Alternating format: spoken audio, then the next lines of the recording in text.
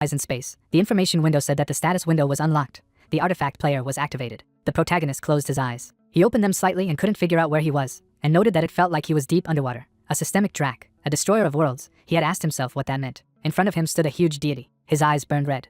He opened his eyes and wondered if it was a dream, although it was too vivid for sleep. The deity opened his mouth slightly. It seemed to him that he was trying to say something. An image of a human eye appeared. The guy's eyes widened. A few hours earlier, the training ground of Ignite Academy. Clouds flew over the mountains. In the middle stood a huge building, a voice saying that Ruin would be next. Heidel had glasses on his face, and he explained that all he had to do was create a fireball and hit that effigy with it. The guy looked at his hand and thought that the fireball was the kind of magic that any student of the academy should be able to handle with a bang. But for someone who was incapable of using magic, it was an almost impossible task. There were drops of sweat sliding down his cheek. He doubted whether he would succeed this time. The professor looked at him menacingly and loudly ordered him to begin. A fire burned in the guy's hand. He realized that he should not give up. Maybe this time he would succeed. He didn't look to the side and decided that he could handle it at any cost. A drop of sweat slid down his cheek. Not far from him, there was a crowd of schoolchildren. One asked to see the size of this ball. The other wondered that a person could have such an amount of mana. A man with a beard watched him. He put his hand back and thought that everything was going fine. If he continued like this, he could. Of course, he was straining his teeth and silently asked that this not happen again. He held out his hand in front of him and added that he had to hold out. The guy's hand was enveloped in fire.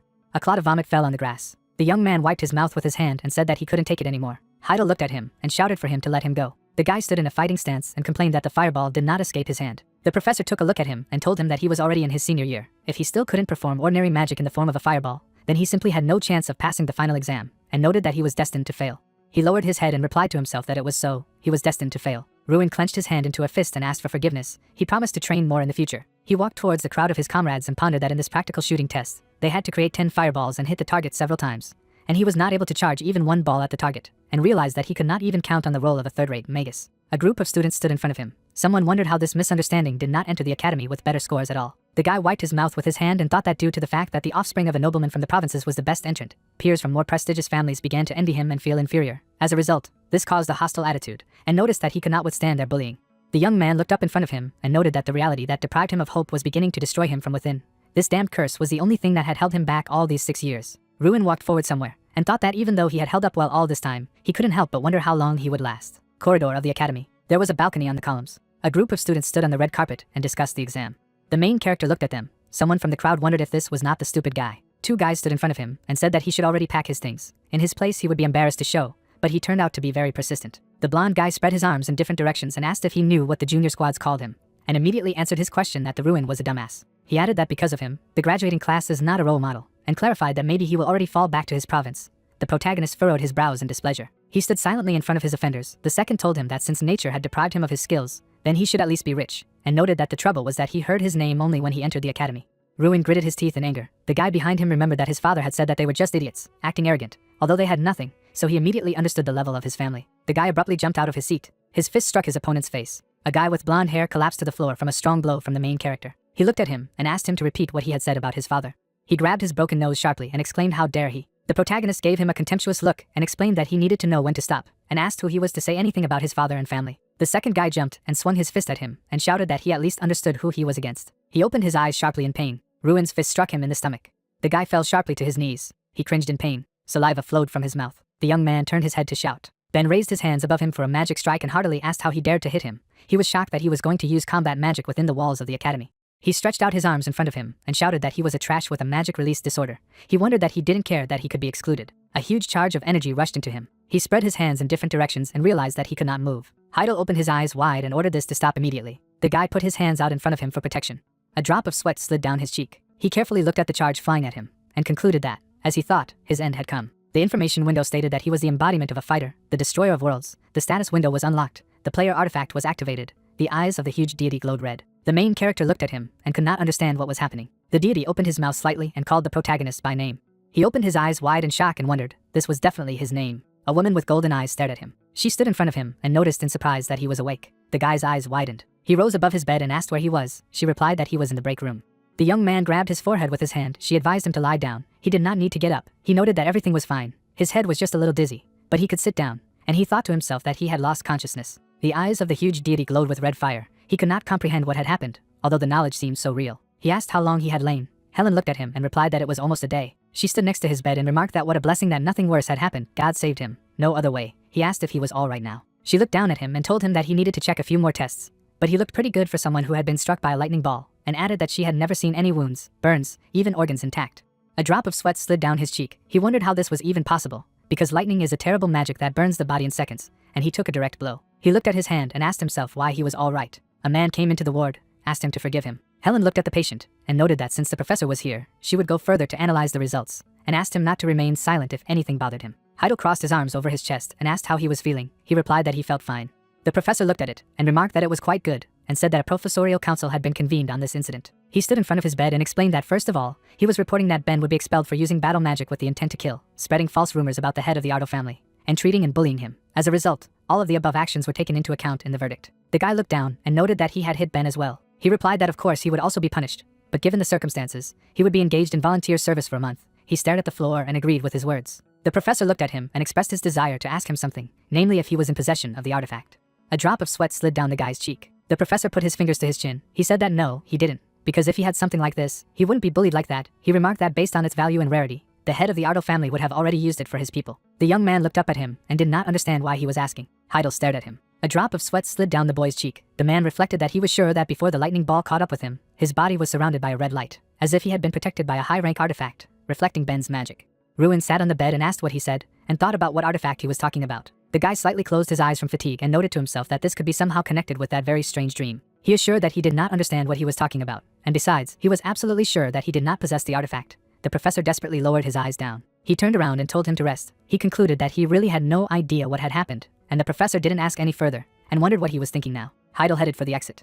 He put his fingers to his chin and reasoned that it was an experience indistinguishable from a dream, and that strange voice. The eyes of the huge deity burned with red fire. He spoke, the artifact of Drak, the destroyer of worlds, and the player. The young man scratched his temple and remembered that there seemed to be something else, and realized that this was a window of status. A drop of sweat slid down the guy's cheek. The nurse approached him and anxiously asked if he was okay. Maybe he was not feeling well. He replied that this was not the case, and asked if she also saw this blue thing in front of him. She gave him a blank look and asked what he was talking about, since there was nothing here, and added that he was sure that everything was fine. A drop of sweat slid down the guy's cheek. He couldn't believe that she really didn't see it. It turned out that only he could see it. An image of the information window with the characteristics of the main character has appeared. He scratched his temple and realized that first he had to come up with an excuse, and asked not to take it into his head. Most likely he imagined it. She replied that it was not funny at all. She folded her arms over her chest and said that his tests were normal. He could return to the dormitory. He looked at her and thanked her. An image of a system scoreboard appeared, which revealed that he was the embodiment of Drak, the destroyer of worlds, who reasoned that today he had survived a lightning ball strike without consequences, met a man with a red eye in an alternate dimension, and had a status window that only he could see. The guy stared somewhere ahead and remembered that it was written in that window that he was the embodiment of Drak, and wondered if it was possible that the artifact of a mage named Draka had been given to him. Birds flew over the fortress. The guy put his hand out in front of him and noticed that another strange window had now appeared in front of him. An image of the information window appeared, which read about a new task. He looked down at his hands and thought that punching and kicking was related to physical strength. He didn't understand how it would help a mage like him. He closed his eyes and decided that it was not the time to doubt. He had to try first. He clenched his hand into a fist. The system scoreboard reported that he had made one punch with his fist. Ruin threw his hand in front of him, the information window saying that he had made another punch.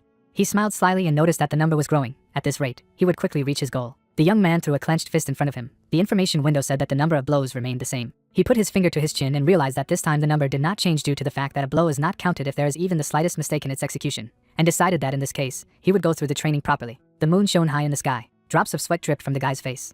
He rested his hands on his knees and concluded that he was finally done. He smiled broadly. The information window said that the task was completed. He wiped his face with his hand and clarified what kind of reward it was. Streams of sweat ran down his cheeks. He looked at his hand and was puzzled by the feeling he was feeling, and noticed that it was barely perceptibly circulating in his blood, and it looked like something even more fundamental than mana. He clenched his hand into a fist and realized that he had become truly stronger. Ruin gritted his teeth with exertion. The veins on his arm were swollen. He opened his eyes wide and thought that the power that went into magic had become much more powerful. The speed, the air resistance, the destructive force, everything felt completely different. The young man looked at his hand and concluded that his foundational strength had increased, and thought that there was a second reward. A status window appeared in front of his face. An image of the information window appeared. He opened his mouth slightly and asked that it replaces mana circles with power circles. He put his hand on his chest and realized that this meant that his mana would be replaced by physical strength. An image of a human heart appeared, and he noted that everyone who feels and learns mana has a circle around the heart, which plays an important role in releasing and amplifying mana, and the number of these circles increases depending on the mana stored and the amount that the magician can control. He closed his eyes and added that he had 4 circles of mana, more than usual for people his age, but due to his disorder, they were as good as 0. The guy's eyes widened. An image of a human heart appeared. He noticed that the circles of mana had indeed disappeared. In that case, the madly circulating force instead were circles of force. He opened his mouth slightly in surprise. Ruin looked at his right hand and reasoned that he had power circles instead of mana circles. Besides, he didn't know a single mage without mana circles, and if these new circles didn't become a full-fledged replacement, then what would happen to him? A drop of sweat slid down his cheek. He decided that he could forget about life as a mage. He looked forward and realized that it was too early to succumb to a decadent mood. He needed to test it first. A fire lit up in his hand. He looked at him and noticed that he appeared quickly, and didn't understand how this was possible. Drops of sweat slid down his cheek. He added that he was strong. A fire burned in his hand. He reflected that after seeing the size of his fireball, he realized that he had been given a unique chance. The guy stood in the middle of the field and reasoned that since magic has a basic principle of triggering, it takes an average of 10 seconds to release. He looked at his hand and noted that there was an opportunity to skip this stage and create a fireball at the expense of his inner strength. He clenched his hand into a fist and concluded that this was definitely the power of the artifact. He looked at the system window. An image of the information window appeared. He could not understand what the task was about. The veins on his right arm were swollen. He reasoned that it was possible that this Brack suffered from a similar disorder to him, and fought by filling his fists and legs with magic. A drop of sweat slid down his cheek, and he asked himself how he had come up with this method. The information window said that a new task appeared. He looked at it and asked about the task. An image of the system's scoreboard with the task appeared. The guy stood in front of the dummy and clarified that it was necessary to hit the target. He furrowed his brows and thought that he hadn't even thought about this method, but if he could become a magus with it, then he should definitely try. The young man hit the mannequin with his magic blow. It shattered into pieces. He smiled and noticed that it worked. The information window said that the task was completed. The main character shook his head. He collapsed to the ground. The protagonist lay down on the ground and concluded that he had finally done it. The task was completed. He stared at the sky and remembered that every failure was at the stage of détente, and he had finally overcome it. He lowered his head to the ground and wondered what he could think of such a method. Didn't care who this Draka was, but noticed that his body was getting heavier, so he couldn't figure it out right now. The guy was sleeping on the ground. Someone clarified that he fell asleep right there. Another remarked that it looked like he had been training until dawn, but in fact, he had fallen asleep right on the training ground. He opened his eyes slightly and did not understand why it was so noisy. He was surrounded by the rest of the students. He lazily stretched after sleep and asked why they were crowded. It was the first time they saw a man sleeping on the street. They followed him. Someone replied that in fact it was so, especially a nobleman who was ready to exchange the convenience of a pleasant dormitory for sleeping outside.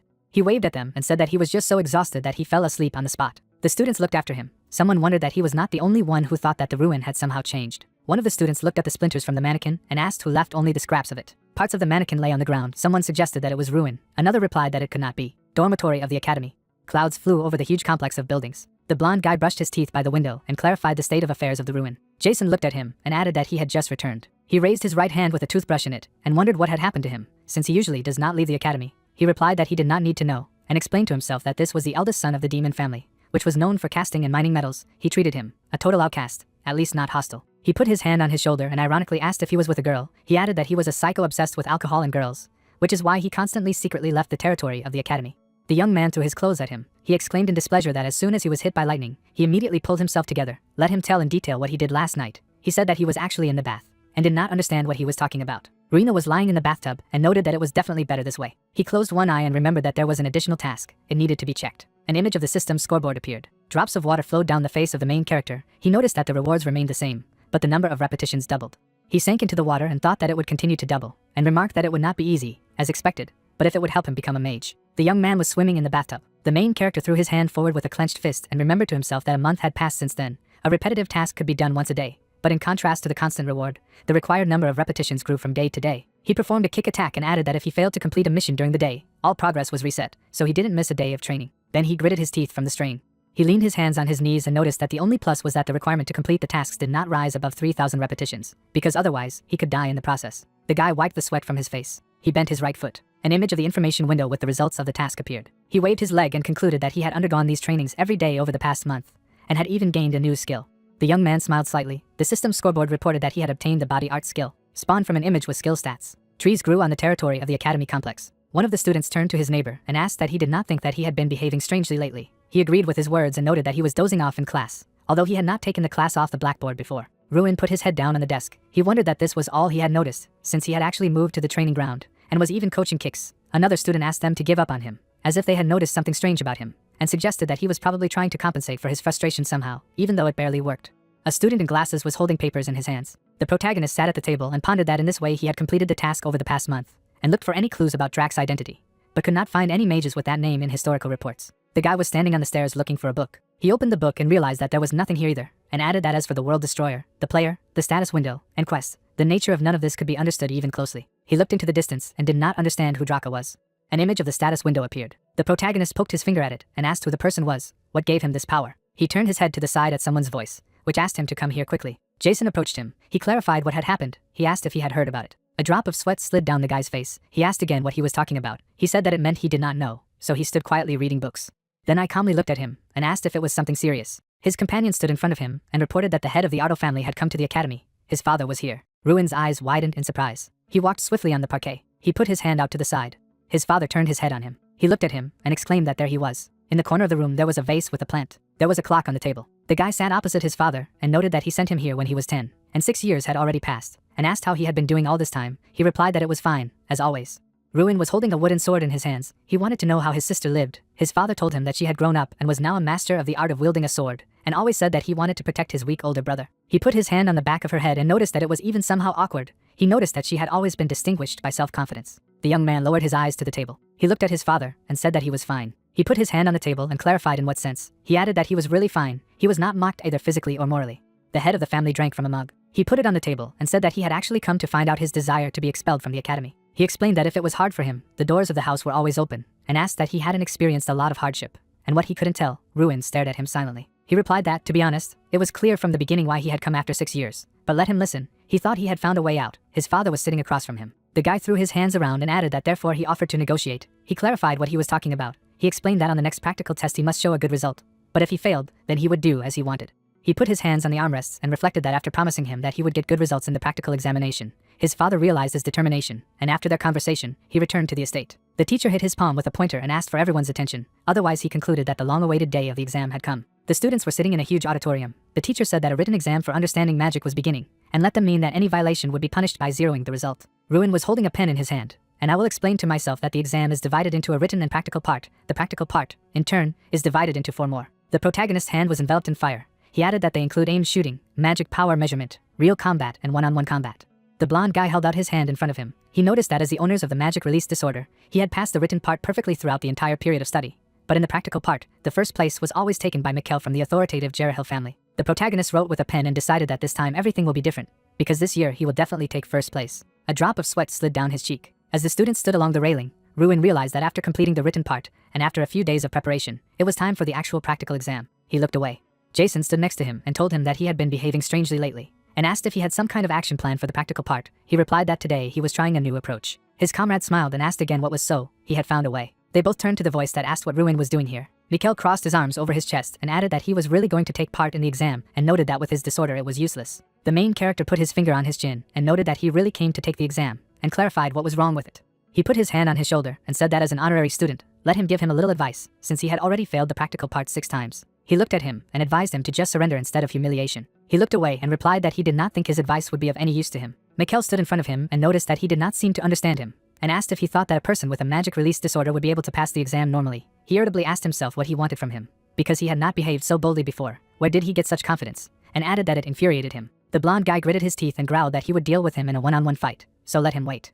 Ruin realized that the first part of the practical exam was aim shooting. Officially the stage was called the multi-target shooting exam. Dummies materialized in the air. He held out his hand and realized that his goal was not easy, to find out how many targets a future magus could hit at once. However, this year's difficulty level of the exam was increased as the goals were constantly moving. Magic attacks hit the targets. The girl held out her hand in front of her. The guy held his hands in front of him. The main character noticed that in this regard, the average was just terrible. The young man raised his hand in front of him for a magical attack. 2 teachers sat next to each other in the stands. One noted that who would have thought that the results would fall so much due to a slight complication. The second added that the quality of the current graduates leaves much to be desired. They both turned their heads to the voice that told them not to be disappointed yet. Professor Ellick looked at them and said that it was Michael's turn, so they had to wait. He stepped on the ground.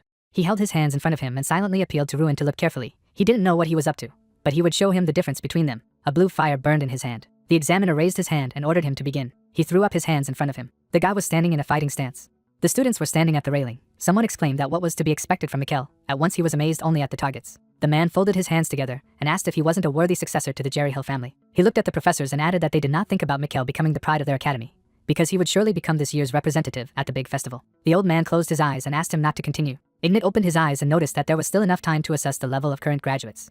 Haida looked at him and asked why they didn't just sit there a little longer. Since Ruin was next, Ruin clarified that he was referring to the Ruin of Ardal, and noted that it was hard to believe that he was still attending the academy. But in that case, he should be commended for his perseverance. The guy was standing in front of the students. He rubbed his wrist and realized that this was a great opportunity to test his strength. The examiner raised his hand and ordered him to begin. A flame flared up in his hand. He raised his hands in front of him. Every single professor watched his triumph. Ellick wondered what the ridiculously fast speed of summoning was. The students looked at him in shock. Mikkel turned to them and clarified that they didn't know that he had a magic release disorder, and said that even if he conjured 100 balls, they needed to hit at least 1 more target, and this bastard was basically incapable of anything. The protagonist abruptly jumped from his seat. He ran to his target with lightning speed, the information window saying that his time refraction skill had been activated. which added speed to his movements, and also, he had gone beyond the curve time. He then threw his fist to the side and remembered that he had recently gained a skill that helped him move abnormally fast for 30 seconds in any direction he wanted. He gritted his teeth and concluded that in other words, he was like a typhoon. Burning splinters flew in the air. Flames enveloped the protective dome. The ground cracked under the ruin's feet. The professors looked at him in shock. The students opened their mouths wide and in surprise. He raised his head forward and noticed that he had succeeded. Fragments of mannequins lay on the ground. The examiner held a notebook in his hand and reported that it had hit 27 targets. The crowd of schoolchildren looked at him in shock and discussed that he had summoned magic in his hands and hit the targets himself. And wasn't 27 targets the biggest result in the history of the academy? Besides, how was he able to move so fast? Ignat clapped his hands. He got up from his chair and exclaimed that it was incredible. Students threw their hands up and shouted that he was amazing. Mikhail gritted his teeth in anger and did not understand how it happened. The protagonist stood in the middle of the exam field and reasoned that the universal applause and recognition was something he had never received in these 6 years, and noted that the warmth was spreading in his chest. He always wanted to feel it. He looked up smugly. Elik raised his hand and clarified that he had hit the targets by using magic on his hands, meaning they meant that it had something to do with magic. Heidel looked at him and asked in response that if the distinguishing feature of magic was not its limitless possibilities, if everything went according to expectations, then it was no longer magic, but mathematics. Glasses were held on his nose. He held out his hand in front of him and tried to object. The head of the academy closed his eyes and stated that he had seen a miracle created by a disciple today, a flawless magical miracle, and added that he saw that the other professors had a different point of view. The rest of the teachers at the table sat silently on their chairs. The professor gritted his teeth in anger and thought to himself that because of the ruin, everything went to pieces. Who would have thought that everything would turn out like this? Rune was holding his comrade, who was shouting that the Archmage was in the building. A crowd of students surrounded him and asked him about his triumph in the exam. One student asked if he remembered him, since they had been in the same class for all 6 years. He looked at them out of the corner of his eye and realized that until yesterday he had been an outcast. But everything had changed literally overnight, so it was difficult to get used to the attention yet, and informed Jason that he would go ahead. He opened the doors and realized that he was like a bone in the throat for some people. A blonde guy stood at the window and said that here he is. Ruin stood in the doorway and asked what Mikhail was doing in the stranger's room. The latter approached him and explained that he seemed to be proud, having scored a few points with something that could not be called magic. His impudence infuriated him so much that he decided to warn him not to show off. He wondered if it was the confusion of losing to someone he had looked down on for 6 years. The guy grabbed him by the shirt and shouted what he said. The protagonist calmly took his hand. Mikhail looked at her in bewilderment. He gritted his teeth and wondered where he got so much strength. He looked at him menacingly and explained that it was important for both of them to get out. If they were so eager to crush him, then let them do it honestly, in a one-on-one fight, as he had threatened. The young man let go of his hand. He looked at him angrily and asked him what he thought he was worthy of competing with him. He was the kind of person who had been failing for 6 years. The protagonist bared his teeth and replied that they just had to wait, then they would know. He disappeared behind the door and ordered him not to even think about failure until this stage. He walked down the corridor and thought that he was a cheeky guy. He would definitely fail at the current stage, not even reaching one-on-one fights. He put his hand in his pocket. The guy glanced at his palm and concluded that no matter what, this bastard was definitely a magician. Clouds flew in the sky. In the middle of the square there was a statue of an orc. Someone noted that he had seen this statue several times, but each time he never ceased to be amazed by it. The second stage of the practical exam, measurements of magical power, the treasure of the academy, a rare artifact, of which there are only a few on the entire continent, the ancient ogre King Ram. 500 years ago the Archmage Freud turned into an artifact of King Ram during his lifetime. He, locked in the artifact, absorbs the mana of mages and is a magical punching bag. The second stage requires students to direct magic to the statue and get a high score. King Ram's eyes were shining. The protagonist looked down and clarified that this meant that all he had to do was aim at the statue and use the spell he was most sure of. Jason confirmed his words. The guy clenched his hand into a fist. He added that this ogre is famous for evaluating very harshly. Getting a result from him above 20 is already considered something commendable. The young man raised his hand in front of him. There was a statue in front of him, a voice from there telling him to get out of sight, and told him to quit his magic right away. He looked at him and stated that he thought he had done well as expected. It wasn't that simple. The voice ordered the next one to stand in front of him. The girl looked at him and clarified that now it was her turn. She raised her hand and asked her to look carefully. A charge of magic rushed into the statue. There was a statue in front of her. The voice told her that he would definitely remember her. She asked again if it was true. An image of an ogre statue appeared, and a voice replied that it was, because it was impressive how hopeless it was. Tears poured from her eyes. She exclaimed that this could not be. This was her best attack. Clouds flew in the sky. The ogre continued to humiliate the rest of the students. The examiner sat on a bench and asked Jason not to make a scene, to return to his seat. Mikhail looked at the statue attentively. He threw up his hands in front of him. Magical attacks hit the statue. He stood in front of her, a voice from there saying that he was disappointed, and asked that he was by chance not George's son. He spread his hands to the sides and replied that he was his proud third son Mikhail. The statue stood in front of him. A voice from there asked that he was proud, and added that his father was a blockhead who begged for more points, and he had even less talent. Only 27 points. He opened his mouth wide and exclaimed what he was carrying. The examiner stretched out his hand and asked him to calm down, and called the next one. Ruin watched the statue intently and noted that he was somehow nervous. Although the attempt was not torture, he would cope. He clenched his hand into a fist. He looked up at the statue and introduced himself. The statue stood in front of him, a voice from there saying that it was the first time he had seen him. Although it didn't matter, let him start. A fire broke out in the hand of the main character. One of the students looked at him in shock and clarified that it was explosive burning mana. The rest of the students also looked at the protagonist in shock. He got into a fighting stance. The voice asked what kind of stance it was. He abruptly broke off from his place and reported that he was advancing. He jumped at the statue. He attacked with his foot. The student looked at him in shock and said that it was impossible. He moved the magic from his fist to his leg and exploded it in an instant. The rest of the students also watched him in shock. He slid a few meters back. Someone exclaimed that he wanted to say that Ruin was at least a 5th-class mage. A drop of sweat slid down his cheek. He thought that his spell had worked properly. But the King Arm's reaction was so strange. The young man was standing in front of the statue. The statue's eyes lit up. A voice asked who he was. He reminded him that he had already introduced himself. The ogre immediately asked if he was Draka. The guy opened his eyes wide in surprise. King Ram's eyes burned with red fire. He said that he had been waiting for him for a long time. A crowd of schoolchildren stood near the statue and discussed who it was talking about. From the guy's face, a cross of sweat, he mused that over the past 2 months, he had read all the available books, but could not find a single mention of Drak. But the ogre had some information. He asked if he knew him. The statue was standing in front of him. A voice from there answered in the affirmative. He looked up at her and asked why he didn't tell her more about him. The statue was located a couple of meters away from him. The voice noted that it was curious. Who would have thought that he would meet his incarnation here in the academy? An image of a statue appeared. He could not understand what incarnation he was talking about. King Ram asked for his name again, and Ruin raised his head and identified himself. He was standing in front of the statue, a voice saying that he would remember it. The examiner asked for the number of points that Ruin received. The statue of King Ram was standing not far from them. The voice replied that there were too many years, he would later say, and said that the evaluation was complete. His magic was not something he could assess. The examiner threw up his hand and could not understand what he was talking about. He spread his hands in different directions and said that according to the rules, he must evaluate students, no matter what. This contract must be observed for 5,000 years from the date of Archmage Freud's death. The statue's eyes lit up. The voice ordered him to stop, and wondered why he dared to mention the rules in his presence. He had been evaluating children who didn't even look like mages for years, and added that this damn ignorant might be going to hell. But a contract was a contract, so he would give him an assessment. Drops of sweat rolled down the examiner's face. King Ram asked how much the young destroyer wanted, 100 or 0 points, and Ruin opened his mouth slightly in surprise. He smiled and replied that of course he wanted to get 100 points. A crowd of schoolchildren stood in the academy. They discussed that King Ram rated the student at 100 points. The main character slightly opened his mouth in surprise. Heidel said that he was again in the epicenter of events. He asked what he was doing here. The professor crossed his arms over his chest and explained that the news that he had received 100 points had already reached the head of the academy. Upon learning about it, he stated that this was an unprecedented case and he deserved an award.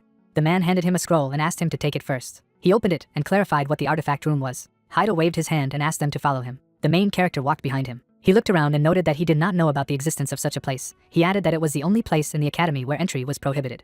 They were standing in front of an unknown gate. He asked about the only place, and could not understand why he had brought him here. The professor pointed at them and said that they were standing at the entrance to the artifact room. He was only allowed to go as far as here. A drop of sweat slipped down the guy's cheek. He clarified that he should go there alone. He replied that it was so, and he would wait outside. The protagonist opened the doors and realized that he was not aware of what was happening.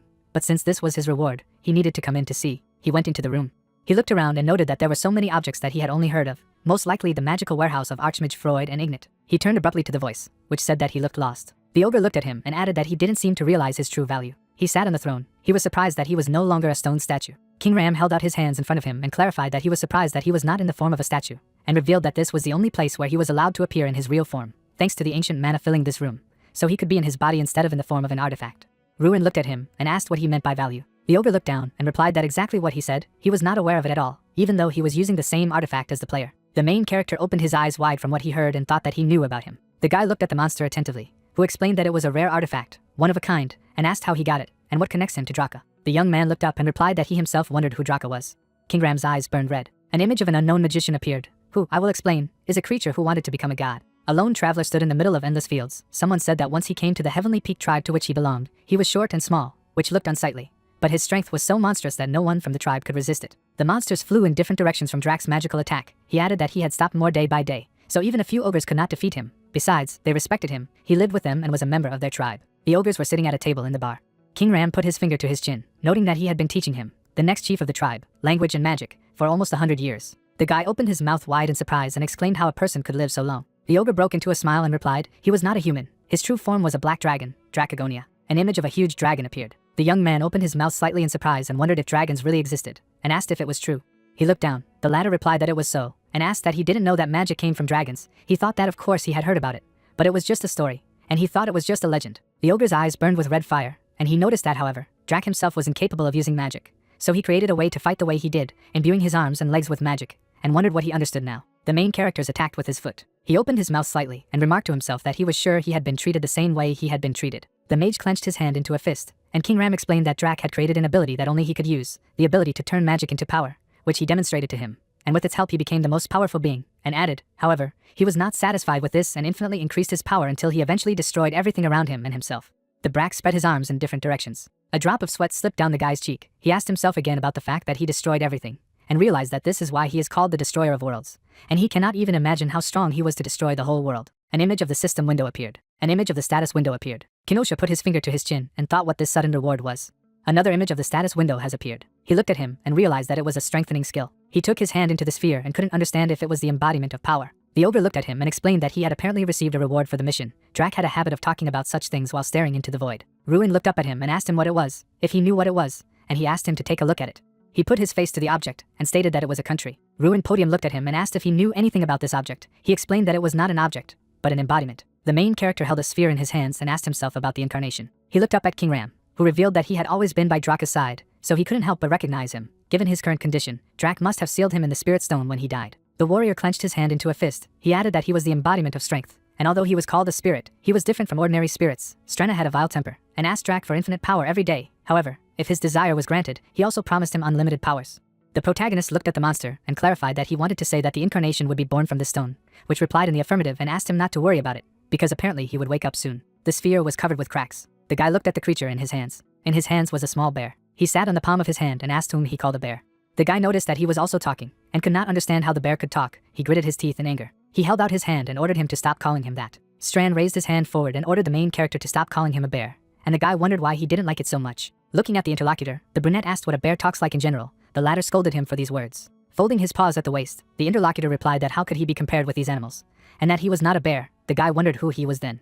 Folding his paws on his chest, the baby declared that he was an embodiment not related to form, but could be anything. Raising its muzzle up, the creature said that it would show its abilities. The brunette looked at his interlocutor. Strain tensed. Opening his mouth, the kid said that he did not understand where his ability had gone. The guy wondered what he was doing.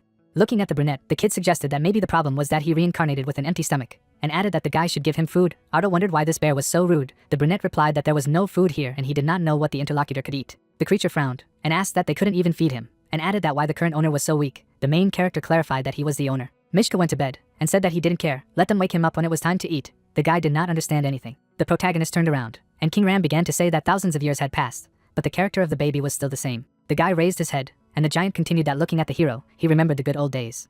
The orc stood in front of the young man and the girl and said that they reminded him of the lands and Drac he had encountered in his homeland in the Sky Peak tribe, and added that Otto was a young destroyer carrying the will of Drac, and asked what the protagonist would do next. Otto turned to his interlocutor, and asked what exactly was going on. Lowering his gaze, the guy listened to the giant's answer that he was asking about strength, what makes a brunette stronger, and added that strength can guide both to the righteous path and devour him alive, and asked in another way what the guy would do when he became stronger. People communicate with each other, and the hero reflects that the protagonist thirsts to become stronger in order to protect loved ones from demons and elevate the surname Otto. Clenching his hands into fists, Otto ended his thoughts by saying that it was worth properly declaring the protagonist to those who won him.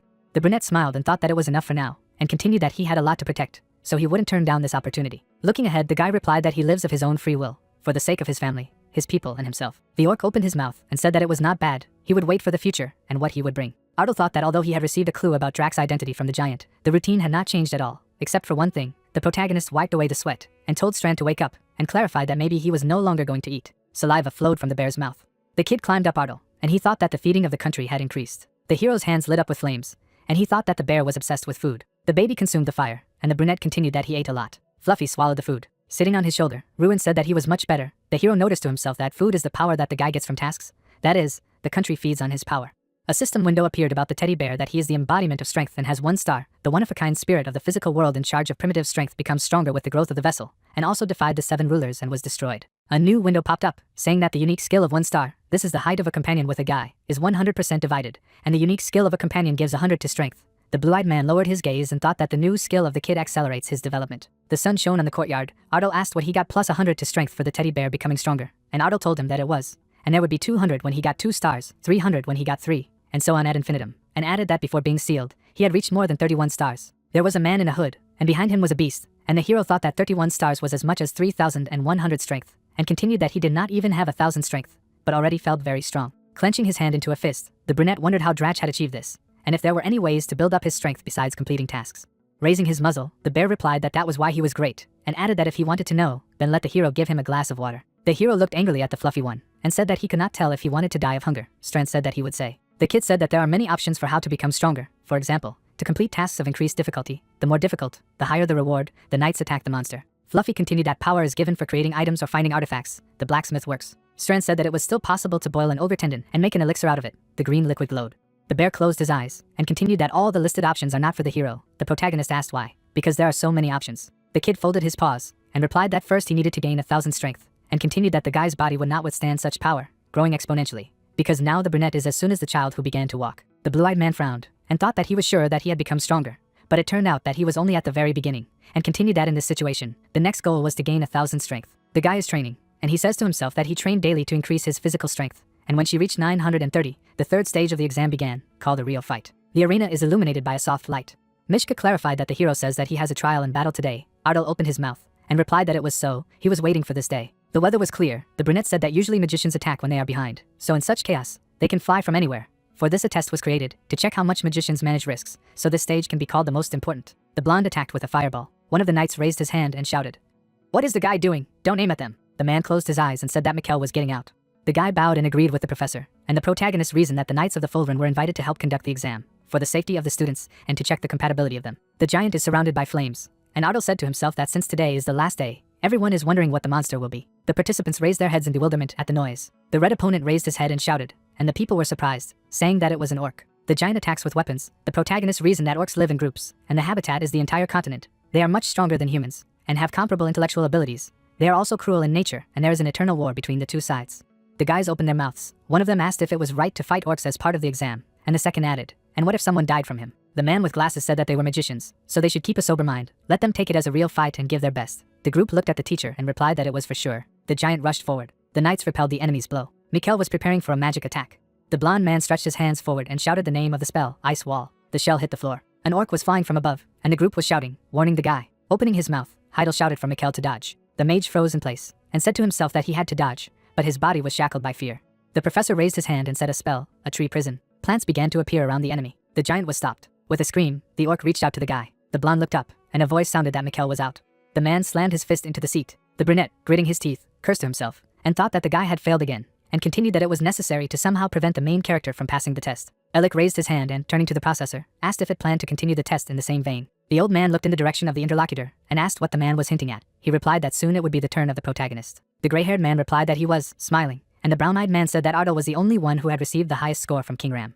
The guy is standing in front of the statue. The man said that it is not fair to evaluate the brunette on an equal basis with others, and asked if the professor thought so. Putting his hand on his beard, the interlocutor replied that he understood what he was getting at, but they did not have other opponents prepared. Smiling even wider, Alec said that there were actually some. The orc grinned, and the man mused that when the knights brought the orcs, they brought an ogre with him. A huge monster opened its mouth. The protagonist entered the battlefield, and Alec thought that using an ogre in the test was extremely dangerous. But since the exam was a professor and knights, he would like to see what Ardal was really capable of. The blue-eyed guy smiled. The snow-white corridor is illuminated by several torches. The man leaned against the wall. The main character, opening his mouth, asked what Professor Heidel was doing here. Ardal's interlocutor, taking his hand aside, said that he should tell him before starting that the protagonist's test would be more difficult than the others. Frowning, the bearded man said that the academy expects a lot from Ardal. Since King Ram gave him a perfect score, he added that therefore, some people think that it is unfair to give him the same monster as others. Because of this, the test will be more difficult. The protagonist, turning to the teacher, asked what this meant. The professor interrupted him that he would fight an orc. The bear on the guy's shoulder twitched. The hero thought that he would really fight with such a monster. Showing his fangs, the bear explained that the opponent of the student would be an orc, so it would be fun. The monster resists the chains. The monster with spikes on its back screamed furiously. Two young men say that the monster is not an orc captain and an ogre. The blonde guy frowned and thought that this could not be. The man clutches the sword in his hands and says that he was asked to bring this ogre. The knight looks at the monster and says in his head that he doesn't think it's right to use an ogre to test his skills, how strong that student is. The ogre smiled, the soldier saying that ogres look like orcs, but physically much stronger. They can fracture a skull or displace vertebrae with a single blow. The brown-eyed guy turned to the professor and asked him if he was sure that even the knights had a hard time capturing the monster. Heidel replied that it was the order of the head of the academy. The teacher's interlocutor gritted his teeth and said that the academy likes to put their lives on the line. The hero's shoe stepped on the floor. The guy explained that he would put his life on the line. The knight turned. The protagonist looked in the direction of the soldier and said that he was Ardal, a participant in the test. The armored man froze in place in surprise. The protagonist thrust his chest forward. The soldier with the sword thought that this guy was put against the ogre, as if he could defeat him. Ardal walks towards the arena, the man behind him mentally saying that if anything happens, he and the professor will protect him. He opened his mouth and asked where the young man was going. Turning to the knight, the dark-haired youth said that he was preparing for the test. The interlocutor replied that he should stand behind. The man looked at the hero, who replied that he would fight close. Ardal's eyes lit up. He said that his spells were different from the usual ones. The interlocutor, opening his mouth, said that the guy could not be protected if he was in front. He added that he was not an orc. He was not to be trifled with. The mage turned towards the soldier and said that he knew. The interlocutor asked why he was taking such a risk then. Ardal throws off his cloak. The hero goes to the monster and says that he is just decisive. The leader of the swordsmen frowned and thought that he did not feel fear at all. He added that the disciple was indeed different from the others. The professor approached the protagonist and said that he was preparing. The teacher clicks and says that the test is beginning. The monster breaks the shackles. The monster runs towards a crowd of armored soldiers. Ardal pulls forward. The brown-eyed swordsman, opening his mouth, shouts what the main character is doing, runs straight at the ogre. Fire wraps around the hand of the guy in the black shirt. The swordsman asks what he is up to. The ogre raises his hand to strike. The monster left a mark after a jerk on the floor. Flames explode in Ardal's palm as he uses the fireball skill. Two warriors clashed in battle. A group of swordsmen watches the fight between a man and a monster. They cover themselves with their shields and think that the mage used the spell in close combat. Professor Heidel raised his hand at the brightness of the incantation. The students leaned down. The old man is sitting on a chair. Rays of bright light from the flames break through the air of the amphitheater. Flashes of fire sparkle in the arena. Clouds of smoke rise onto the battlefield. The swordsmen mentally say that they hope that Ardal is not dead. The armored man raised his hand in front of him. The hero is standing on the battlefield. The soldier is behind, thinking that as a protagonist he is still standing. The professor smiled. The iron gauntlet pulled back the dark-haired boy's shoulder. He put his hand on the mage and said that he almost died. Ardal, opening his mouth, replied that he was apologizing. The brown-eyed soldier turned away. The interlocutor said that he would allow the swordsman to act in such a way. Both men turned to the side and Ardal said that he had no time to talk now. He would complete the test first. The ogre's eyes glow red. The swordsman raised his palm and told the hero to step back. He added that he was strong, but it was too dangerous. The man with dark hair opened his mouth and told Ardal to stay on the sidelines while they sorted things out. The magician goes forward. He went to the front line. The protagonist, turning to the armored soldier, said that this was his test. His eyes lit up. The guy said that let him be allowed to complete the test. Ruin looked at the monster and thought that he did not know how it happened. There was an ogre 5 times his size in front of him, against whom he was to fight. His face was serious. Frowning, the guy emphasized that there were 2 reasons that gave him courage. Looking at the projection, he noted that the first reason was a title he had received from King Ram, which allowed him to communicate with ogres. Looking at the monster, he listened to it screaming not to be approached and freed, after which the protagonist reported that he understood that it was he who was screaming. Ordinary people only saw a ferocious monster, but not him. This ogre was frightened because he was surrounded by mages and knights. He glanced at the notification for the second task, which said that he had encountered an opponent that he could not avoid. He needed to subdue the enemy faster than the others. As a reward, he would receive 30 strength points and the player's eye skill, and then emphasized that this was the second reason that gave him courage. Smiling, MC remarked that it was a great reward for him to have to do the same job every day. He rushed into battle. The guy was moving at great speed and reasoned that he had no reason to hesitate. He launched a powerful attack on the monster. The ogre was shocked by the damage he had taken. He flew aside. The protagonist saw a message that the first goal had been completed and noted that there was more to it. Frowning, the monster announced that he would kill the man. He jumped on the guys. The ogre swung his arms from behind his head. The monster opened its mouth wide, saying that it would smash its head. Ruin managed to jump away from the attack. With a calm look, he came to the conclusion that he had to find the enemy's weak point. The guy rushed back into the fray, using time refraction. Taken aback, the man wondered where he got such speed. Approaching the ogre, the protagonist came to the conclusion that he needed to get closer. A bright aura enveloped his fists. He stabbed the monster in the stomach. The surprised warriors thought that MC didn't flinch against the ogre. They didn't understand who he was. The guys were shocked. MC tried to hold back his opponent's fist. They began to fight. The main character hit him on the arm with his knee. The monster grabbed his leg. He threw the guy aside. He fell head down. Upon landing, Ruin was suddenly taken aback. The ogre attacked. The main character was behind him. The enraged monster called him a dodgy rat. The protagonist rushed at him. He was preparing to make a powerful attack. The guy hit him in the face with his fist. His opponent fell off his feet. MC jumped on it. Swinging his fist, he emphasized the fact that it was time to end this. The ogre was dumbfounded and wondered if he was even human. He was taken aback when the guy asked if he expected to be answered. Ruin prepared to finish him off and said that he understood what he was saying, just like the ogre. Explosive burning mana surrounded the monster. The protagonist's eyes began to glow, after which a notification popped up that there was a transition to berserker mode. Energy surrounded the battlefield. The ogre's gaze was blank. Looking at him, MC wondered if that was all. Frowning, Strand thought that the guy was not bad, maybe even better than he expected. Watching MC, viewers asked if he really defeated him. They enthusiastically began to shout words of support. Frowning, his father noted in his mind that he had indeed won. Tyrion smiled. The knights approached the corpse and began to examine it. Crossing his arms, the man asked who taught the guy to fight like that, to which he received the answer that no one taught him. Frowning, the knight asked if Ruin wanted to say that he had learned it himself. MC said with a serious look that it was. Glancing at the professor, he asked for the result of his test. The man lowered his gaze. Looking at the corpse, Heidel stressed that he didn't think the protagonist would be able to defeat it, but he didn't even give a chance to intervene. Looking at the student, he added that the guy had once again exceeded his expectations.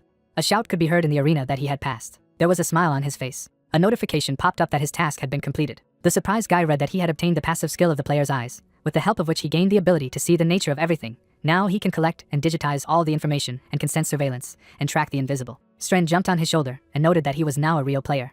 Smiling, the spirit emphasized the fact that this is something that only a player can possess. Looking at his comrade, Strand added that enemies hiding themselves with stealth or invisibility magic would be visually different to him, with a faint outline around them. The guy paid attention to the notification that the minimap was unlocked. Looking at the map, he listened to the fact that with its help you can see everything within a radius of 500 meters. Crossing his arms, the bear added that there were even more surprises.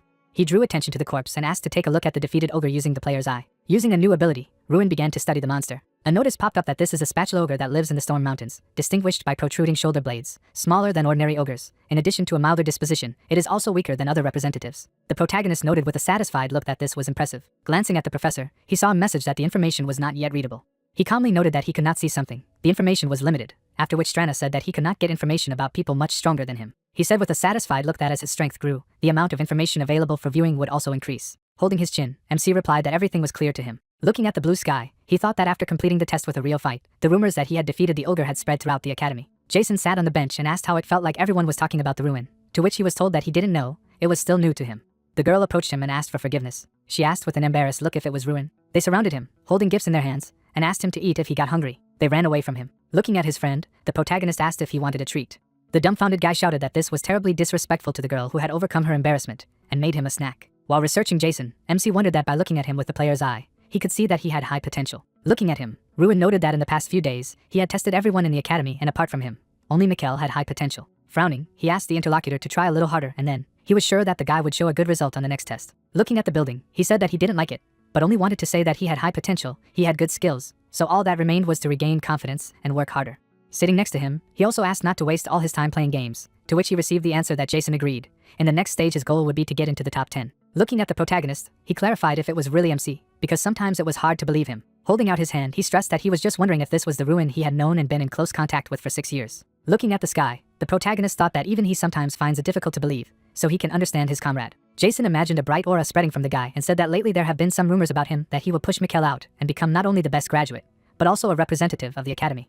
Getting up from the bench, the main character replied that he was not interested, after which he called to go inside. Following him, Jason said that he did not understand how it did not interest him, because this year is the year of a great festival. The protagonist imagined fireworks and told us that in the 5th month of each year, representatives of famous academies come together and determine the best among them by holding a magic festival. He imagined magicians and added that once every 8 years, an Olympiad was held, where participants competed for the title of the best magician. A great festival was called the intersection of these two events. The guy imagined a pile of gold and emphasized the fact that this is a national competition for the best students of the most famous academies. The winner of this festival and the academy he represents not only receive a huge cash prize, but can also acquire various privileges. People gathered in front of the ruler while Ruin said that therefore there was a limit on the number of participants. 1 student for individual competitions, 30 for group competitions. A total of 31 participants from the academy could compete, and the one who was chosen for individual competitions became a representative of the academy. People gathered in the canteen and discussed that they were interested in who would become a representative this year. Jason said with a satisfied look that of course, it would be Ruin. He was also the only mage who received 100 points from King Ram. Chewing on the food, the guy asked to remember all the times when Mikkel took part in the magic festival, after which he asked if they remembered his performances. Sighing, he listened to the fact that there was nothing to say about the group competitions, and in the individual competitions he was the last 4 times out of 5. Sitting opposite, the student added that because of him, they were dubbed the Academy of the Last Place, which is not able to perform adequately in either individual or group competitions. Looking at the other guys, they came to the conclusion that the only way to get rid of this stigma was to send Ruin. The protagonist replied with a serious look that the exam was not yet completed, after which he noted in his mind that it was too early to be sure and expect something. He imagined standing back to back with Mikkel and added that in the end, the participants of the great festival are chosen based on the results of the exam of the first semester and the recommendations of the professors. There is still a 4th stage ahead, a one-on-one fight against Mikkel. Frowning, MC noted that he therefore needed to focus on the next test. All he could think about was beating him. 4 days after the completion of the 3rd stage, sunlight enveloped the castle. Swinging his legs, the guy read that he had received 1,000 points of strength. Warming up, Strand said that he had been waiting for this day, after which he asked if they would now start raising the level. He crouched down to make a jump. The bear jumped up. He landed on the shoulder of the guy who was enveloped in an aura. Looking at his hands, Strana read that the difficulty of the repeatable task was doubled, the reward tripled. He threw his head down. Mana began to spread from him. Stunned, Ruin wondered if it was a flame.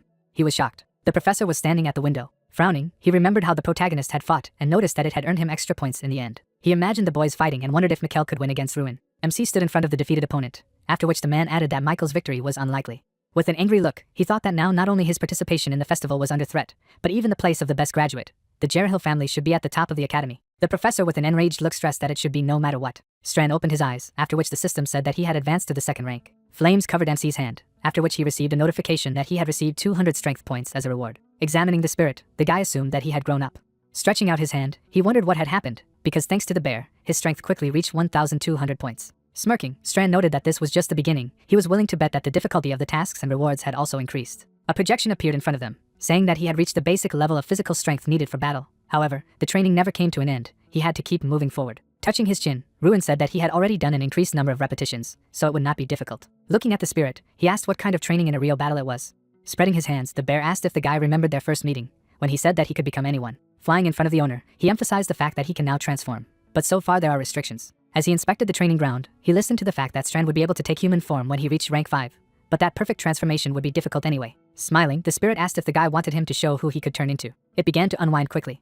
A whirlwind surrounded him. The wind flow began to intensify. A scarecrow appeared before the ruin. Looking down, he stated that he had expected something different. After making an attack, the spirit asked not to look down on him, because MC doesn't even know how useful he was when Drac first started real training. Putting his hands on his hips, the guy asked if it turned out that Strand was playing the role of a dummy, to which he was told that, to To be more precise, he was playing the role of an assistant in the passage of the task. The scarecrow with glowing eyes said that he needed to train with him every day in real combat. The spirit surrounded himself with an aura and said that since he was still weak, he was at the level of a third-class magus. Smirking, he added that when he regained his former power, then everything would be possible. He imagined various monsters and emphasized that if Ruin wanted, he could even turn into a demon or a dragon. MC thoughtfully offered to start training right away. Smiling, he noted that he wanted to train like a magus. Strand with glowing eyes agreed. A staff appeared in his hands. Flying in front of his master, he emphasized that even if his magic hits him, he will throw the maximum without causing damage. The protagonist smirked when he heard that he could attack the spirit as much as he could. Pulling out his staff, the bear announced that he was starting to attack. Ruin dodged the mana flow. He jumped up from the ground. As he approached his opponent, he wondered that Mikkel must be training now. Looking at the sheet, the guy clarified what he should do, because this fooled him off. Looking at him, Alec wondered if Mikkel should be the one to tell him, if he were even a little stronger. Shaking the dust off his hands, the guy said that he did not think that his uncle had the right to be indignant, because if rumors were to be believed, it was he who contributed to the fact that Ruin received high scores. Frowning, he added that it was the professor who had proposed to bet against the MC ogre. Going to it, Mikkel noted that thanks to this, the protagonist got the best possible result. If their family found out about it, then he would clearly be in trouble. Embittered, Alec wondered if the stupid boy was blackmailing him. Stretching out his hand, the guy said that if a man did not like this, then he should stop chatting in vain and think together about how to fix the situation. Mikkel noted with a serious look that if Ruin became the representative of the academy at the great festival, to which he received the answer that this would not happen. He handed over the bottle and asked the guy to take it. As he inspected the plant, the boy asked if it was the awakening herb called the flaming flower. We were shown the flower and told that it grows in the northern territories of hallucinations and is a rare and valuable medicinal plant that is sometimes used to create special elixirs. Standing in front of him, the professor said that if his nephew drank it, he would get an awakening effect, which would greatly reduce the time it took to cast spells, after which Mikkel wondered if it was true that as a side effect, he would experience pain and stop distinguishing between friends and foes. Smiling, Alec replied that in simple terms, he would not see anything. The puzzled guy listened that he really should drink it. Looking at the greenhouse, the man asked if the guy now wanted to be expelled from the family in disgrace. Mikkel imagined Heidel with a serious look and stressed that this was still a risky undertaking, because the professor knew perfectly well what he was capable of. If he noticed the changes, he would not remain silent. Putting his hand on his chest, Alec asked not to forget who was in front of him, because drug testing was his duty. He handed over another bottle and stressed that this potion would hide the fact that he had taken the flower. He put the potion in his nephew's hand and added that it should be drunk after the first one. Grinning, he asked not to worry, because they were the Jerry Hill family, and this was their way of going forward. Michael's face was serious. Blue skies surrounded the arena, and the plot told us that the day of one-on-one fights has finally come. The exam stage is held in the Hall of the Mana Barrier. Spectators gathered in the stands and said that every year during one-on-one fights it was filled to capacity. Ruin stood opposite the enemy. He began to go forward. Looking away, the protagonist noted in his mind that this was finally the last stage of the exam, and he was fighting against Mikkel. Strand stood on his shoulder and said that the enemy knew that he would try to close the distance. If he was ready for this, then it would be difficult for him to fight. Smiling, MC asked what if he could still get there, to which he was told that one hit would be enough. The judge stood between them and said that since this test was as close as possible to the conditions of a real fight, various geographical objects were placed in the courtroom. Smiling, he asked if the guys were ready, after which he heard a positive answer. Ruin was suddenly embarrassed. His face was serious. Considering the image of the enemy, he came to the conclusion that his condition was far from normal. Frowning, MC noted that he was not as cheeky as usual. Something was wrong there. He needed to be checked with the player's eye. He began to analyze the enemy. Looking at Mikkel, the protagonist read that he was affected by the hidden state of the berserker. Gritting his teeth, he noted that he had never seen such a notification, especially in a hidden state, and then asked if his opponent had taken something so that others would not discover that he had taken a certain drug. Glancing at the teacher, Ruin wondered if he, being Michael's uncle, had helped him hide the fact that he had taken the drugs. Holding his hands in front of the guys, the judge said that the only forbidden magic in the duel is black. Any magic based on the 4 elements is acceptable. The points are given taking into account the level of magic that will hit the opponent. With a calm look, he stressed that there was no need to worry about the enemy. They were now in the Hall of the Mana Barrier, where the effectiveness of magic was reduced by 99%. The protagonist raised his hand. Looking at the judge, he clarified what would happen if it turned out that someone had taken a forbidden potion. Standing in front of him, the stranger said that they would be deprived of the right to take the exam and fail, depending on the severity of the violation. At the discretion of the examiner, various punishments could be considered, up to expulsion. Mikkel was frightened. The guys dispersed to their positions. Standing on the emblem, MC thought that he didn't have any evidence right now. Only he could see the status window, so no one would believe him. Frowning, he concluded that he needed to get his hands on the reinforced concrete proof. The judge held out his hands to them. His face was serious. The guys rushed at each other on command. Creating a clot of green mana in his hand, the guy shouted that he wished death to the protagonist. The vine bound Ruin's feet. He suddenly broke free. With a surprised look, the guys asked how he had freed himself so quickly and if the spell had worked properly. He began to get closer and thought that the Hall of the Mana Barrier reduces mana power, but does not affect its power in any way. Mikkel created a skull and asked if his opponent thought he would stop there. The skull began to breathe fire. Applying acceleration, the protagonist dodged the flames. He rushed into battle. His gaze fell on a pile of stones. He began to hide behind cover. Peeking out from behind the rock, MC watched the enemy. Frowning, he thought that reducing the summoning time and increasing mana collection were the effects of Michael's potion. The guy shouted with a satisfied look for MC to stop hiding and come out. Studying it, Ruin thought that he was more excited than usual. Now he was sure that his opponent had drunk the awakening herb, the flaming flower. He imagined a plant. A distraught Mikkel screamed for his enemy to come out while MC thought he had hand tremors, overexpression, suppression of pain receptors, decreased ability to distinguish between opponents and comrades. Frowning, he noted that all that remained was to confirm the decrease in sensitivity to pain. He came out to him saying that it was not surprising that he was so sure. Smiling, Ruin stated that it was all because of the flaming flower. Mikkel was shocked by what he heard. Standing in a fighting stance, the protagonist asked him to get ready. He rushed into battle. The dumbfounded guy reasoned that the main character was too fast. He created an ice wall. Swinging his leg, the protagonist shouted that it was useless. He destroyed the iceberg. Surprised people asked if it was magic at all. The sorcerer summoned a fiery lizard. Ruin prepared to attack with an earthquake. It slammed into the ground, creating a powerful shockwave. The lizard was amazed. The spectators opened their eyes wide and shouted that he had defeated the fire element with an earth spell. Stunned, Mikkel fell to the ground. He was shocked. The enemy stood over him. Smiling, MC asked him not to be so gentle. He was preparing to give him a slap. Energy enveloped his hand. A terrible rumble rang out in the arena. The guy flew aside. The guys were taken aback by what they saw. A cloud of dust rose. The protagonist was watching him closely. Distraught, Mikkel asked not to look down on him. He was hit again. The guy received many blows and screamed in pain. He fell to the ground and hit his head on a rock. Smiling, he cried out that he was not in pain at all, after which Ruin thought that he was still conscious, even after such a blow. At this rate, he could die from the accumulated injuries. Taking his opponent by the shoulder, he added that it was dangerous to continue the test. He chained the enemy with the help of a vine. Raising his hand, the protagonist stated that Mikkel had used a banned substance. Standing in front of him, the referee said that if it was a lie, then he would be disqualified. Frowning, MC said that he was sure of this, because the use of the drug can always be hidden by others or the inspector can turn a blind eye to the violation. The man listened to him attentively. Turning around, he listened to the fact that there was only one person in the entire academy who could get a few rare materials for his pet, and the one who tested drugs before matches. The judge was shocked by what he heard. Alec rushed there. He landed next to them and asked if Ruin understood what he was saying. With an enraged look, he asked if the guy was saying that his nephew had taken the drug, and he turned a blind eye to it. Smiling, MC replied that it was, and he could prove it. As he was leaving, he heard that they would do another drug test, after which he replied that it was useless, because the professor had given him a special elixir to conceal the fact of taking it. Watching him, Alec asked what the protagonist proposed to do in such a case. Touching the tree, the guy noted that he would now demonstrate. He blew up a tree. Ruin held out his hand. The man shouted at the words that the crack he had given to Mikkel was so strong. Standing with his back to them, the guy added that even assuming that his opponent's magic was stronger after the practice, he continued to laugh and remain conscious after such a blow, which was not normal. In his current state, he had at least a concussion and at least 4 broken ribs. Watching the chained Mikkel, the main character added that he continues to laugh, as if he does not feel any pain. Alec was taken aback by the question of whether he was still denying the obvious. Tyrion watched them and called out loudly to the professor. His face was embittered. The old man was watching them and wondered how the man dared to do such a thing in the sacred territory of the exam. He was frightened. Mikkel hung above the ground and continued to laugh. Students walked along the corridor and said that the professor had been fired and his nephew had been expelled. The stranger hugged him and said that he congratulated the exorcist. He stopped in front of the gate. Bright mana surrounded the protagonist as he reasoned that he had been summoned to the head of the academy. Bright rays fell on his face. He was shocked by what he saw. There was a chair in front of the guy. With a calm look, he said that it was a little different from the territory of Ardal. His eyes fell on the chair. Looking at it, the protagonist noted that this is the throne of Theron, on which the king of mages sits.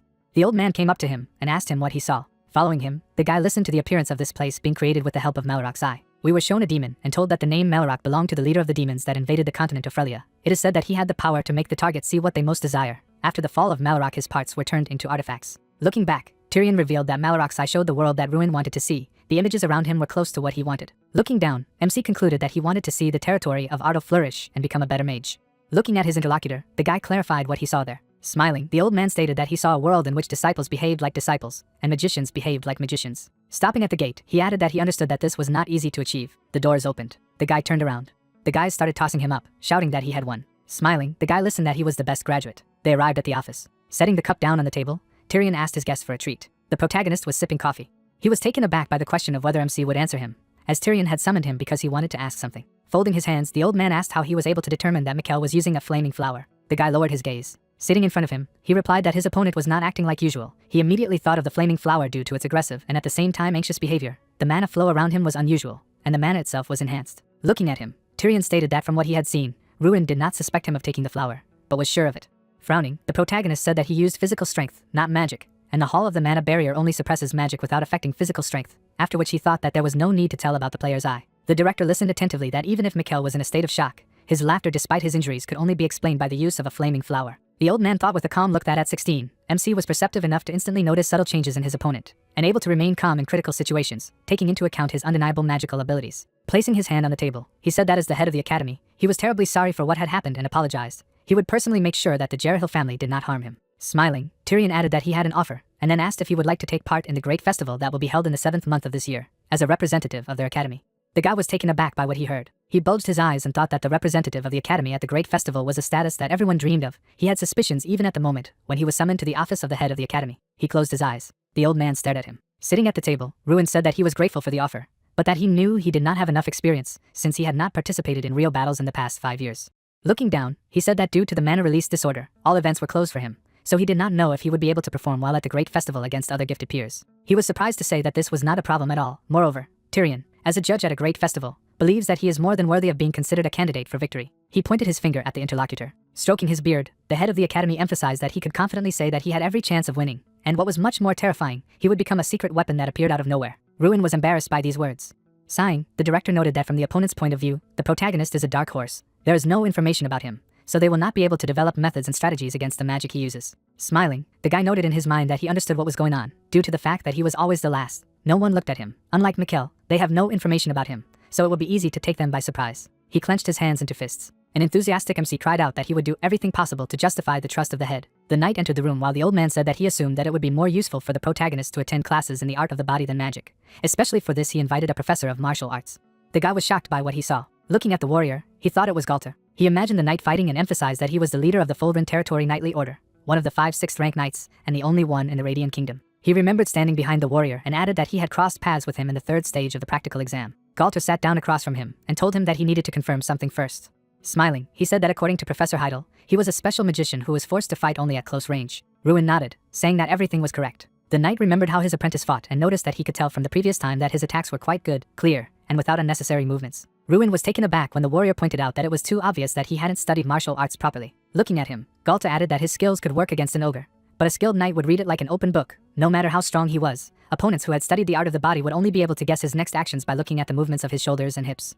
MC sat tensely and thought that the knight was right. His movements were the result of repeating the same blows within the framework of the task, so their use in practice was very limited. The man got up from the table and said that there was no need to worry. After his classes, the protagonist would be able to move beyond the basics. Smiling, he asked why they didn't start right away. Going outside, he said that the most important thing for a knight is his legs. They give strength to the sword and allow you to predict the actions of the enemy, so you first need to learn how to walk correctly. Looking after him, the man added that only then could the study of the art of the body begin.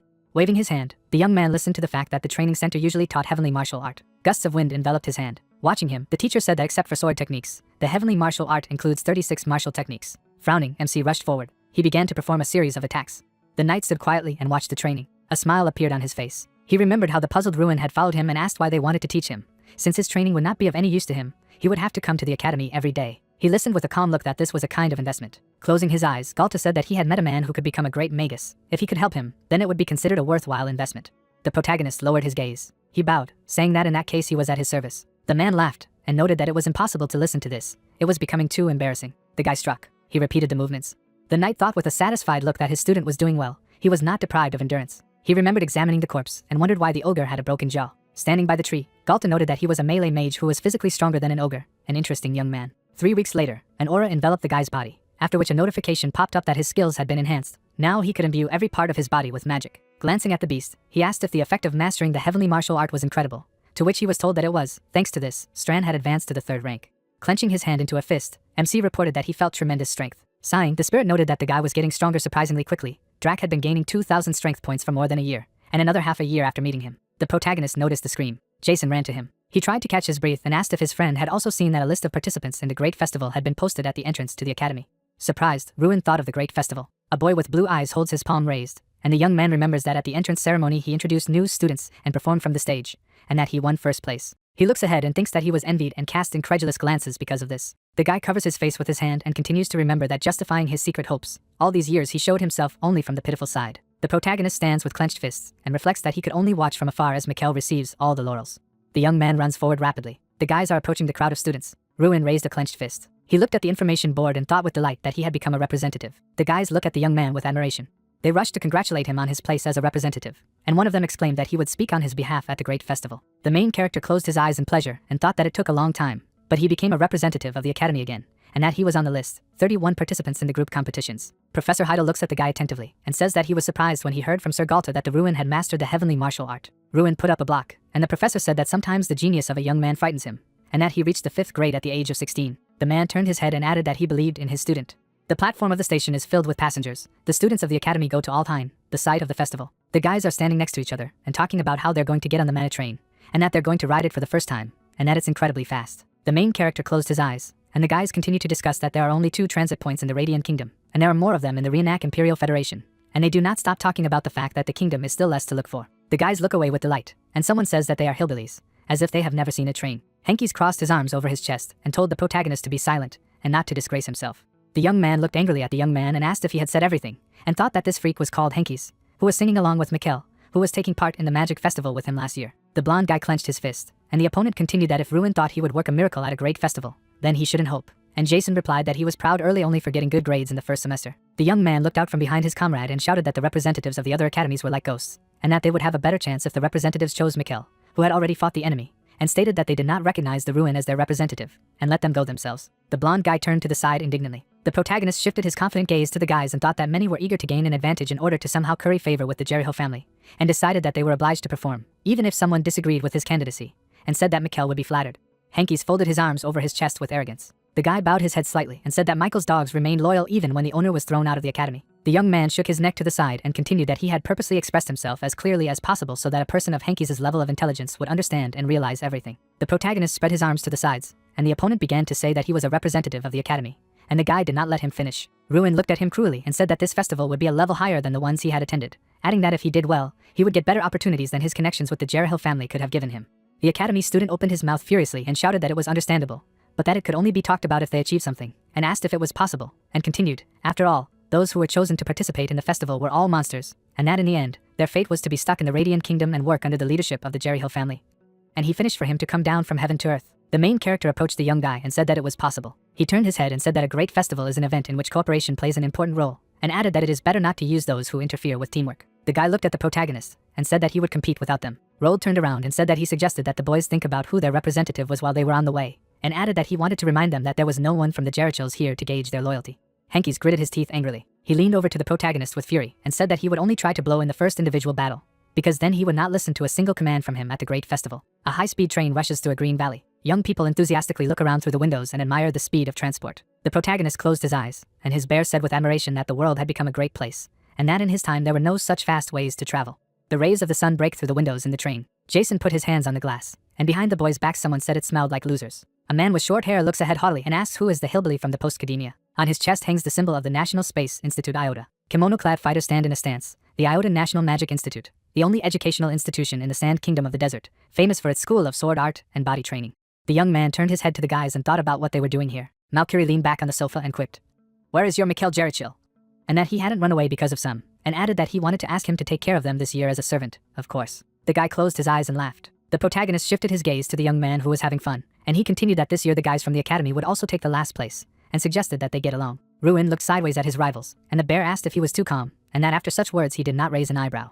He pursed his lips in concentration and thought that he had not participated in such events, so he had no idea that they were so openly persecuted. The young man turned his gaze to the teacher. Professor Heidel is enthusiastically reading the book, and the main character is surprised that he is not going to stand up, and continues to reflect that the great festival is a competition for students, and at the moment he plays the role of an ordinary escort. The protagonist looks intently in front of him and thinks that now the power and responsibility for the team is in his hands, as a representative of the academy. Malcury hovered over Hankies and asked where his representative was hiding, the one who was Mikkel, and continued that it was interesting to be with him.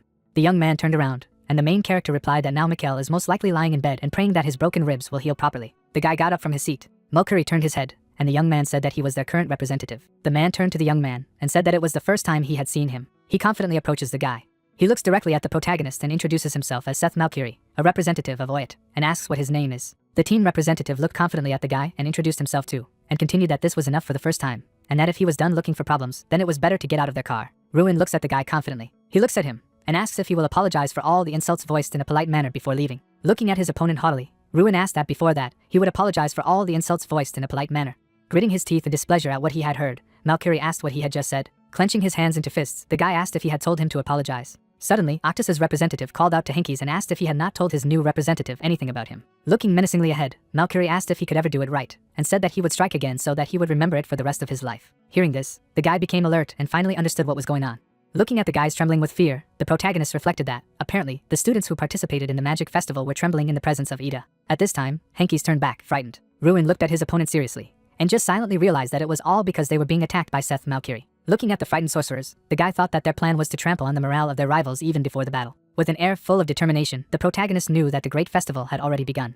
Grinning mischievously, he looked at Malcury, who was standing next to him, and asked if he wanted to sort it out on the spot, and Malcury said that he was crazy. Waving his fist, the warrior asked if he really thought that he would cringe at his words, and then asked him not to regret what he had said. Suddenly, a teacher entered the carriage and told his student to stop. Turning sharply to the side, Mercury asked if it was the professor. Coming closer to him, the man asked him to sit down and calm down, and asked what kind of fuss he had made there, and whether he really wanted to make enemies from the very beginning.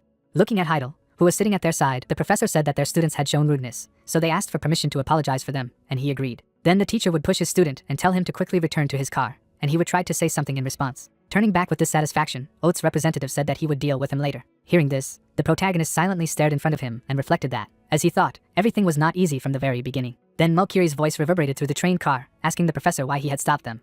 Waving his arms to the sides, the warrior said that he had already suggested this method to him, and asked what had changed. Lowering his head down, the professor wondered if he had not noticed, and his student asked what he was talking about. A moment later, Ita's representative was extremely stunned when his teacher said that he was smiling. Remembering Heidel reading the book, the professor said that the man from the academy Ignat grinned, watching him, as if he was just waiting for a fight to begin. Looking at his teacher, Mercury asked if it was certainty, and he replied that he could not know for sure. Imagining the ruin shrouded in flames in his mind, the professor stated that the guy definitely possessed something they didn't know about, and that he was definitely different from the Mikhail Jurhil he had fought the last time. Hearing this, Oates' representative silently looked in front of him. As the train rushed forward at great speed, the protagonist reflected that after a short showdown with another academy, the atmosphere in the car had changed. A lot of students came up to Ruin and asked what about the first battle, because the first match would be a group competition without a representative, and it turned out that he wouldn't join, so they wouldn't be able to do it on their own. With a serious expression on his face, Henke stated that they could handle it and had to win, and the others agreed, saying that they couldn't lose to those bastards. Looking away, the guy reflected that at a certain point, these guys, overwhelmed with envy and selfishness, began to unite. Suddenly, a student approached the protagonist, saying that he had acted too rashly, and these tough guys literally grew up in battles, and others agreed with this, because if a scuffle broke out, they would not think it would be enough. After a moment, all the students were dumbfounded when Ruin asked if they weren't angry. Spreading his hands to the sides, the guy stated that these freaks did not respect them and did not respect him, their representative, without hiding it at all, and asked what would happen if he did not answer. Looking out the window of the train car, the protagonist announced that they would only be happy and would begin to mock them even more. Throwing his hands aside, Ruin concluded that if he had remained silent, they would have fully justified the mocking nickname given to him, and asked if this was what they wanted. Then all the guys silently lowered their heads while the guy asked if they would continue to tolerate disrespect for themselves. Standing in the middle of the car, the protagonist stated that they had allowed themselves to be beaten by them, and therefore for those 5 years in a row they had been mixing them with mud. With a look full of seriousness, Ruin wondered what they would do, noting that he didn't think this was the time to fight for purely selfish reasons. Standing in front of him, the student said that they were thinking of putting Henke's on the goal in the airball match, and asked how he liked the idea, while the other doubted it.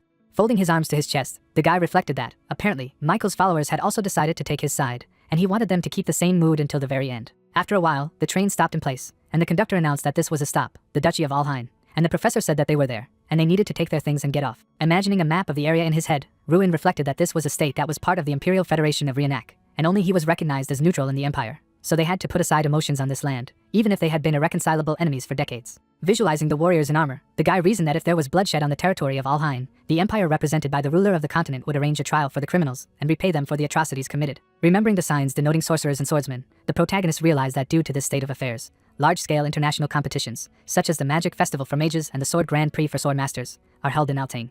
Immediately afterward, the narrative shifts to the moment when the guys from the academy found themselves in a large square of the city, and someone admired the Rienak Empire, while his friend explained that it was not an empire, but an imperial federation under the control of the empire, which raised the question of the difference. Looking away in puzzlement, Jason noticed that everything was completely different there, and asked the Ruin for his impressions, explaining that he came from the territory of Demon, which was considered a fairly rich region, but could be compared to this place in communication. Looking in surprise in front of him, the young man thought that it was Althane. Looking at the men drinking on the street, the protagonist reasoned that this was to be expected from the capital of the kingdom. When he saw the girl sitting on a bench aside, he noticed that there was a breath of noble antiquity from everywhere, and the inhabitants were carelessly walking along the streets.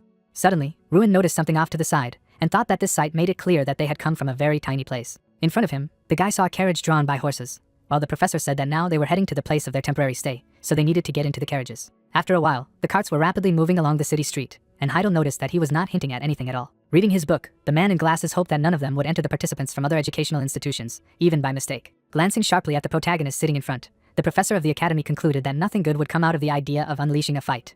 After what had happened, Ruin was a little puzzled and asked why he said that while looking at him. Suddenly, the guy noticed that Stranov, sitting on his shoulder, asked him to look ahead. Looking at his companion in surprise, the protagonist asked what was there, and he asked him to look there again. A moment later, Ruin was extremely stunned when the bear said that a very interesting smell was coming from there. Then Strand jumped down sharply.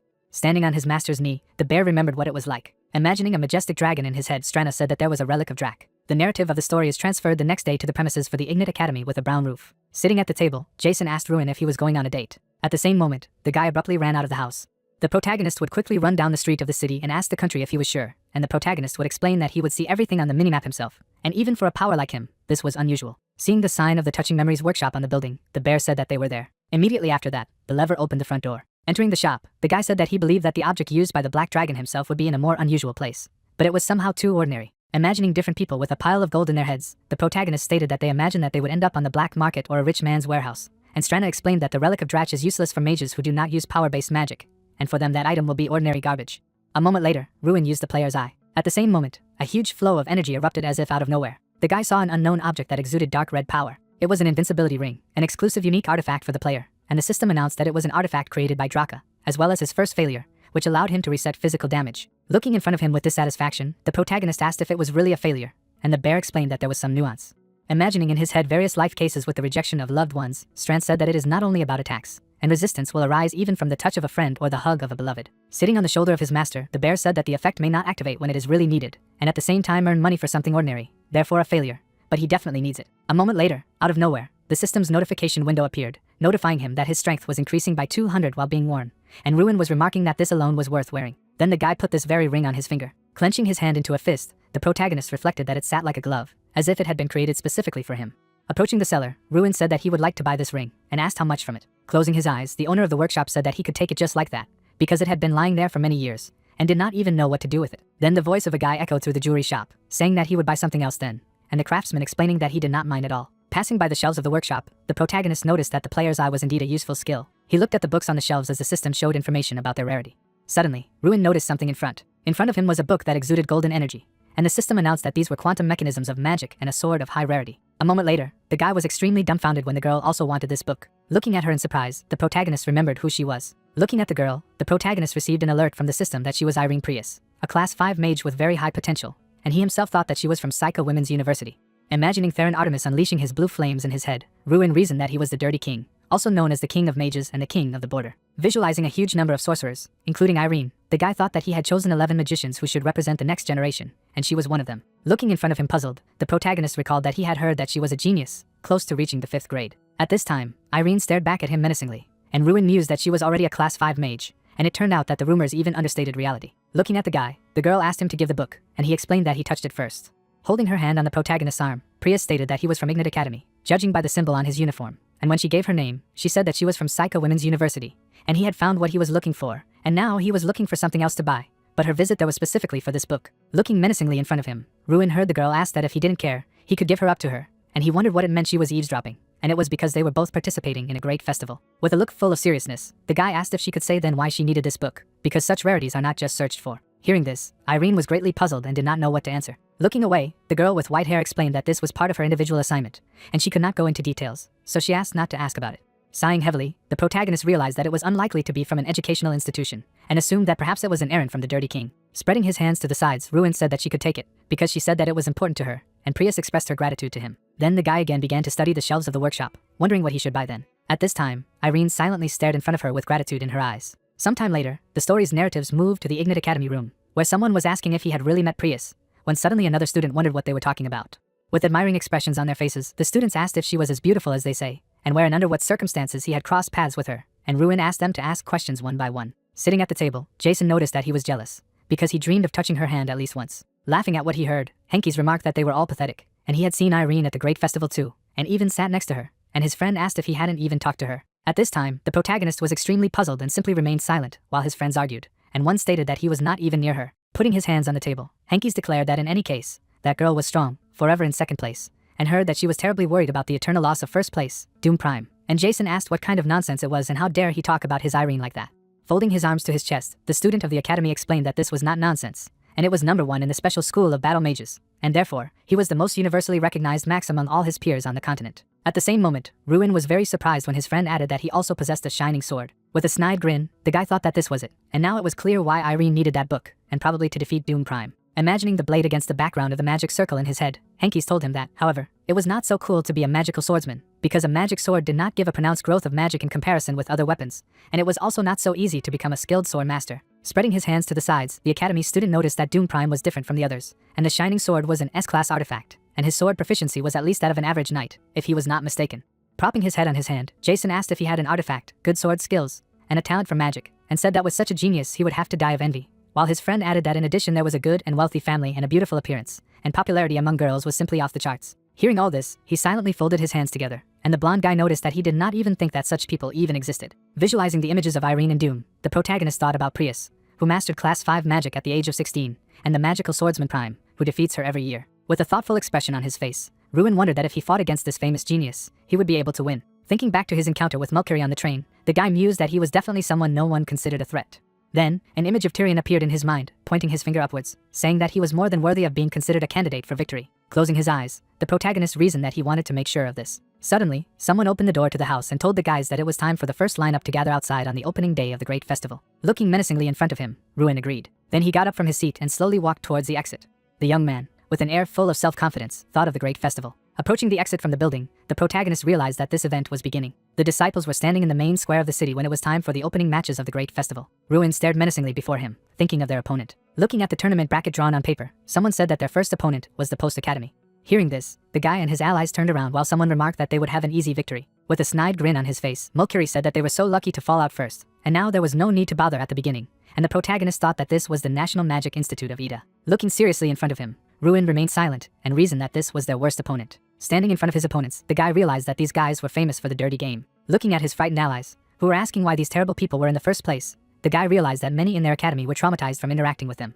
Pointing his hand at his classmates, Oates' representative said that they were so weak that they would not even allow them to warm up, and it would be the most boring fight in his life. The protagonist was standing in the middle of a huge number of students who were talking that they were still glad that they were lucky to face the Post-Academia, because it is like winning the lottery. When suddenly someone asked if they were behaving too rudely, to which he received the answer that they were already scared that they would not do anything anyway, because only such guys study with them. At the same moment, Ruin grinned mischievously, thinking that he would take the opportunity to show them. Suddenly, Mercury looked ahead as the protagonist said that he was waiting for them to come. Keeping his hands in his pockets, Ruin noticed that he could see that there were many other participants in the great festival besides them, and his opponent asked what he was getting at.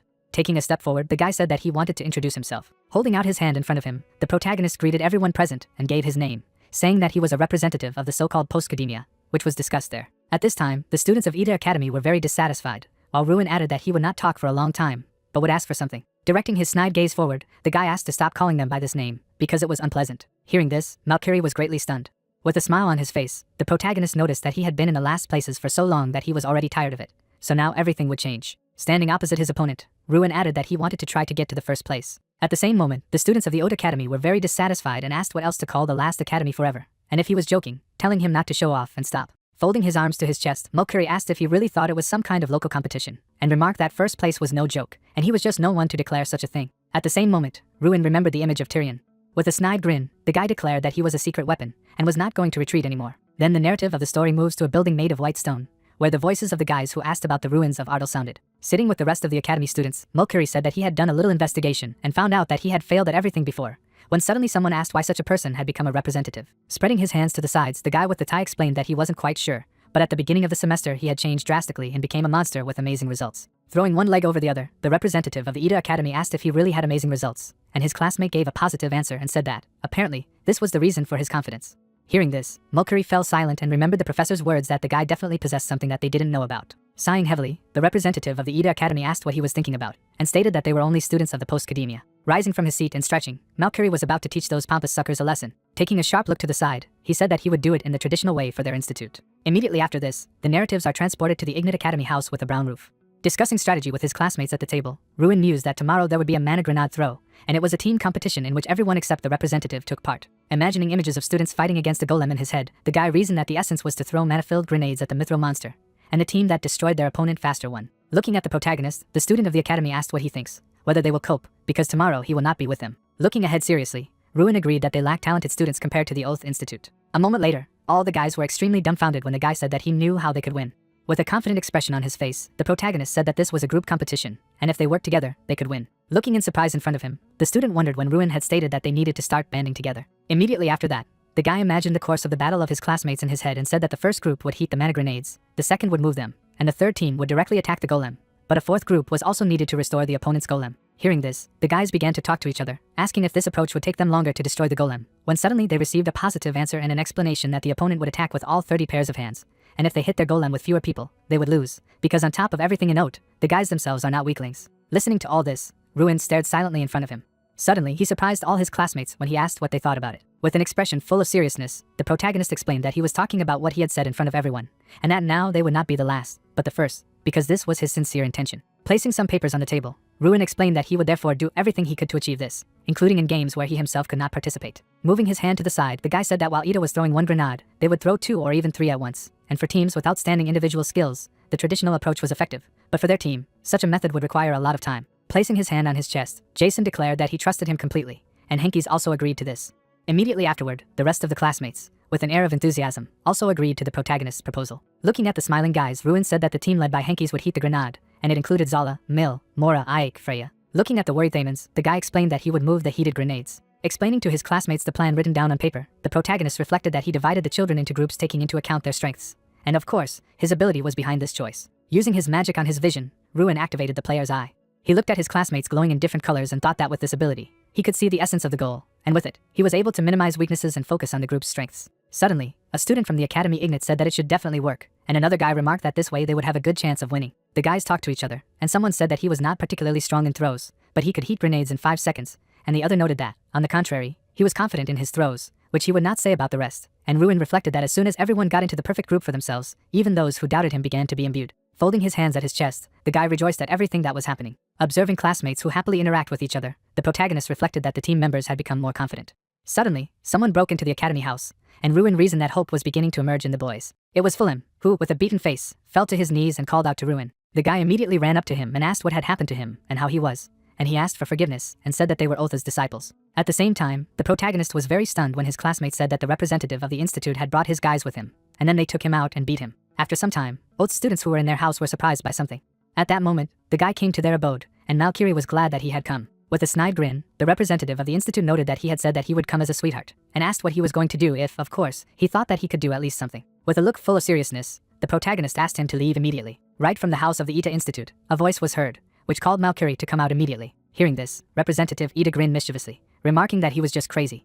Standing in front of his opponent, Malkiri asked on what basis he was behaving so impudently. Placing his hand on his opponent's shoulder, Ruin explained that he did not need this foundation. Then, with great force, he pressed down with his hand. At the same moment, Oath's representative bent over from the pressure. Looking dumbfounded in front of him, Malkiri was amazed by his strength. Immediately afterward, he swung his fist and called him an inappropriate word. With a deft movement, the guy managed to dodge to the side. He then counterattacked his opponent, as he screamed in pain. With a fierce look, the protagonist warned that if he touched them outside the arena again, he would end badly. Immediately afterward, Malkiri writhed in pain as he lay on the floor, his allies asking what had happened and if he was okay.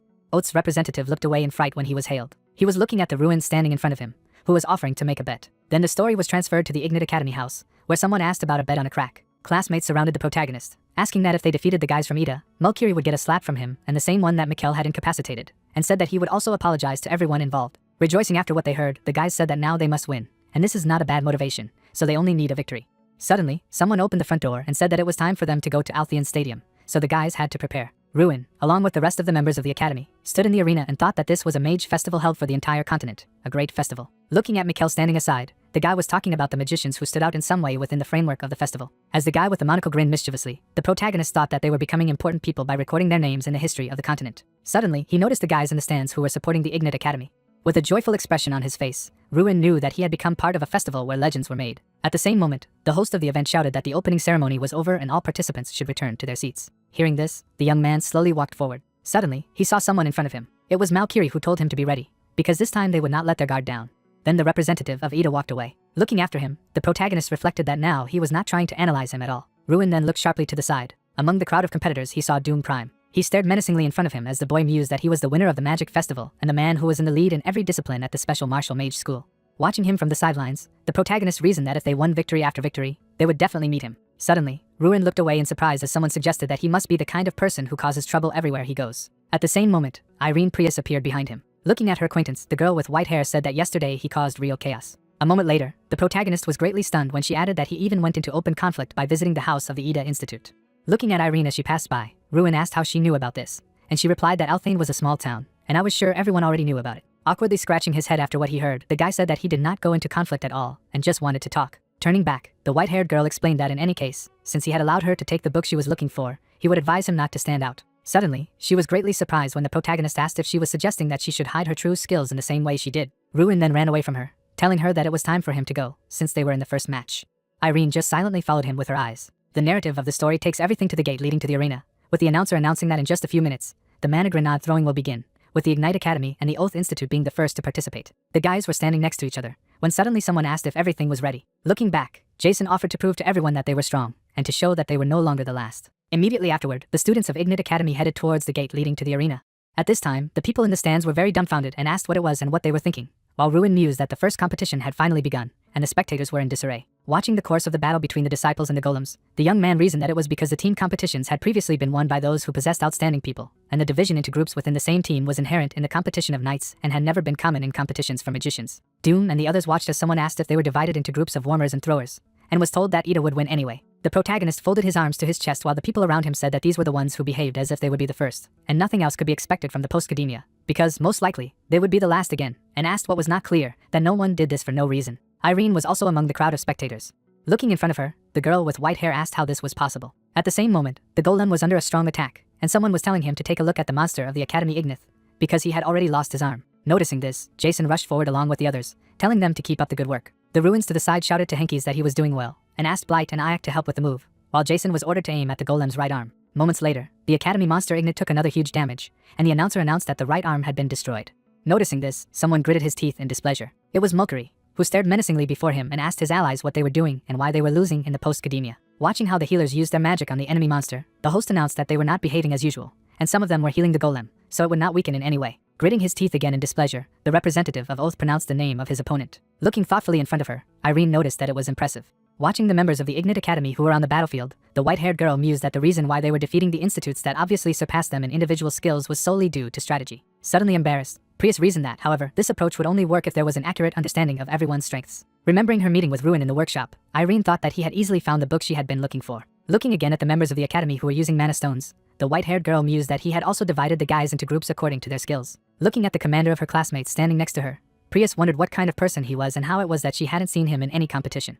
At this moment, the mana stone was filled with energy. Throwing it forward with great force, Jason declared that it was all over now. A moment later, a projectile flew into the golem and destroyed it. Seeing this, Malkuri was extremely dumbfounded. Then he bit his lip in displeasure.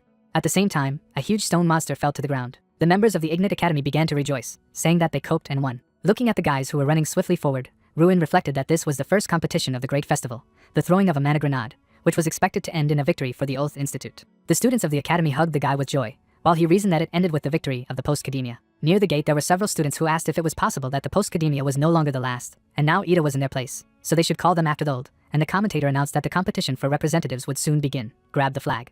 The students of Ignite Academy supported Ruin as he stepped forward, saying that he was the best, and the host said that the first match would be between Ruin Ardal, a representative of the Ignite Magic Academy, and Seth McKiri, a representative of the Eton National Magic Institute. At this time, the two opponents were facing each other. Strand grinned mischievously and asked his master if he was worried. With an expression full of calm, the protagonist explained that they were now 20 out of 32 educational institutions, and that it was perfect, and the bear asked what was perfect there. At this time, those in the stands were talking to each other, and Ruin explained that after the last victory, people were showing interest in them again. But this was not enough to remove the label hung on due to the failure of previous years.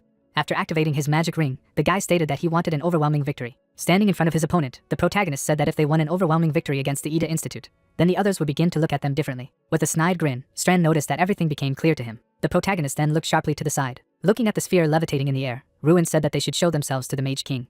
At this time, wizards were sitting inside her at a table around a magic ball. With the help of this artifact, they broadcast the fight between the guys in the arena. Dirty King Theron watched with interest. Looking at the old man sitting next to him, he said that he had previously considered Ruin Ardal as a candidate for the next generation, and Ardal Ruin was saying that he remembered him. Closing his eyes, the Dirty King explained that he had a habit of remembering talented guys, and this guy was born with such great talent that he was able to instinctively learn magic at a young age. Looking seriously in front of him, Theron noticed that he was a little disappointed when he found out that he had a mana release disorder. Tyrion sat in his seat, asking if he hadn't thought he was a useless child. Hearing this, the Dirt King smirked. Looking at the magic orb, Theron stated that since the student, who was incapable of conjuring properly, had been chosen as a representative of the academy, there was a reason for that, since he did not think that he had anything in reserve as he had before, and asked if this meant that he would overcome his curse. After his words, the old man only nodded his head.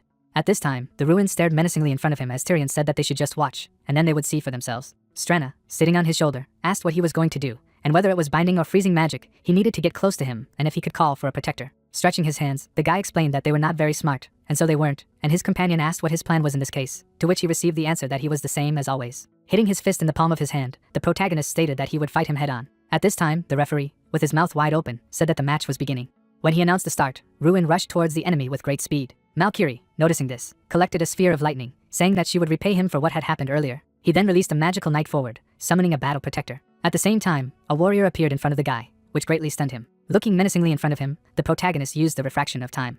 Then, with deft movements, he managed to bypass the knight. After that, Ruin rushed forward with great speed. A moment later, he was behind his opponent. Seeing this, the representative of the Ita Institute abruptly turned back. He stabbed the protagonist, who blocked him with his hand. Holding his opponent's fist, Ruin noticed that he knew it. Trembling with indignation, Malcury asked if he wasn't going to let him go. A moment later, the representative of the Ita Institute looked away in fright as the guy told him that this was not the right time to chat with him. At the same moment, the knight he had summoned was heading towards him at great speed. Looking at him in fright, Malcury told the dumb defender to stop. Suddenly, the warrior was very close to his teacher. Looking down in fright, the representative of the institute realized that he could not move. Continuing to hold his fist with my hand, he offered to try to leave himself. After all that had happened, Malcury was extremely frightened. At the same moment, memories of how the guy had pinned him to the ground last time arose in his mind, and he mused that that power was real, and it wasn't because he let his guard down. At the same time, the magical knight found himself near the representative of Oath, who immediately admitted his defeat. Malcury closed his eyes in sadness. Suddenly, he looked away in surprise. In front of him was the protagonist, who threw the magic knight aside with a blow of his fist. Stunned by what was happening, the representative of the Institute Ita thought that this was impossible. Watching Ruin fight against the steel protector, Malcury couldn't believe that he had punched him with his bare hands. A moment later, the knight was exhausted from the attacks he received. At the same moment, the representative of the Ita Institute fell to the ground from fright. Having finished with the magical warrior, the protagonist moved in his direction. Dumbfounded, looking in front of him, Malcury asked why he had saved him. Glancing at his opponent, Ruin asked if he was completely crazy to save the one who was bullying his classmates. Grinning mischievously, the guy explained that he just wanted to finish him off himself. With a smug expression on his face, the protagonist asked if he had forgotten about their bet. Pulling his finger, Ruin said that he had only lost one snap to him. A moment later, the guy struck his opponent, sending him flying. At the same time, Malcury looked at the sky and said that it was very blue. The people in the stands at that time were extremely dumbfounded, saying that it was simply unbelievable. The students of Ignite Academy, who were watching the battle, began to cheer, and Ruin mused that Althane Stadium was filled with applause. The guy stood in the middle of the battle arena while people asked what kind of magic it was, and noticed that the battle turned out to be so one-sided. Tyrion looked away, wondering if it had happened again, the protagonist reasoning that he had caught the attention of one person. At this time, the Dirt King silently released his inner energy and mused that he was at the demigod stage. With an expression full of incomprehension, Theron reasoned that he was the only Class 8 Magus known as the King of the Border, but even he had never heard of such magic before. The Dirt King then continued to stare ahead in surprise. Watching the magic ball that broadcast the image of the ruin, Theron wondered who he was. After that, the Dirt King directed his menacing gaze at the protagonist, calling him by name. Theron was beside himself with rage as he stared in front of him. As he sat in his seat, the filthy king turned to Tyrion Ignith and asked him to tell him everything he knew about the ruin of Ardeli. Hearing this, the old man silently closed his eyes. Suddenly looking in front of him, Tyrion told him that he was an exemplary student who was expected to give up, but had fought to the bitter end, and was the one who had turned his weakness into strength, the mage who behaved more than anyone else. Theron listened to the old man's story with displeasure, as he added that this was all he knew about the ruin. Grinning mischievously, the dirty king asked if he was trying to shield his apprentice from his curiosity. Abruptly rising from his seat, Theron asked what would happen if he tried to call him himself, and asked him directly. Hearing this, Tyrion also began to get up from his seat and said that if he tried to get an answer from him by force, he himself would not stand aside. Glancing menacingly at the Dirt King standing beside him, Ignit added that he would have to stop him. At his words, Theron grinned happily. Standing in front of the great sorcerer, the Dirty King asked if he was going to remind him that mages had the right to keep their techniques secret, about Millie's oath, to which he received a positive answer. Snidely looking around in front of him, the Dirty King wondered if they could exchange a few words with him. With an expression full of evil intentions, Theron mused that he and no one else should stand at the pinnacle of magic, and therefore would do everything to find out about this magic he had seen for the first time. He then continued to watch Ruin Ardel, who was rejoicing at the victory along with his classmates through the magic ball. Immediately after this exploration, the story is transferred to the bar. Holding his head, Ruin said that they had only won one competition and hadn't even prepared for the rest. And in such a situation, it was somehow wrong to fool around. The students who were celebrating said that the guys from other schools were also there, so there was no problem, and they just wanted to enjoy the evening, because they always dreamed of going there whenever they came to Alting. Suddenly, Jason ran up to the guy, who explained that everything was fine, and offered to celebrate their first victory, because this is a festival. Looking at the booze on the table, the blonde guy noticed that the local coconut vanilla juice and dragon kiss were already on the table. Suddenly, the protagonist glanced at the bottle of alcohol in surprise, hearing that it was called the Dragon's Kiss. Holding out the bottle in the direction of his friend, Jason noticed that he actually had a great sense of patriotism, and he said that it meant that this was a special drink from his territory. Someone walked between the tables, while the blonde guy was telling me that of course, it wasn't just about love for his native land, and from one sip he would feel as if he had shared a kiss with the dragon, so this was a great drink. Going to pour alcohol into a glass, Jason said that it was better to stop bickering and it was better to try, because after just one glass he would immediately acquire a dark past, that is, taste its wonderful taste. Suddenly, Ruin turned back. Behind him stood Malcury with a visibly doubtful expression on his face. A moment later, all the guys in the bar were extremely surprised by his appearance. Jason gave him a menacing look, saying that he knew that losing to Ruin had hurt his pride, but at least for now, he had to leave them alone, because they had only just begun to have fun. The guy looked sadly at his defeated opponent, and wondered what had brought him there, and if he really wanted to swear again. Closing his eyes, Ida's representative explained that he had come to ask for forgiveness. Hearing this, the guys were extremely surprised. Malcury stood in front of the boys, saying that he apologized for looking down on them all this time. Lowering his head down, he added that after losing to Ruin in the stadium, he finally realized that you shouldn't consider others inferior to you just because they are weaker. The students of the academy listening to this were puzzled, and Oath's representative concluded that there were many people in this world who were stronger than him, so he was also a weakling to someone, and at that moment, he felt that his past actions were fundamentally wrong. Looking ahead in surprise, the blonde guy asked him to wait and said that everything doesn't change so easily, and he explained that he understood everything, that words were not enough for them to forgive him, but he wanted to say it. Making a bow, Mercury declared that he was very sorry. After listening to him, Ruin stared forward in silence. The guys sitting at the table suddenly became embarrassed, saying that it was somehow embarrassing. Standing opposite the guy, Oat's representative apologized for spoiling the atmosphere, and noted that now it was time for him. Suddenly he turned when someone called out to him. It was the protagonist who looked at him menacingly and asked if he had apologized to them because of their argument, or if it was his real feeling. With an expression full of regret, Mercury concluded that he had spoken all this sincerely. At his words, Ruin smiled happily. Stretching out his hand in his direction, the guy thanked him for having the courage to ask for forgiveness. At the same moment, Ita's representative silently looked ahead. He then shook the protagonist's hand. A moment later, the voices of the students of the academy could be heard from the bar, who continued to drink and noticed that it was excellent alcohol, and Ruin reflected that the guys also accepted Mercury's apology, and at some point they began to celebrate together. Sitting at the table with his recent opponent, the guy reasoned that with their hands dangling over each other's shoulders, they drank the dragon's kiss and immersed themselves in the heady atmosphere. Suddenly, Ruin silently opened his eyes, thinking of his intoxication. There were guys opposite him who asked if he had finally woken up. Immediately after that, the guy got up, and his classmate asked that the night was not in vain. Henkes leaned over a little and asked him if he remembered what he had done yesterday, and noticed that he didn't know he liked to drink so much while the others were tearing their stomachs with laughter. When they remembered how Mercury and the protagonist cried, saying that life in the academy was so hard, and said that he almost cried all over his eyes, at the same time shouting that he was grateful that at least now they believed in him. Continuing to laugh, his classmates explained that they could not even think that the seemingly perfect Ruin had such a side, and he only silently got angry. Then the narration of the story is transferred to the moment when the guy was walking down the corridor, calling his friends freaks. Because he had just come to his senses, they immediately began to laugh at him, and did not understand why he was doing all this. Remembering Jason, who offered him alcohol, Ruin said that the drink was right, which made him overly emotional, and therefore in the future he should avoid it at all costs. Suddenly, the guy stopped in place when someone called out to him. It was Mercury, who, raising his hand up, asked if he had slept well. At the same moment, memories arose in the protagonist's head of how they called each other brothers together under the influence of alcohol, and asked for forgiveness. Suddenly blushing with embarrassment, Ruin wondered if he didn't even know what embarrassment was, and Oat's representative said that they would meet again later. Then the guy continued to walk forward along the corridor. Suddenly, Professor Heidel appeared behind him and called out to him. Coming closer to him, the man in glasses said that he was always haunted by problems, and he asked if he also knew about his dark past. Looking in surprise in front of him, the protagonist heard the professor explain that he was on a different matter, because someone wanted to see him, and he asked who might need it. Standing in front of his student, Hayden stated that the head of the academy seemed alarmed, saying that he was a dangerous person under the guise of treachery, and Ruin wondered who he was. A moment later, the guy was extremely stunned when he was told that it was Dirty King Theron.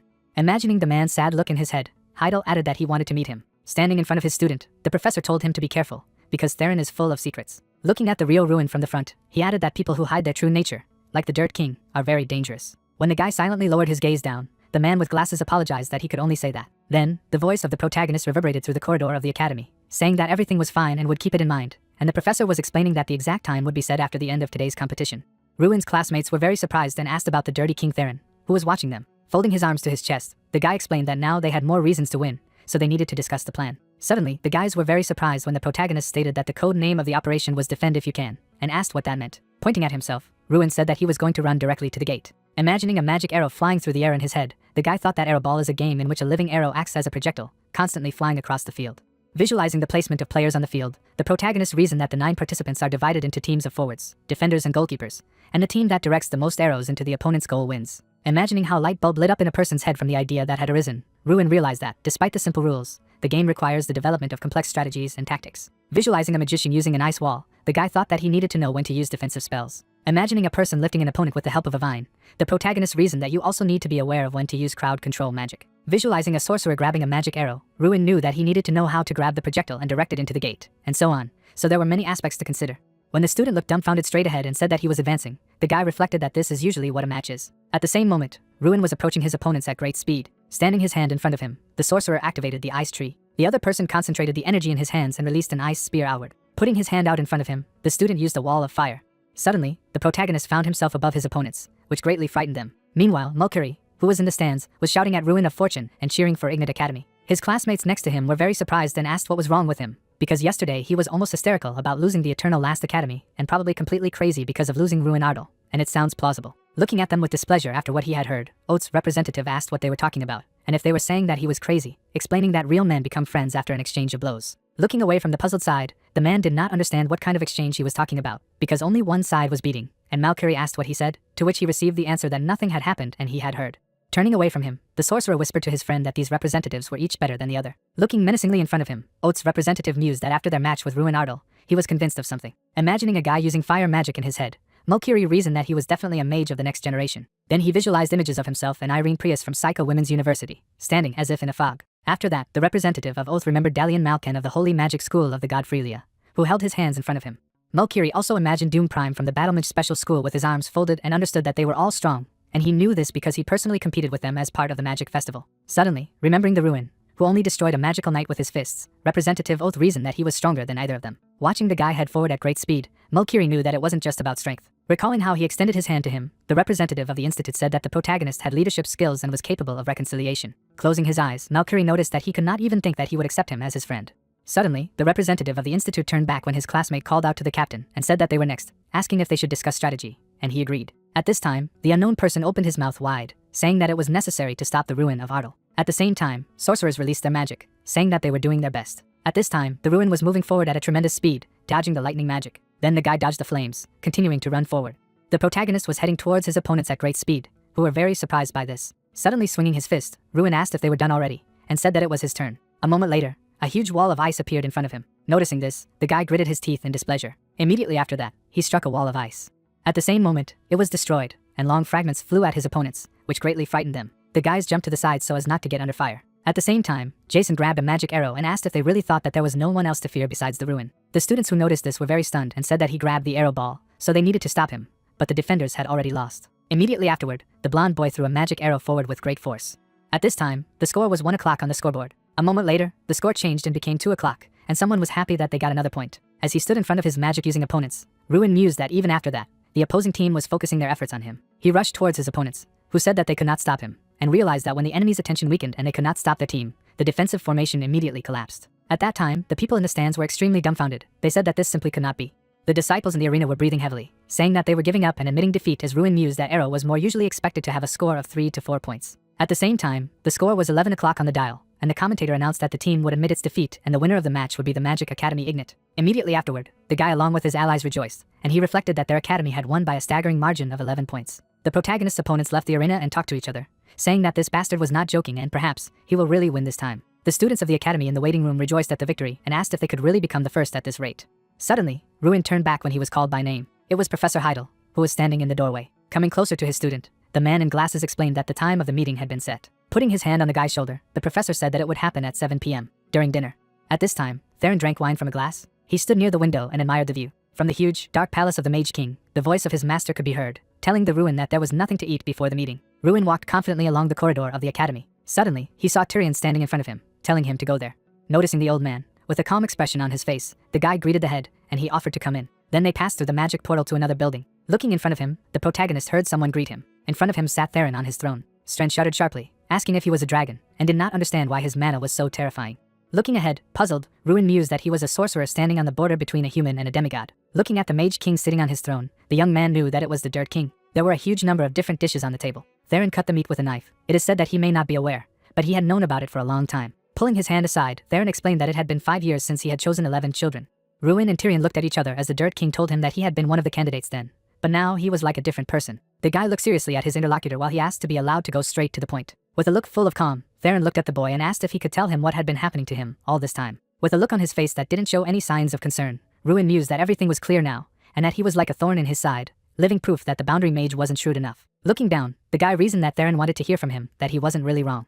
After a moment, the Dirt King was a little surprised when the protagonist apologized, which can only tell him one thing. With a grin, Theron wondered what it was. With an expression full of self-confidence, Ruin stated that even if the words about talent may turn out to be an exaggeration, they cannot negate his efforts. Looking away in surprise, the Dirty King asked about the effort. As Tyrion and the protagonist exchanged glances with each other, Theron noticed that the teacher was the same as the student, and asked how it was that they both decided to speak in the same way, and the old man explained that this was why he liked the Ruin so much. Theron's voice then reverberated through the Sorcerer King's palace, asking if he had made any effort, to which he received the answer that he had recently become interested in the art of the body. Sitting at his place at the table, the Dirt King clarified that it turned out that he had studied the art of the body to overcome his disorder, and thanks to which he had become strong as an ogre and was able to cast spells without releasing mana.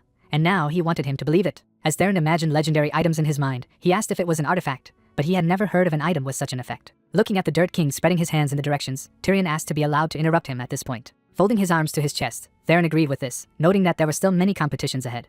Glancing at Ruin, who had a calm expression on his face, the Dirt King stated that he would be watching him. With a snide grin, Theron was about to see if his efforts would help him hold his own even against the children he had chosen. Suddenly, a smile appeared on the guy's face, and he asked to watch them. Suddenly getting up from her seat, The protagonist stated that he was also interested in something. Looking confidently in front of him, Ruin explained that he wondered how different he was from the children and the mages chosen by the king himself. Hearing this, Theron was very angry. Immediately after that, the narrative of the story is transferred to the battle arena. People in the stands rejoiced with joy. The sun shone on the flower standing on the window as he declared that he spoke much more politely than he expected, so she thanked him. The maid brought the teapot along with the cups, while the unknown person asked if he really expected that he would swallow him alive, to which he received a negative answer.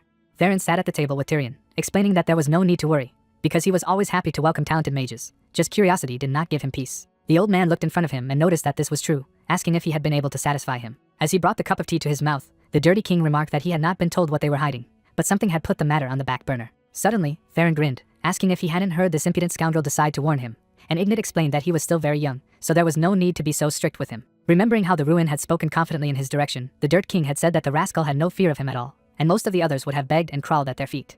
Closing his eyes, the strongest sorcerer noticed that he was a rather entertaining young man. Suddenly looking out of the window, Theron concluded that he wished that the one he was nurturing would also become at least a little interesting. At this time, the people in the stands of the battle arena rejoiced with joy. Doom stepped forward to the sound of the crowd calling out to him. Looking down with displeasure, Prime thought that this was just pointless support, because something else was important to him.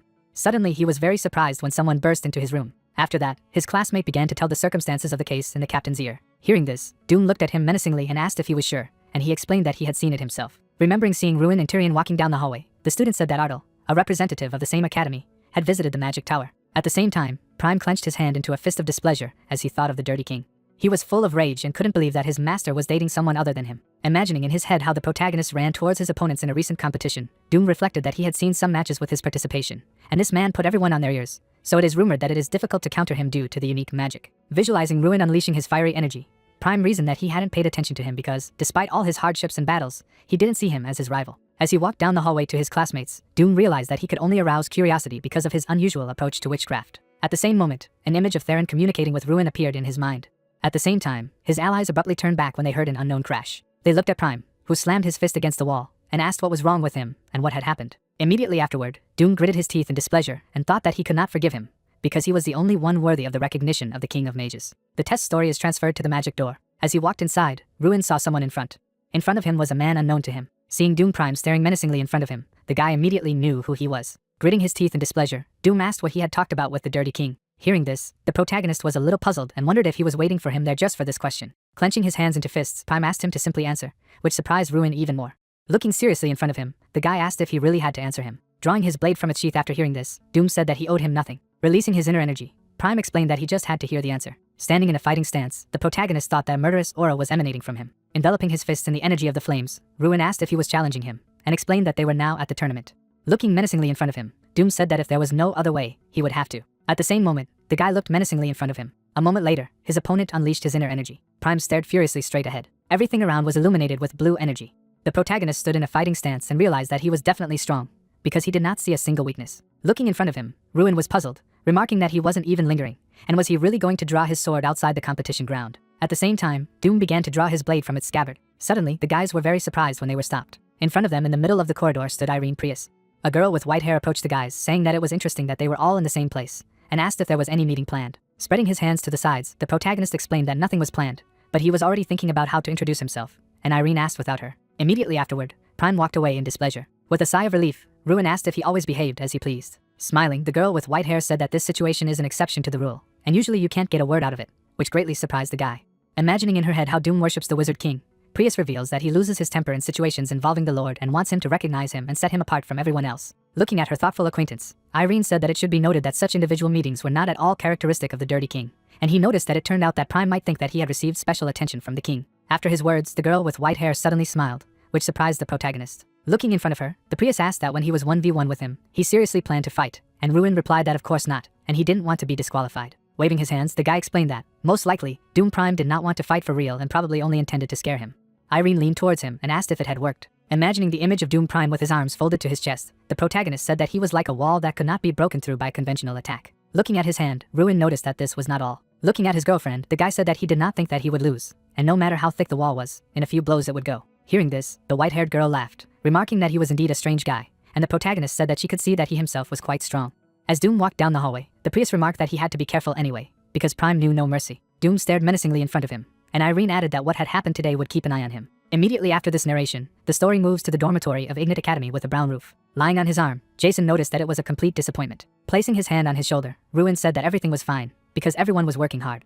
Throwing up his hands to the sides, Henkes agreed with this and said that they had managed to take 4th place in the team competition without Ruin's help, and in fact it was akin to a miracle. Looking at his friend, the academy student noticed that it was sad that their winning streak had been interrupted, but they showed everyone that they were no longer trailing at the bottom of the list. Suddenly, their classmate came into the house with bags and asked who wanted a coconut vanilla drink, and Henkes asked what Ruin's plans were, because it was soon time for an individual duel. Taking the drink in his hand, the guy explained that, of course, he planned to win. Opening a can of soda, the protagonist stated that he had to stay at the top, and reflected that at the moment he was aiming for 1st place in the ranking of individual competitions.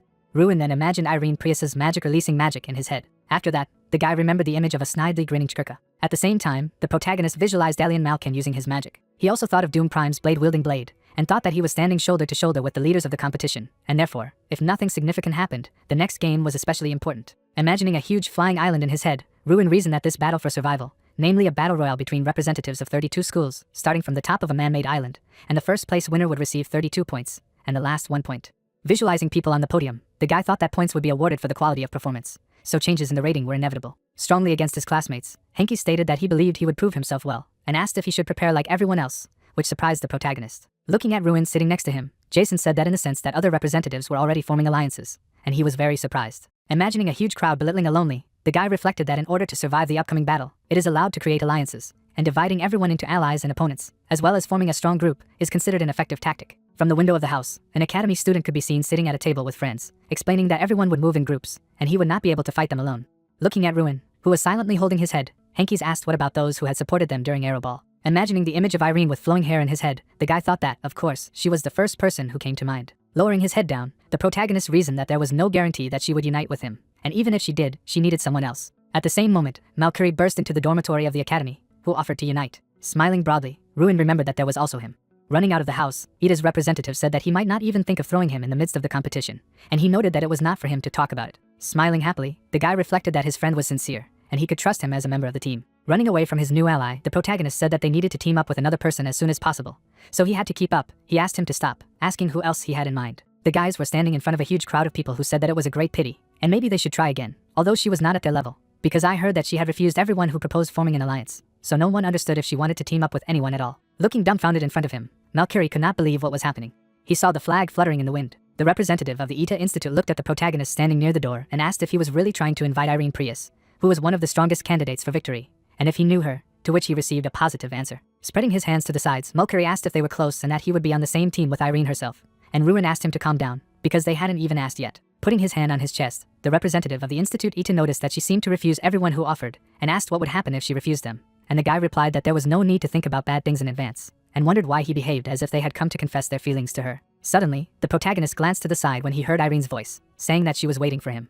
A girl with white hair was standing near the Ruin, leaning against the wall. Prius smiled broadly and suggested that they begin their meeting with a discussion of the plan. The guys put maps of a huge island on the table and studied it. Glancing sharply to the side, Ruin asked if she was saying that the largest alliance included 14 people. Imagining in her head Dalian Malkin from the Holy Magic School of Frelia, who uses healing magic, Irene said that the group had gathered around him, and he was a genius who was always in the top 5 contenders for victory. Looking at her new ally, the white-haired girl explained that he mainly used light magic and light magic. Thinking about what he had heard, Malcurie said that they would not take him in numbers, so, as expected, his group would be the most nerve-wracking. Suddenly, the guys were very surprised when the guy said that this was not the only problem at all. Visualizing the image of Doom Prime releasing his inner energy, the protagonist stated that he would also be a problem. Hearing this, his allies were extremely dumbfounded.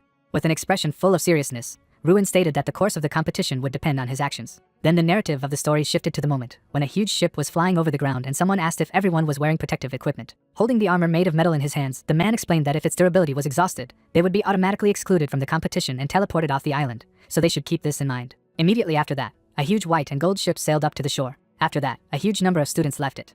Malcurie trembled with emotion and said that they had not yet begun, and he was already very nervous. Looking out for an island in the distance, a representative of the Ida Institute asked if they needed to survive for 72 hours, to which he received a positive answer. At this time, all the guys on the island looked at Doom in fright. Looking menacingly ahead, Ruin noticed that Prime had been expected to go it alone, and Irene had said that he was right, but no one looked down on him. Then the voice of a guy reverberated around the area, suggesting that they go get a boat and go to the island, and the girl with white hair agreed with him, while Malcurie asked him to wait for him. After some time, the guys sailed on a wooden boat to the protective barrier of the island. Then they managed to penetrate it. Touching the magical barrier with her hand, Prius assumed that this was their safe zone, and Ruin noted that this was indeed the case, and the barrier would shrink over time. Suddenly, rushing forward with his allies, the guy suggested hurrying up and taking a good place before everyone else. This whole island was covered with a huge number of trees.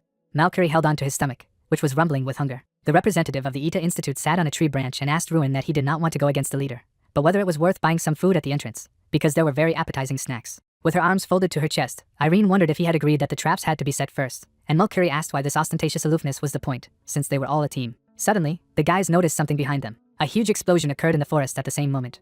Looking puzzled in front of him, the representative of the Ita Institute asked if a battle was already going on somewhere. With a snide grin as he watched, Ruin explained that it was their turn, much to the surprise of his ally, and added that he had mentioned that they didn't have to bother buying food because he would have the opportunity to eat his fill. Looking at a small group of sorcerers walking on the ground, the guys stated that their victim was already there. The guys slowly walked through the forest on the island. The apprentice looked at the sorcerer in front of him, puzzled, and asked if they should have taken care of the food later, since it was so inconvenient to walk with such a weight, and the sorcerer asked him to be patient for a while, because there were not many places where food and water could be obtained. Suddenly, out of nowhere, a beam of blue energy appeared. He instantly hit one of the magi, knocking him down. Noticing this, the other guys became alert, saying that it was an ambush. As he collected a huge sphere of blue energy in his hands, Mercury said that he had been waiting very much for them to appear. A moment later, the representative of the Ita Institute released his internal energy using the Iron Sphere skill. At the same moment, Irene folded her hands together. She then created a huge magic sphere above her head. Puzzled by what was happening, Ruin mused that this was Class 5 ice magic. At the same time, the white-haired girl channeled her energy forward using the Blizzard skill. Looking away in puzzlement, Mercury said that nothing less could be expected from her, and she had summoned such high-level magic without even breaking a sweat.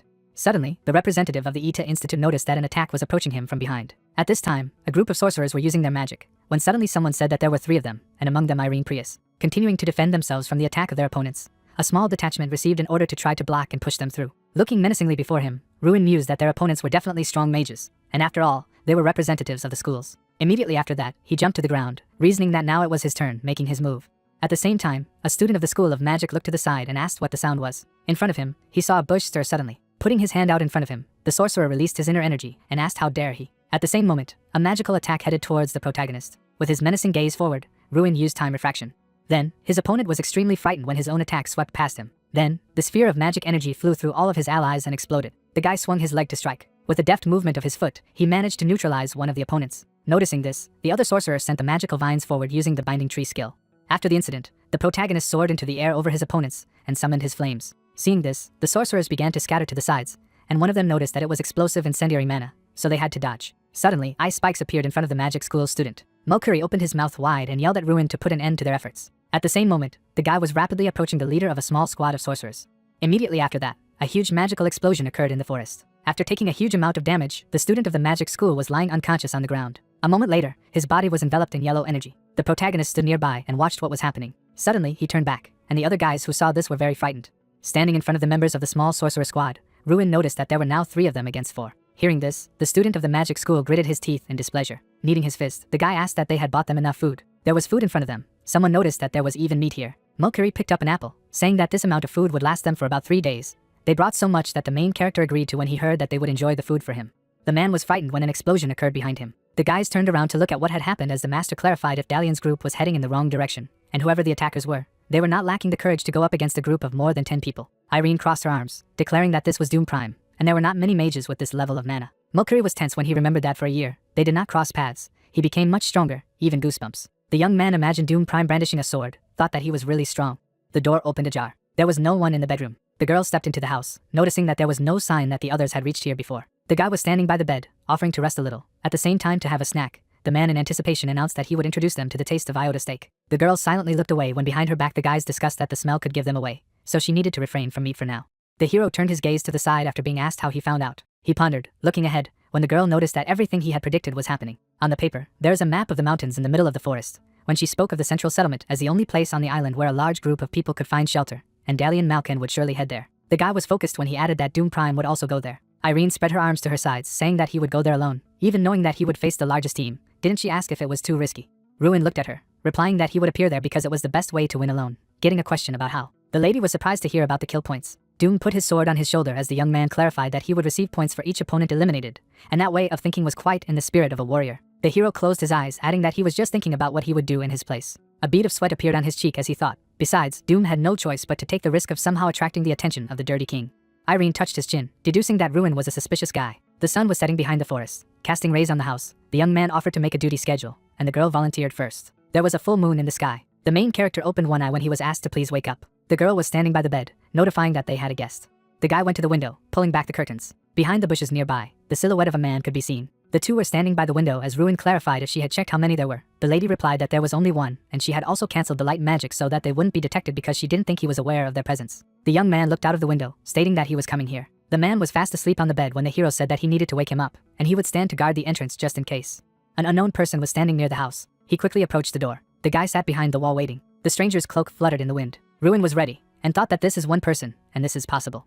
The door began to open. Someone walked into the house without noticing the main character. The guy grabbed him by the hood abruptly. The young man, with a wave of his hand, pushed him in front of him. He attacked him, covering his mouth with his hand.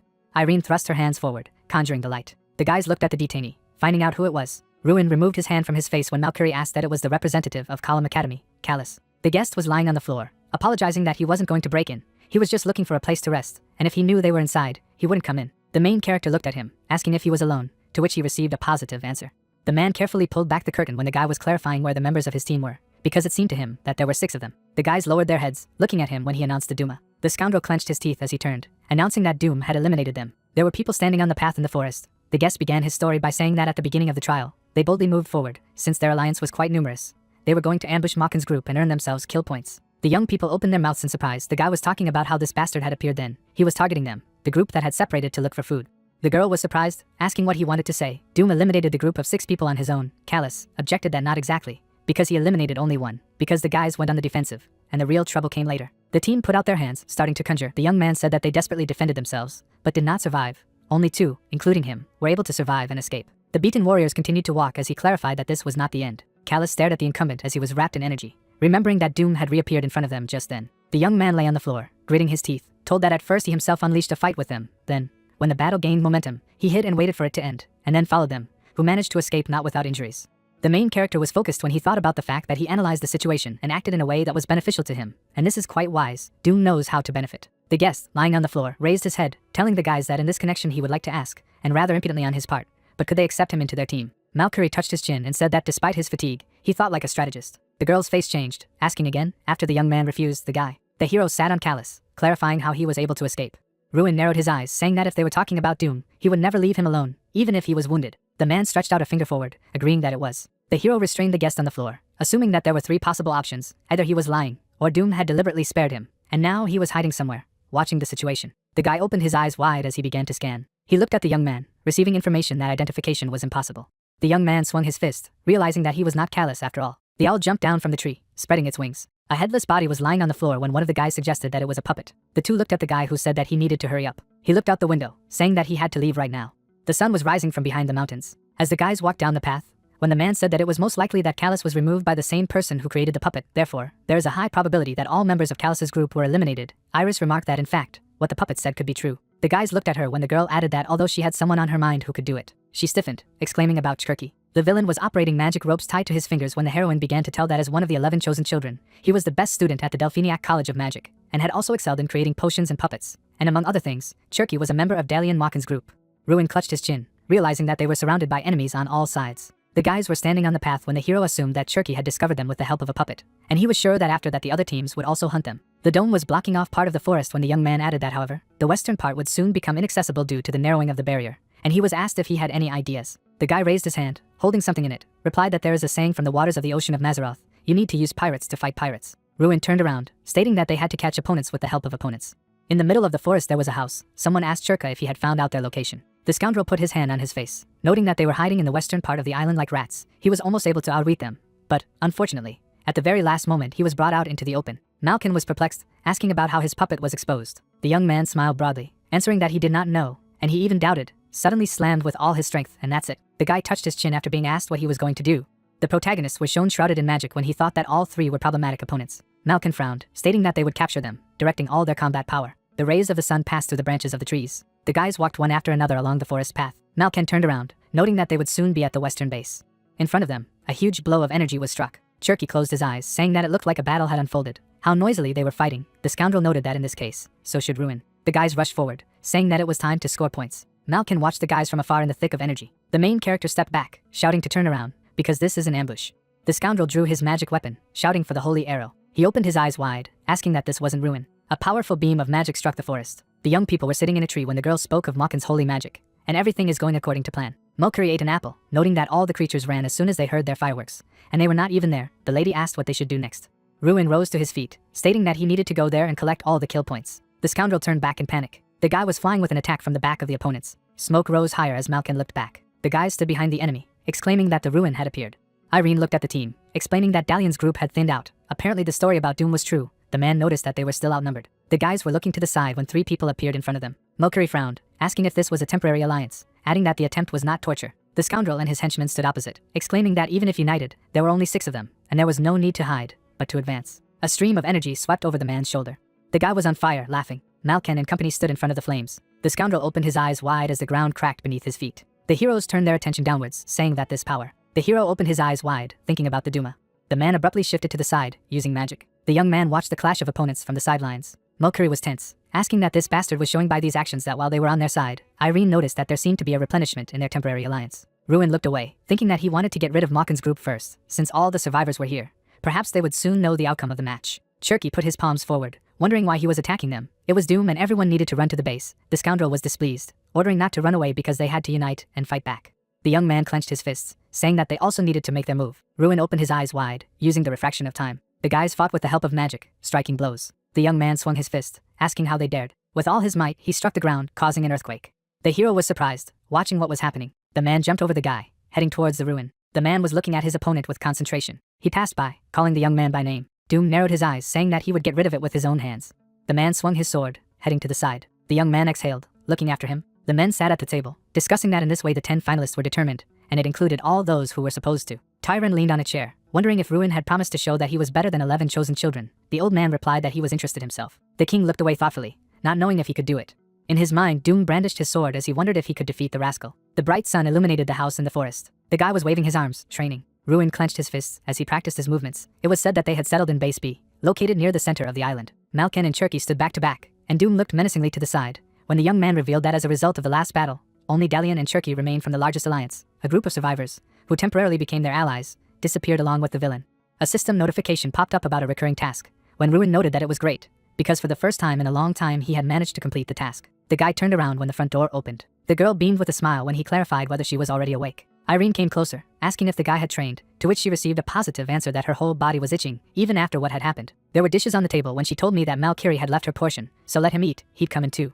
The lady bit off a piece of meat. She was very surprised, exclaiming. Ruin walked into the kitchen, noting that it was delicious, and the man surprisingly turned out to be a good cook. The hero was approaching the table when Irene said that she had gone to bed without saying anything. Apologizing, he replied that it was not worth it, because she was probably tired after duty. The guy poured hot tea into a mug. The couple was sitting at the table when the girl addressed him. He was surprised to ask again, that she had long wanted to ask something. Irene put her hands on the table, wondering what he planned to do after graduation. The hero, folding his hands, asked why she was interested. The girl replied that this was just curiosity, because his approach seemed to be extremely unique, so she thought that he would not follow the standard path either. The rivals looked around as he revealed that as soon as the magi who compete here enter society, they begin to live in symbiosis. The knight stood behind the mage. The guy paced from his robe, and the hero looked at a mug of tea when it was mentioned that they could join a knightly order in their homeland, defend the country as a member of the Empire's army, become a servant of the Mage Tower, or join a special group to earn money, all of which are the so-called standard ways. The lady asked again, in that case, what about her? Ruin sat next to her at the table, replying that to be honest, he had no idea. He hadn't even thought about it yet. He held a mug of tea, noting that he had been the worst student until this year. He couldn't waste time thinking about the future because he was worried about whether he would become a mage at all. He closed his eyes, believing that after this competition and returning to the academy, a couple of ideas would definitely appear.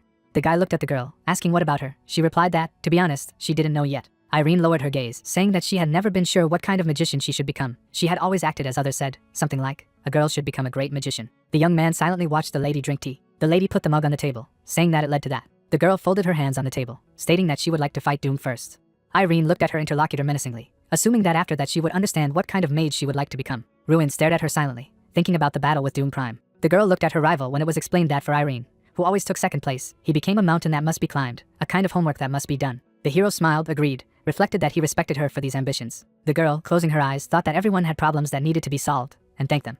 The full moon hung in the sky. The guys were standing at the window, talking about the fact that the barrier was narrowing faster and faster, and they thought that they should leave this place within an hour. Mercury looked at the map to the boy, noting that in this case, the only safe place for the night would be Base A in the central settlement. Irene replied that assuming Malkin and Cherky were hiding there, then taking over the village would not be a bad idea. Ruin looked at the map, adding that he must not forget that Doom might be waiting for them there. The man looked out the window, saying that after all, wait for others to join the battle. Once, the girl explained that then they would be in danger of the barrier, if there were still options.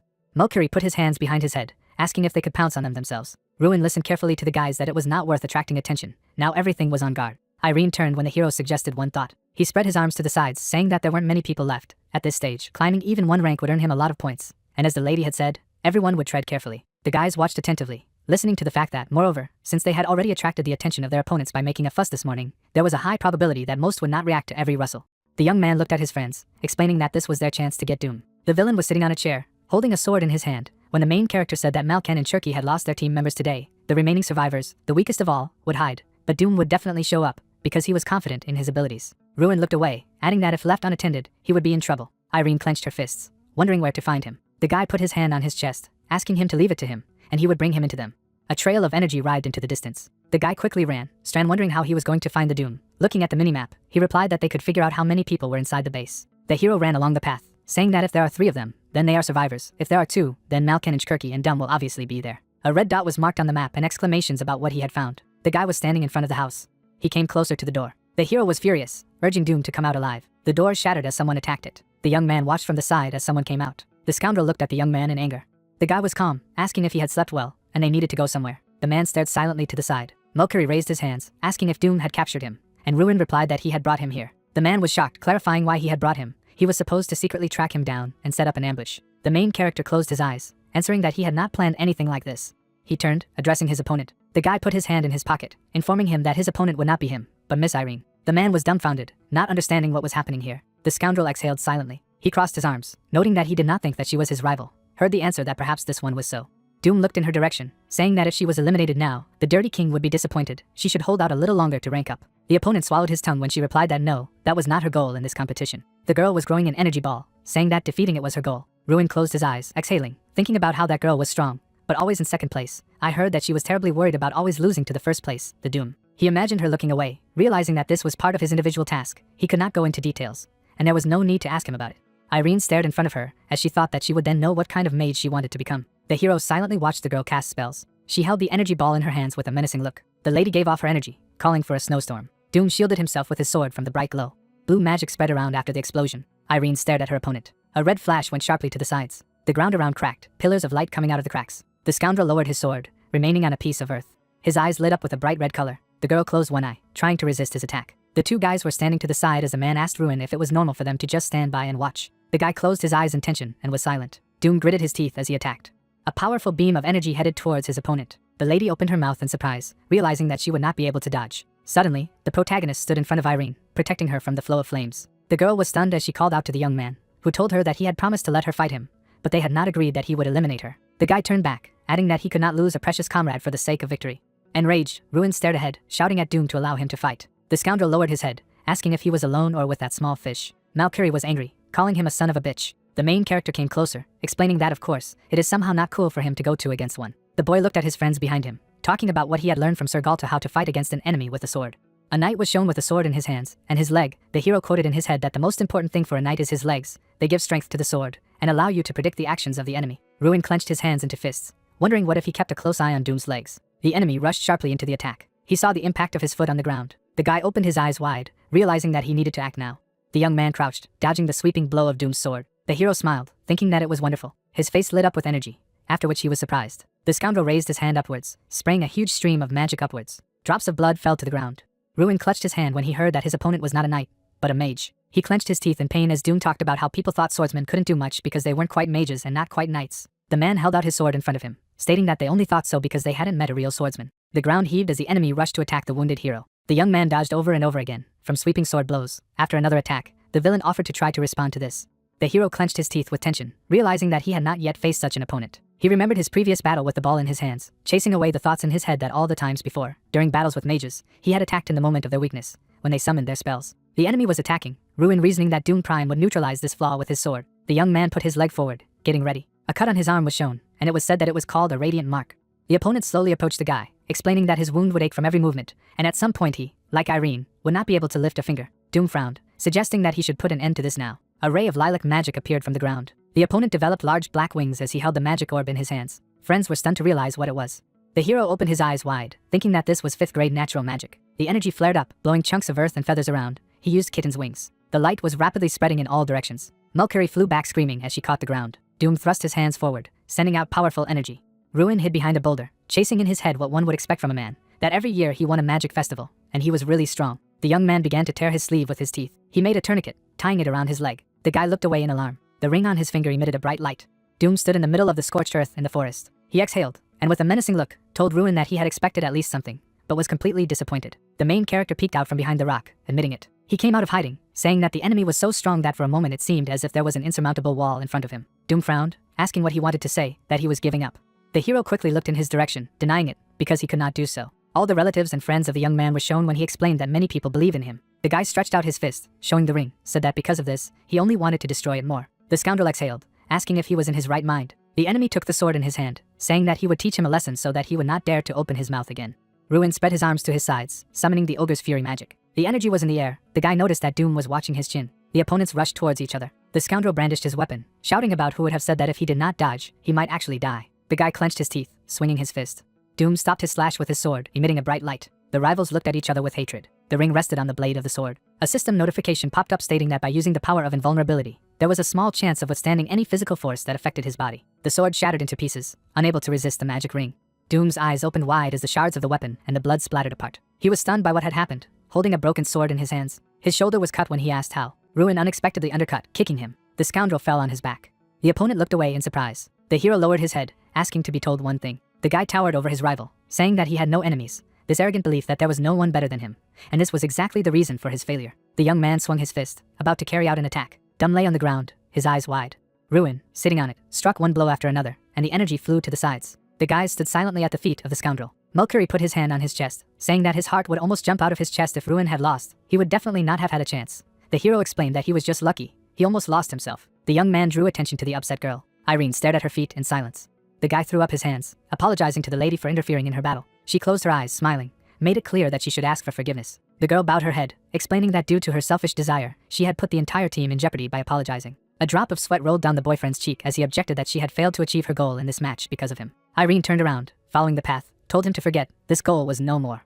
The lady looked away, explaining that she was not interested in Doom now. She pointed her finger at him, saying that now she was interested in the hero. The young man smiled, saying that it would not be easier with him. The girl smiled back, answering that she was ready for this. She added that he should wait, because one day the girl would surpass the guy, no matter what it cost her. The guys defended themselves hard when it was said that in this way, including 5 participants. Malkin and Cherky fought with all their might. Irene and Mulcahy conjured with their hands. The guy said that they could not oppose anything to their team. A bright flash occurred in the depths of the forest. Particles of magic swirled in the air. The defeated opponents lay on the ground. Malkin was ablaze with energy, being unconscious. The guys stood next to them, exhaling. The main character put his hands in his pockets. Noticing that the 3 of them remained glued, the man remarked that who would have thought that they would go so far. Ruin looked at them, warning them that he was not going to give in to them. Irene put her hand on her waist, stating that at this stage she was giving up, not in the best condition now, and sadly, but offered to fight another time when both were in shape. The young man smiled, answering that he understood, and would consider it a promise, banishing the thought in his head that it was quite understandable that the lady was tired. Mulcahy closed one eye, wondering what his turn meant, saying that even though the guy was the leader, he wouldn't back down so easily. The man had treated him lightly last time, but this time, the main character stood up, asking if they would start right away. The man flew high to the side, shouting that he had asked to wait. The young man joyfully exclaimed that long live the winner, the representative of their academy. Young people sat at the table, calling for the Ruin to raise mugs. The guys approached the guy, saying that he was not in the dormitory, so they realized that he would be here. In front of him stood his friends Irene and Mulcahy. The girl crossed her arms, saying that they could not miss the congratulatory party in honor of Ruin, with whom they shared joys and sorrows, so they came here with Mr. The young man leaned his hand against his head, listening carefully as the man asked that she was shutting herself off again because the competition was over. She explained that she was the only one who decided how to address them. Ruin dreamed, looking at them, that everyone was behaving as before. After the battle for survival, he was the only winner. The hero remembered the villain with the outstretched debris, his girlfriend, and Malkin, reasoning that Doom Prime had received a lot of kill points, but his rank had dropped a lot due to the relatively low number of survival points. The other candidates for victory, Malkin and Irene, had also fallen below him if he could continue like this. The guys threw him with a cup in his hand. He continued that victory would no longer be just a dream. The young man looked with loving eyes, noticing that who would have thought that he would sit at the same table with Irene Prius. Now he could die. The team was sitting at the table when he shouted that they needed to shudder once again for the goddess who had descended to them, to which the girl asked not to say so. She closed her eyes, smiling. The hero watched her with a smile. The sign of the establishment was shown on the street, when there was an exclamation that they should have a drink. The man was standing at the locker when they were discussing the need to be quieter behind his back. Doom hears everything. He was looking in the closet, thinking that he had lost. A shattered sword lay in front of his eyes. When he realized that he had slackened, he didn't expect that he would aim at the man's sword and not him. Doom recalled the moment of the punch, reasoning that he had been able to notice it at the very moment he had put up his sword as a defense, but had been unable to prevent it. The warrior lowered his head, realizing that he had lost right in front of the Dirty King. Doom asked if the Dirty King was looking for him from the man behind him on the bench, who replied that not yet. The magician behind said that there was no need to worry so much. Most likely, he did not call a man, for his own good, Knowing that he was tired and needed to rest, the scoundrel apologized, saying that he needed to be alone now. He got up from the bench, saying that he would leave now, and let Doom call if necessary. The man stood silently at the locker. He stood with his back to him, thinking of nothing. The sun shone on the decorated street, where shouts were heard that Ardal had defeated the Doom, and that the next generation of mages was here. The old man looks down silently. Tyrion turned and said in his mind that he expected to show his best side, but no one could have expected such a great feat, for he did not expect that the GG would defeat Doom. Theron approached the man and noticed that after Ruin's victory, a smile did not leave his face, and this hurt his pride as an organizer. And you can't look at the face of that snot in the competition hall without tears. The gray-haired man looked away in surprise and could not believe that it was all over. The sun shone on the two figures on the balcony, and the words that the great festival was coming to an end swept through the wind. The spectators looked forward happily, and the hero said that it has been a few days since the end of the Battle of Survival, and in the meantime, in the group competition, they secured 4th place with a total score of 5 wins and 2 losses. But unfortunately, in the last game they lost the battle for 3rd place. But for them, called the Post-Academia, this was already akin to a miracle. Someone is walking, and the protagonist added that they only have the final individual match left. The squad stands pathetically in the middle of the arena, and Ardal explained that this match is a triathlon. An image of students surrounded by magic appeared, and the hero revealed that it was an obstacle course on the outskirts of the city, divided into 3 categories, namely athletics, martial arts, and swimming. And since it was a battle between magicians, it was possible to walk the path by riding a summoned beast, or to traverse time and space by teleportation. The guy approached the protagonist and asked how he was feeling now. The crowd looks at the arena in anticipation, and Mulcahy notices that everyone is shouting Ardal's name, and then asks what it feels like to be the center of attention of this competition. The hero turned around and replied that it was still difficult for him to say, because he still did not understand what he felt. The protagonist looked down and thought that he wanted to enjoy this amazing moment, but he couldn't yet. Doom looks forward confidently, and the guy mentally said that it was too early to celebrate the victory until the final winner was determined. Clouds flowed across the sunny sky. The bald man put his hands on his chest and sarcastically said that there was an individual competition today, so he wouldn't give in, so Ardal would have to try to dodge. Yosadi raised his pistol and shouted for all the participants to get ready. The girl leaned forward. The blonde man looks ahead seriously. The young man adjusted his monocle. A shot rang out. The participants rushed forward, and someone shouted that he was calling for a combat defender, and the second participant said that he was going invisible. The audience looks at the departing contenders. The man turned around in surprise and told you all to take a look there. The hero is standing near the column, and someone shouted that the protagonist is not leaving. The guy smiled mysteriously. Dust rises from running people. Students rush forward in different ways. A crowd of goblins appeared in front of the participants, and the girl assumed that they must have been tired by this time. The guy flies and suggests that the 3 of them form an alliance, to which the blonde replied that Malkin likes to team up with someone. The horse gallops on the ground. The guy swung. Doom destroyed a squad of monsters with the help of flames. The tired girl runs forward and says that the other side intends to act in their own way, and the young man says that he has known him for 6 years. But Doom is so difficult to be friends with, so he has decided that everyone will be for himself. Fear played on the strings of the goblin's subconscious, whose green eyes reflected the apprentice. Doom killed his opponent with a merciless blow. The guy looked away excitedly and tried to understand why he was still gone. The brunette dealt with another monster and assumed that the hero ran very far, but then realized that this could not be. Irene and Malkin combined their attacks, and Doom added that he was in front of everyone from the start, with only the 2 of them nearby. The bearded man turned and realized that he was still behind. An unexpected question about the location of the protagonist took the girl by surprise, who turned around in surprise and asked to repeat. The guy took the blade out of the goblin's body and asked why Ardal wasn't here yet, to which the blonde replied that she didn't know and agreed that it was really strange. An image of monsters appeared, and the girl added that they had been ahead of everyone for a long time, and no one, including the hero, showed up. The sweaty Malkin looked down and said that it was right, because enough time had passed to catch up with them, but no one had done it. The temporary squad looked back in surprise. A dark silhouette appeared in a cloud of dust. Someone stopped abruptly. The protagonist stands in front of his comrades and says that he has finally caught up with them. Doom looked ahead in exasperation. Irene turned and wanted to know what about the rest of the participants. Ardal smiled and pathetically replied that they were no longer there. Some time ago, Tola looked at each other and tried to understand why the hero was standing and doing nothing. The protagonist put his hand on his head and thought about how he had been waiting for this day ever since he had decided to participate in the great festival. And as someone who had been training endurance for more than half a year, he was more than confident in this match. The guy runs away from the projectile and realizes that he is a melee mage. He will find himself in an extremely disadvantageous position, opening his back to the opponents following him. Ardal leaned over and said in his mind that he needed a strategy. The hero, overwhelmed with determination, looked ahead. The protagonist abruptly rushed from his place and realized that he needed to eliminate everyone, one by one. The disciples looked back in horror. The guy is rapidly reducing the number of participants and added that after the 24th he stopped counting. The young man runs away from defeated opponents. The bald man turned in surprise. Mulcahy looks at the hero in horror and tries to understand when he managed to catch up with him. The protagonist smiled sweetly and asked if he understood what was about to happen. The guy tilted his head dramatically and enthusiastically realized that their endless battle had begun again. The young man swung and asked for forgiveness. Ardal sent his friend on a flight. The bald man disappeared into the sky, and only his cry echoed around him. The girl raised her hand in fear and clarified that he had eliminated everyone else. The hero turned around and replied that this was only partially true, because they could try to enter the race again. Ardal smiled maniacally and said that at the moment, there were no other participants except them. Doom gritted his teeth in irritation and turned to the hero. The guy turned around and seriously stated that this time everything would be different. The participants look at the protagonist. Smoke rises from someone's swift footsteps, and Doom said that he would like to point a sword at the guy right now, but several people are still chasing them. Blue energy began to envelop the bearded man. The guy mounted his horse. Doom turned and said that they would see each other ahead. The rider began to rapidly move away from the group. Malkin turned and suggested in exasperation that he was going to force his way forward. The guy approaches the castle and shouts that there is a trap area. The hero silently watches this scene. An image of chains and spikes has appeared. A trap area, once this lock stuffed with traps, served to protect treasures. But now that all the valuables have been captured, the traps that exist serve as obstacles in the competition. It is a dangerous place where you can get mortal wounds if you recklessly rush forward. A girl and a boy have formed a blue field, so the safe and recommended way to pass is to neutralize traps in advance. So this zone becomes an ideal testing ground for magical knowledge and skills to cope with crisis situations. The hero knocked on the wall and noticed that the neutralization took too long. The protagonist looked up, and Strand suggested that he wanted to destroy the wall, to which the young man replied that it was Drax's method. The sun illuminates the structure, and the assistant said that he still couldn't break through such a dense wall, to which Ardo replied that he knew it. The hero turned around and explained that these were the ruins of an abandoned castle, and the bear realized that he was targeting dilapidated areas, to which he received a positive response. The protagonist stands in front of a wall projection and reveals that he studied the castle walls with the player's eye. The guy looked sharply to the side. The young man turned to the system window, which reported that this area of the herd was prone to destruction. Ardo swung for a shot.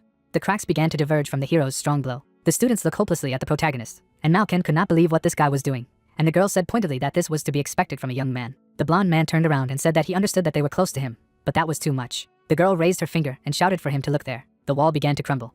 A piece of the wall fell off in front of Ardo. The comrades stood in complete shock, and the blonde man shouted that this was madness, and this could not happen at all. Malkin hesitantly approached the rift and shyly asked the hero if he could also use this path. The protagonist turned around and confidently replied that he was not. The guy rushed to the GG and asked him to wait. A huge boulder blocked the passage, and the young man called Ardo greedy. The hero runs forward, and the bear said that it is impressive that he was able to break through such a strong wall with only 2,400 strength, and the protagonist noticed that only he and Doom remained. The guy caught up with his opponent. The assistant raised his head and said that the young man had come out of the castle. An arrow sticks out of Doom's shoulder, and the hero noticed that he was in a hurry, because he even received an arrow in the shoulder. The protagonist rushed forward and realized that he wanted to defeat him so much. The horse began to disappear, and the guy noticed that the spirit time had expired. Ardo runs and shouts that Doma will never be overtaken in the run. The bearded man began to draw his blade. The student tried to hit the hero. A hand grabbed the young man. The protagonist flies down with his opponent and invites him to go through the last stage together. The guys fall down. The splashes flew in different directions. The guy abruptly emerged from under the water. The young man began to row fast and thought that it had worked perfectly, because he would be at a disadvantage if Doom used magic to descend the cliff, which meant that now he needed to swim fast. The ice is rapidly approaching Ardo. A confident student accumulates magic. The hero turned around and shouted to him that there were people floating here, and he was freezing the river for some damn reason. The ice shackled the protagonist. Doom sits on his horse and says that he doesn't have to worry about that as part of the competition. The smug guy turned around and said that he would go. Ardo looks after the departing student. A fiery glow appeared from under the ice, and the hero shouted that he needed to free himself as soon as possible. Cracks began to diverge across the surface. The protagonist got out of the shackles. Doom rides his horse. The shocked guy turned around and couldn't believe that the young man had caught up with him. The apprentice gritted his teeth, and the hero realized that they would soon arrive at Althane Stadium. The protagonist confidently tilted his head and noticed that there were no obstacles left on the way, so he could only run. The guy pushed hard off the water. The young man quickly approaches DM and offers him to arrange a revenge march. The tired disciple gritted his teeth and thought that in his condition, it would be fatal. There was a deafening explosion. The audience looks at the screen in shock and tries to understand who won, because it is not yet clear. The man raised his finger and shouted that someone was walking there. The silhouette of a horse stands in the smoke at the stadium. The horse quickly ran onto the platform. People wave their arms and try to understand what happened to the magicians, and the man shouts that someone can be seen on the screen. Ardo stands on his feet.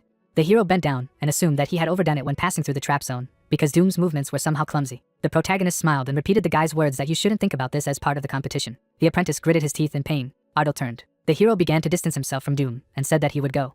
The sun illuminates the banners. The students stand on a pedestal, and the protagonist said that he won 2 awards in the battle for survival and triathlon, won the individual competitions and eventually took first place. The guy looks ahead enthusiastically and summed up that this is how the great festival ended for him. The crowd cheers and chants his name, and calls him the next generation of mages, not a failure. An image of a sad Ardo appeared, for whom these words felt as if he had to go through the suffering of 6 years locked in a dark cave of isolation. The hero goes and realizes that he has done a great job. The protagonist stands against the background of happy comrades. The guy smiled and thinks that these cheers were a reward for his hard work. The young man raised his hands and thanked everyone, and then realized that he did not want to lose this support. The carts passed by the gate, and someone noticed that there were so many of them. The blonde man tilted his head and assumed that they were all chosen nobles, to which his friend added that not all of them had been invited. A bored Ardo is sitting at the table, and the guy explained that they are here to see him. The hero closed one eye and said that he was bored, and he also wanted to return to the academy as soon as possible. The harsh words slammed into the protagonist's head like an arrow, who turned abruptly when a woman's voice noticed that this was strange. Satisfied Irene stands in a white dress, and the guy turned to her fascinated. The girl sat down at the table, and the young man tried to understand what she meant by strange, to which she replied that people did not try to talk to him. The hero smiled contentedly and assumed that he appeared in their eyes as a smug person, since he came to the banquet dressed unenthusiastically. The blonde woman tilted her head and said that his theory had a place. The protagonist sat in shock when Irene added that this was not the only reason. The high-ranking people look askance at Ardo, and the girl said that most of the nobles have come here to meet him. But even though he looks smug, it turns out that no one has even tried to communicate with him. The blonde smiled mysteriously and explained that they were talking about someone eating it. Fear shackled the hero, whose face was dripping with a drop of sweat, and the words that this man was so powerful that no nobleman would even think of talking to him rang like a bell. The protagonist turned around and tried to find out who it was. The old man raised his head and shouted that they were starting the evening banquet, and representatives of 32 educational institutions should follow him. Food is on the table. Steam emanated from freshly cooked meats, and dinner with the dirty king abounded in dishes as if it had been prepared for the emperor's meal. Fear filled the room, and someone said that he would like to avoid it. In fact, under the guise of dinner, a debriefing of the past competition was hidden. This meal is also known as a banquet under the guillotine among those who showed themselves poorly. The hero silently looks at the two empty chairs. The protagonist turned around and thought that only the dirty king would be present, but 2 places of honor were allocated. The old man raised his hand and said that they were coming.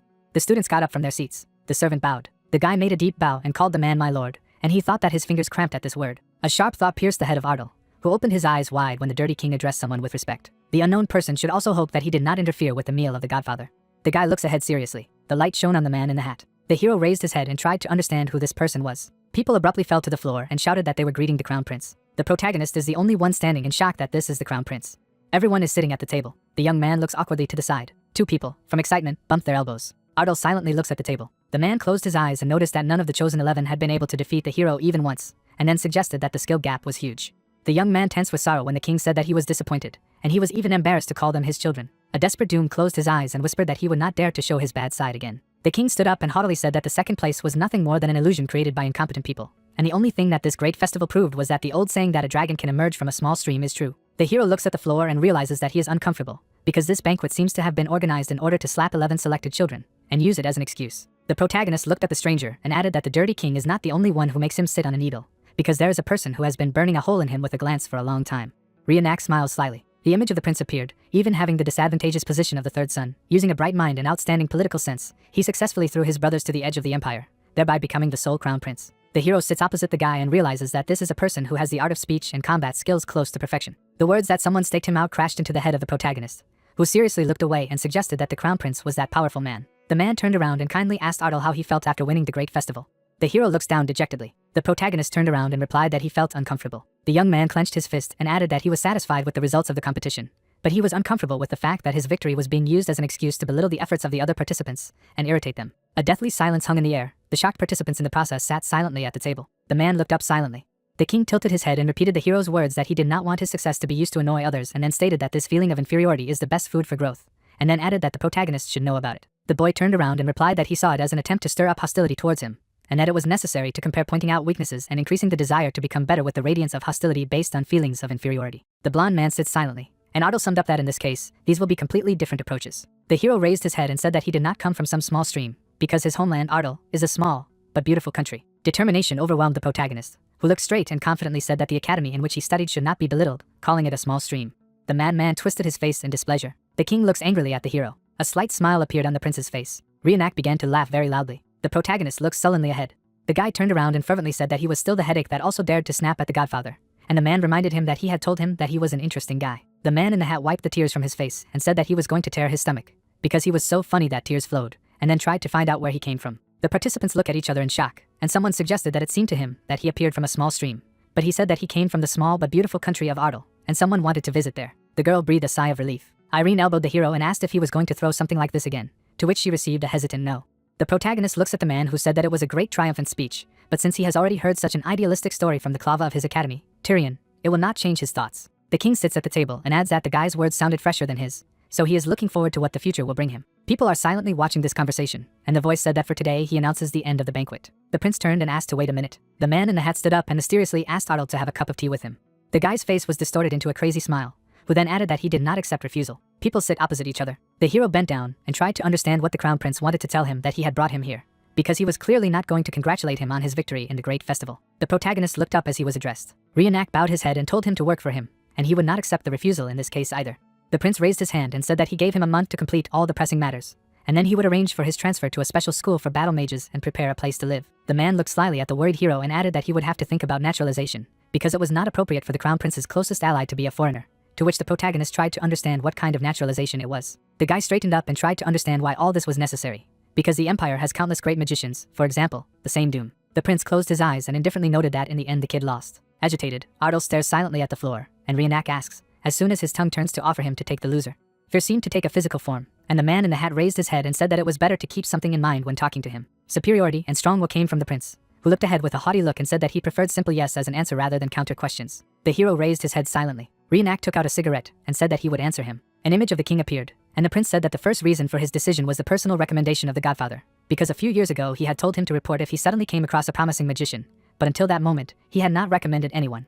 The man in the hat looked up confidently and said that he liked his courage. The prince pointed his finger at the blushing protagonist and explained that it was the courage with which he had donned this tie to meet him, while others went out of their way to impress those in power. Reenact raised his head and added that the courage to confront his godfather and open up to state his position. The hero lowered his gaze, and the man in the hat added that it was courage, bordering on recklessness, to keep asking him anything despite the warning. The prince threw up his hands and said that in matters of politics it is sometimes necessary to have someone who will express an interesting position. The protagonist leaned over and suggested that all he needed to do was give him advice, to which Reenact angrily remarked that he had asked him the question again, and then explained that he would have to protect him from the damned brothers who were unable to accept his younger brother as crown prince. People sit silently opposite each other. The awkward silence was broken when the man in the hat raised his hand and realized that the hero did not want to which he received a positive answer. Despair enveloped the protagonist, who stared desperately at the floor, and Reenact reminded him that he did not accept rejection. The prince is sitting opposite, and the guy remembered that the highest power in the empire belongs to the crown prince, and the opportunity to become his closest associate is a chance in a million. An image of the king appeared, and the young man revealed that most magi end up teaming up with powerful people anyway, and even in the magic tower where magi lose all their lives learning magic, so if he misses this chance, he may seriously regret it in the future. The hero confidently raised his head and replied that there was still a lot he would like to do, and he thought that he didn't want to become someone's magician. The prince smiled and said that he thought he was a reasonable person, but he turned out to be unexpectedly idealistic. The protagonist leaned over and at Reenact's words that such an opportunity is hardly given even once in a lifetime, and he can wish for it, replied that everything is quite possible. The guy stood up, and the man in the hat said that they had to pretend that this conversation didn't happen. The prince put his legs on his feet and said that Ardal is called the brightest gem of the past festival. The man in the hat crossed his arms and explained that collecting such stones was his hobby, and there was not a single gem that he did not receive. Darkness began to obscure the room as Reenact leaned over and said that he was destroying what he could not possess. The hero looked back seriously. The protagonist confidently opened the doors.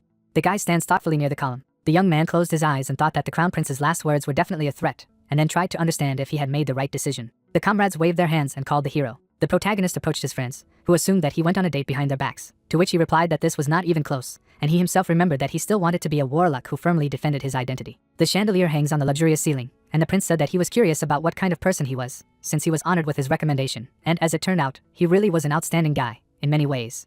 The man turned around and suggested that the dialogue with him did not work out, to which the guy said that he even threatened him, but this did not cause any effect. The king closed his eyes and suggested that he was going to surrender, to which Reenact laughed and replied that she would not surrender. The light reflects off the ring of the man in the hat, who has adjusted his collar and said that he knows it well, because there is nothing stronger than his passion for collecting. The prince looked out of the window in irritation and declared that Ardal would be his, because he had decided so. The hero awkwardly fights off the attacks of his friends. The protagonist trains against the backdrop of the sunset. The guy took a tired step to the side and, having familiarized himself with the system, said that he had done everything today. The young man fell on the grass, and the assistant noticed that his body was getting better day by day. Ardal turned around and replied seriously that he didn't want to hear it from another man, to which the bear told him that he was a woman. The shocked hero abruptly stood up and asked why she was a woman, to which she replied that she was born this way, and the protagonist could not believe that incarnations have a gender. The irritated bear raised his head and wanted to know why they suddenly couldn't have a gender, because he hadn't even asked her about it. An image appeared of the comrades taking a bath, and the guy recalled that they sat together in the bathroom, and Strana replied that there was nothing to look at. The evil hero approached the humble bear and realized that since she said so, she had already seen everything. The protagonist smiled slyly. The guy got up and asked him to forget it, and he would go in the meantime. The young man threw his hands behind his back and said that from now on she was forbidden to joke about it, and his partner tried to assure him that she did not see anything. The locomotive is standing at the station. Friends hug, and the blonde man asked the hero to take care of himself. Smoke poured out of the chimney. The protagonist watches the departing train. The man approached the guy and said that it was time for them to go too. People are sitting on a bench, and the young man said that after his friends went home, he, as the winner of the great festival, first needed to visit the Revidine to complete the points of the schedule. An image of a man appeared who asked to be called a street cat, and the hero added that a person who introduced himself as a street cat went with him as an escort. A green glow envelopes the man, and the system reports that nothing is known about him, and the protagonist realizes that he is a high-level mage whose characteristics could not be seen even with the player's eye. The guy turned around and thought that therefore, he was at least on the same level as the professor of the academy, which meant that he had never been able to learn anything other than the fact that he was a little less than 30 years old. The man looked at the paper and asked to be allowed to briefly describe the further plan of action, where first they need to go to the palace for congratulations. The street cat looked sharply to the side when the hero interrupted him and, apologizing, said that it was not necessary to talk to him on a first-name basis. The magician turned to the protagonist and replied that he was only 16 years old, that it did not cause him any inconvenience. The guy looked down and thought that he was incredibly scrupulous and businesslike. The man looked at the protagonist and continued that he would go to the magic tower where the artifact would choose him, and the young man wanted to know what he would choose. The street cat turned around and said that there was a chance that he would leave without the artifact because it was the item that had to choose him. The hero stands against the background of an orc and tries to understand whether the artifacts in the tower have a self-consciousness like King Ram. The man put the plan in his bag and summed up that at the end he would be assigned a mission. An image of a cloaked figure appeared, and a street cat said that in general, Due to the status of a student, he could not receive any missions, but an exception was made for the winner of the great festival, which meant that this could be considered as an announcement to the world that the next generation of mage had appeared. The protagonist looks at the bundle and said that this is his debut. The guy unfolded the list, and the man explained that he could now choose the mission from the list that he liked best, and Ardal said that these were missions to search, subjugate, kill, explore, and so on. The bear pulls the hero by the collar. The protagonist pulled out the paper in front of him. The locomotive is rushing forward, and the guy said that he wants to choose this mission. The sun illuminates the city. People are standing in front of the doors, and the man said that this is the palace of Payan, which is the residence of the crown prince, and should pass, because everyone is waiting for him there. The street cat bowed deeply and added that he would be waiting for him here, to which the young man couldn't believe that he wouldn't go with him. The door began to open in front of Ardal. Rionek looks at the frightened hero with satisfaction. The prince put his hands on his belt and greeted the protagonist to his empire.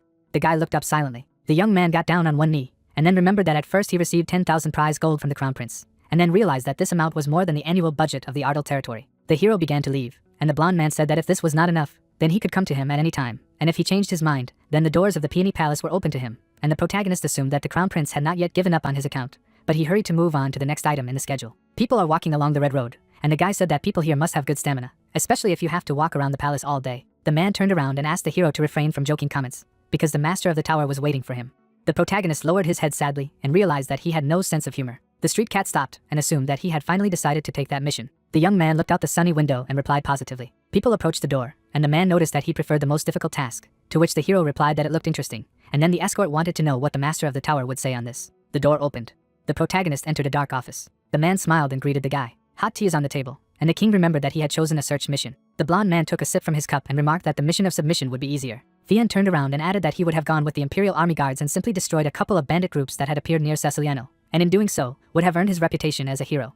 The protagonist sat silently when the man noticed that he preferred to go there, to the lifeless wasteland, and he thought that he could not be told that there was nothing there. The guy is holding a piece of paper, and the assistant offered to choose a heavenly mountain as the first mission, and the young man tried to find out what it was. The hero stands against the background of Orc, and the bear explained that this is King Ram's homeland. Strana raised her head sharply. An image of a dragon appeared, and the assistant said that this was the place where Draka had lived for 100 years. A celestial mountain is seen against the blue sky, and Otto mentions to himself that it is a remote area located in the north of the Radiant Kingdom, where there are rumors of ogres. The red brutes are standing nearby. The hero says to himself that they don't live there now. The grey orc smiles. The protagonist adds that in addition to the living artifact that is in the academy, the rest of the species died in the Great War. A demon with a sword stands on a mountain of corpses. The skull lies on the ground. The protagonist mentally notes that this place has become a lifeless desert after the ogres disappeared, then adds that there is a reason why the search missions in that area have the highest level of difficulty. A grey mountain with snow appears. The guy mentally adds that it's all about the barrier. 3 wizards stand over the flasks on the table. The young man says to himself that this shield cannot be dispelled by any spell, then adds that not a single mage has been able to solve this mystery. Ardal sits in a chair and says to himself that this mission is to find out the essence of the barrier. Theron asks why the hero is interested in the wasteland. The protagonist looks at the mage at the table, who says that he may be interested in the hypothesis that the wrath of the ogre god turned the place into a sanctuary. The hero frowns at the thought that others have no reason to go there. A huge dragon stands in the middle of the clearing against the backdrop of the mountains. The guy notes to himself that the destroyer of the Dracagonia worlds has lived in those lands for 100 years, then adds that this alone is enough. The white-haired man looks thoughtfully at the young man, who in his mind claims that there is no need to say this, and states aloud that the reason is that this mission has the highest level of difficulty, to which his interlocutor asks why, then recommends choosing another task. A chain with a lock hanging against the background of the mountains. Theron claims that the high difficulty is not due to the high activity around, but to a riddle that no one has been able to solve. The dark-haired man smiles and replies that if a 16-year-old magician can reveal it, then it will be an even more impressive achievement. The mage closes his eyes with a smirk and adds that he could be the first winner of a great festival in the world to fail a mission, to which Ardal argues that the achievement is too early to rule out. A white-haired man looks at the hero with a smile. The protagonist makes a surprised face when Theranos asks if he knows why he recommended the protagonist to the crown prince. The mage looks straight and states that the reason is that he wanted to leave the guy in Revidine to watch him. The young man's face fades. The man sits at the table opposite Ardal and asks if the interest in this mission is related to his ability. The white-haired man smirks and adds that whatever it is, he will be watching. A drop of sweat runs down the protagonist's face. The guy lies on the bed and asks the country if everything will really work out, to which he asks if he is worried that he will not cope. The young man looks at the ceiling and declares that he is a little worried and adds that this place has not been visited for several hundred years, and it is not a fact that he will be able to find out at least something. Ardal turns to the bear, who says that up to this point no one has been able to find out anything in a human way, but adds that the hero will succeed, to which he claims that he is also a human. Someone knocks on the door. Strana claims that the protagonist has skills that exceed the usual capabilities. The guy asks again in surprise. The young man rises from the bed. Someone declares that it is Voka. Ardal asks to come in. 2 people enter the room. The hero greets them and calls them a delightful boar and a street cat. The bear sits on the protagonist's shoulder and wonders aloud at the nicknames, to which the protagonist replies that these are the preferences of the Dirty King, and all the mages of the tower have such addresses. The assistant asks when they ended up on the farm. The overweight guest raises his hand with a smile and asks if it's time for them. The group walks along the sidewalk. One of Ardal's escorts says that the place they are going to is divided into 4 zones. The cat turns to the hero and talks about each section and explains where the rarest artifacts are. The protagonist looks at the skinny man, who adds that they will escort him to Area A, to which he notes aloud that they said there was Section X. Street Cat looks directly and reveals that the entrance to that place is only available in case of a special event, and even the Emperor is forbidden to pass. The guy frowns and repeats the words of the interlocutor to himself. The young man and his escorts are standing in the storage room. Otto tells himself that he followed them to Area C. The hero holds a large sword in his hands and asks if it is magical, to which the delightful boar agrees and adds that they collect and store items only in good condition, which they received during the Great Demon War. The protagonist's face is reflected in the blade. He notes to himself that this weapon is no worse than the shining sword used by Doom Prime, then adds that this is to be expected from the artifact room of the magic tower. The book with the cat on the cover lies on top of the pile. The guy states that he considered this volume lost, to which the boar replies that this edition is more than 100 years old. The young man adds that there was once no other entertainment except reading. A bookshelf is shown. Otto reads the names aloud. Shelves with volumes appear. The hero pronounces the names of publications. He stands with an open book and asks if the protagonist is allowed to read them in the magic tower, to which the skinny man replies that the master sometimes allows him to read them, but it is forbidden to take them. The shelves with the volumes are lined up. The young man tells himself that Area B was a treasure trove of knowledge, which contained forgotten magical tomes and rare historical publications, then adds that as soon as he left behind the charm of this place, he went to Section A. Otto looks intensely at the artifacts, and notes to himself that none of them reacted to him. The hero turns to the boar and asks if there have been such cases, to which he replies that it is extremely rare. The silhouette of a man holds a green sword of energy. A plump man says that the one who is allowed to visit Zone A, then a priori at least one artifact should react to him. The protagonist makes an awkward face and says that he is sad about it. The guy shifts his gaze to the smug country on his shoulder, who asks not to kill himself because of the garbage, to which the young man is surprised aloud. The blade lies in a chest of gold. The bear says that although for most people the items here are considered treasures, but the truly valuable things are not here. Otto's assistant points to the door. The monster's head hangs over a closed passage. The hero is surprised to note that this is Area X. The hero sighs in disappointment. Stran adds that there must be at least one artifact created by the dragon, which never smelled its scales. The protagonist leans over to the chest and states that they can't get there anyway and suggests that they focus on the available artifacts. He looks at the green glow in surprise. Two escorts look at the light in shock. The door radiates radiance. An overweight person spreads his arms to the sides and shouts that this is a special event. The door opens. The boar adds that this is the first time in 56 years. Theron frowns and asks if Cunhin's tooth really reacted to Otto. The skinny guy bows and agrees. The white-haired man lowers his eyes, mentally wondering if this means that the hero is talented enough to be the next to take the throne. The door to Zone X is shown. The mage notes to himself that behind it there are three artifacts that differ in a different level of power. Algo's golden staff, Morsh's armor, and Cunhin's tooth appear, and the white-haired man notes to himself that all three items have a single ability that allows their wielders to stand on top. A magical artifact in a person's hand emits light. Theron tells himself that the staff of Algo belonged to the first mage of the human race. This item can infinitely increase the power of its owner, and is also a symbol of the king of magicians.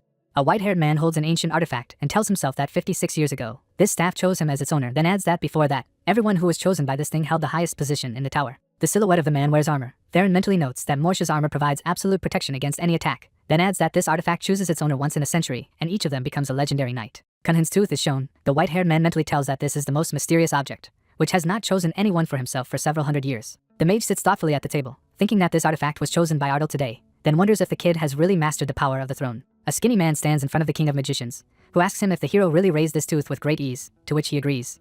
Theron furrows his brows in front of 6 men with the tooth. He tells himself that this artifact is so heavy that it takes at least 5 people to move it, then states that this item definitely cannot be lifted alone. The mage king opens his mouth in surprise when he says to himself that the protagonist seems to have the power of an ogre. Ardal raises a tooth with a smile. The white-haired man talks to himself about incredible physical strength. An artifact is shown against the background of rocks. Theron notes to himself that the hero has chosen a search in the area of the Sky Mountain as a mission. Then he talks to himself about the tooth of the first ogre chief. The white-haired man silently looks down at the table. He looks at the street cat and orders everyone to be summoned. The mage king sits across from the guy and reveals that he means the Scream Mages. A sign with the inscription is shown. Ardal tells himself that he decided to go west to get to the Sky Mountain. He is told that the time period for completing the mission is 1 month. The street cat gives the hero a pouch and tickets for the mana train. He adds that he also gives him permission and an ID, to which he thanks the man. A skinny man looks at the protagonist.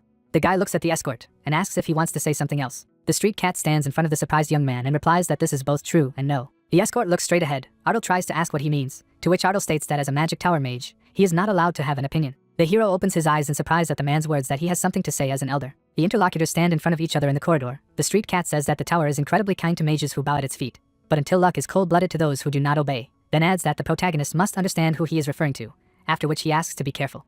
A skinny man makes a piercing look and claims that you need to question everything. The young man frowns tensely. The ancient castle of Tesherin is revealed. Ardal tells himself that it is the closest city to the Heavenly Mountain, which was created to protect against the invasion of the ogres, then adds that it is also known as the shield of the continent. Several armored warriors make furious faces surrounded by a golden aura. The hero mentally declares that for this reason, this city is surrounded by walls that are no worse than the capital's, and also has a strong army with an iron will. The protagonist stands in the middle of an empty street with the words that this is written in the books.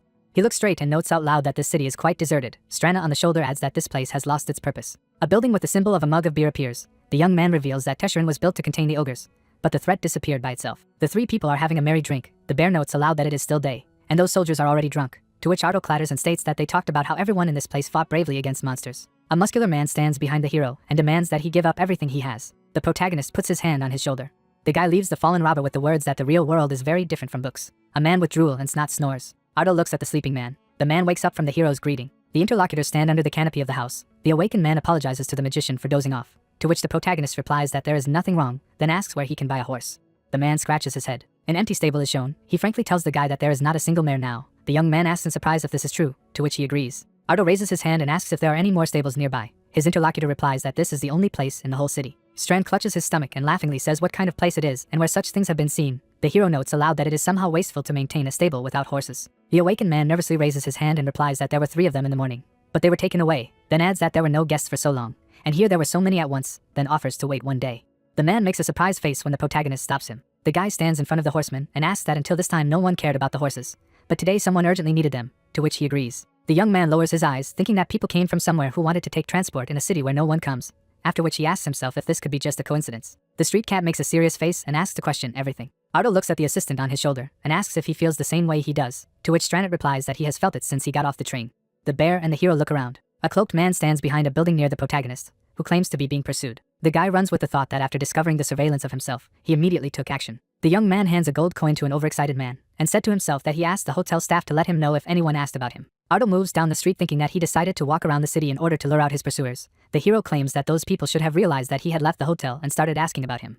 The protagonist smiles and notes to himself that it is obvious that he was being followed by people from the Reenact Empire. The crown prince smirks. The guy states to himself that he does not know if Reenact sent pursuers because he did not want to follow his orders. The wizard king looks straight ahead. The young man says to himself that it could be Theron, who is showing too much interest in him. A mountain is revealed. Otto silently states that both options are unpleasant for him and adds that he needs to solve everything before he goes on a mission. The hero frowns at the thought that he cannot let them follow him when the surveillance became obvious. The man makes surprised eyes and says that no one came. The protagonist stands in front of him and asks him again, to which he adds that he swears that he was waiting for someone to be interested in the guy, but no one came. Strand crosses his paws and claims that this does not look like a lie. The hotel employee touches his chin and tells him that something is bothering him. The young man is interested. Otto makes a shocked face at the man's words that he has a memory gap of 3 minutes. The hero and the bear look seriously at the interlocutor, who adds that he cannot remember. The man screams painfully under the large arm. The protagonist tells himself that mind control is a high-ranking 6th class spell that can subdue the mind of a creature without remembering that he was under control, and the caster gets the opportunity to look into the memories of a subordinate. Otto climbs the stairs with the words that the opponents turned out to be more careful and stronger. The country notes aloud that since they were able to look into the memory of the hotel employee, they definitely know that the hero is aware of surveillance. The protagonist opens the door. The guy examines the room with the bed. On the wall hangs a piece of paper that says they don't intend to harm the young man, so he doesn't have to waste time trying to figure out his identities and carry out the mission further. Otto furiously tears a leaf from the wall and shouts that the pursuers dared to show up in his room, daring to tell him not to try to find out about them, then declares that this is pure threats. The hero makes a serious look and says that let everything be according to them. The protagonist jumps from house to house. It moves on rooftops. The guy lands on the ground. The young man speeds up. Straney asks what he plans to do, to which he replies that he wants to find them. A hologram is shown, and Otto asks to open the map. He looks back as he runs and suggests that his pursuers should not lag behind. The hero speeds up and says that he is in first place in the triathlon. A skull is depicted on the neck of a person. Someone wonders if they need to follow the protagonist. The man in the raincoat laughs and says that their youngest really wants to play with them, then adds that it is difficult to refuse. The 2 strangers disappear, and the hooded man orders them to follow Otto, to which they agree. 2 silhouettes chase the hero. 3 people in raincoats land on the ground.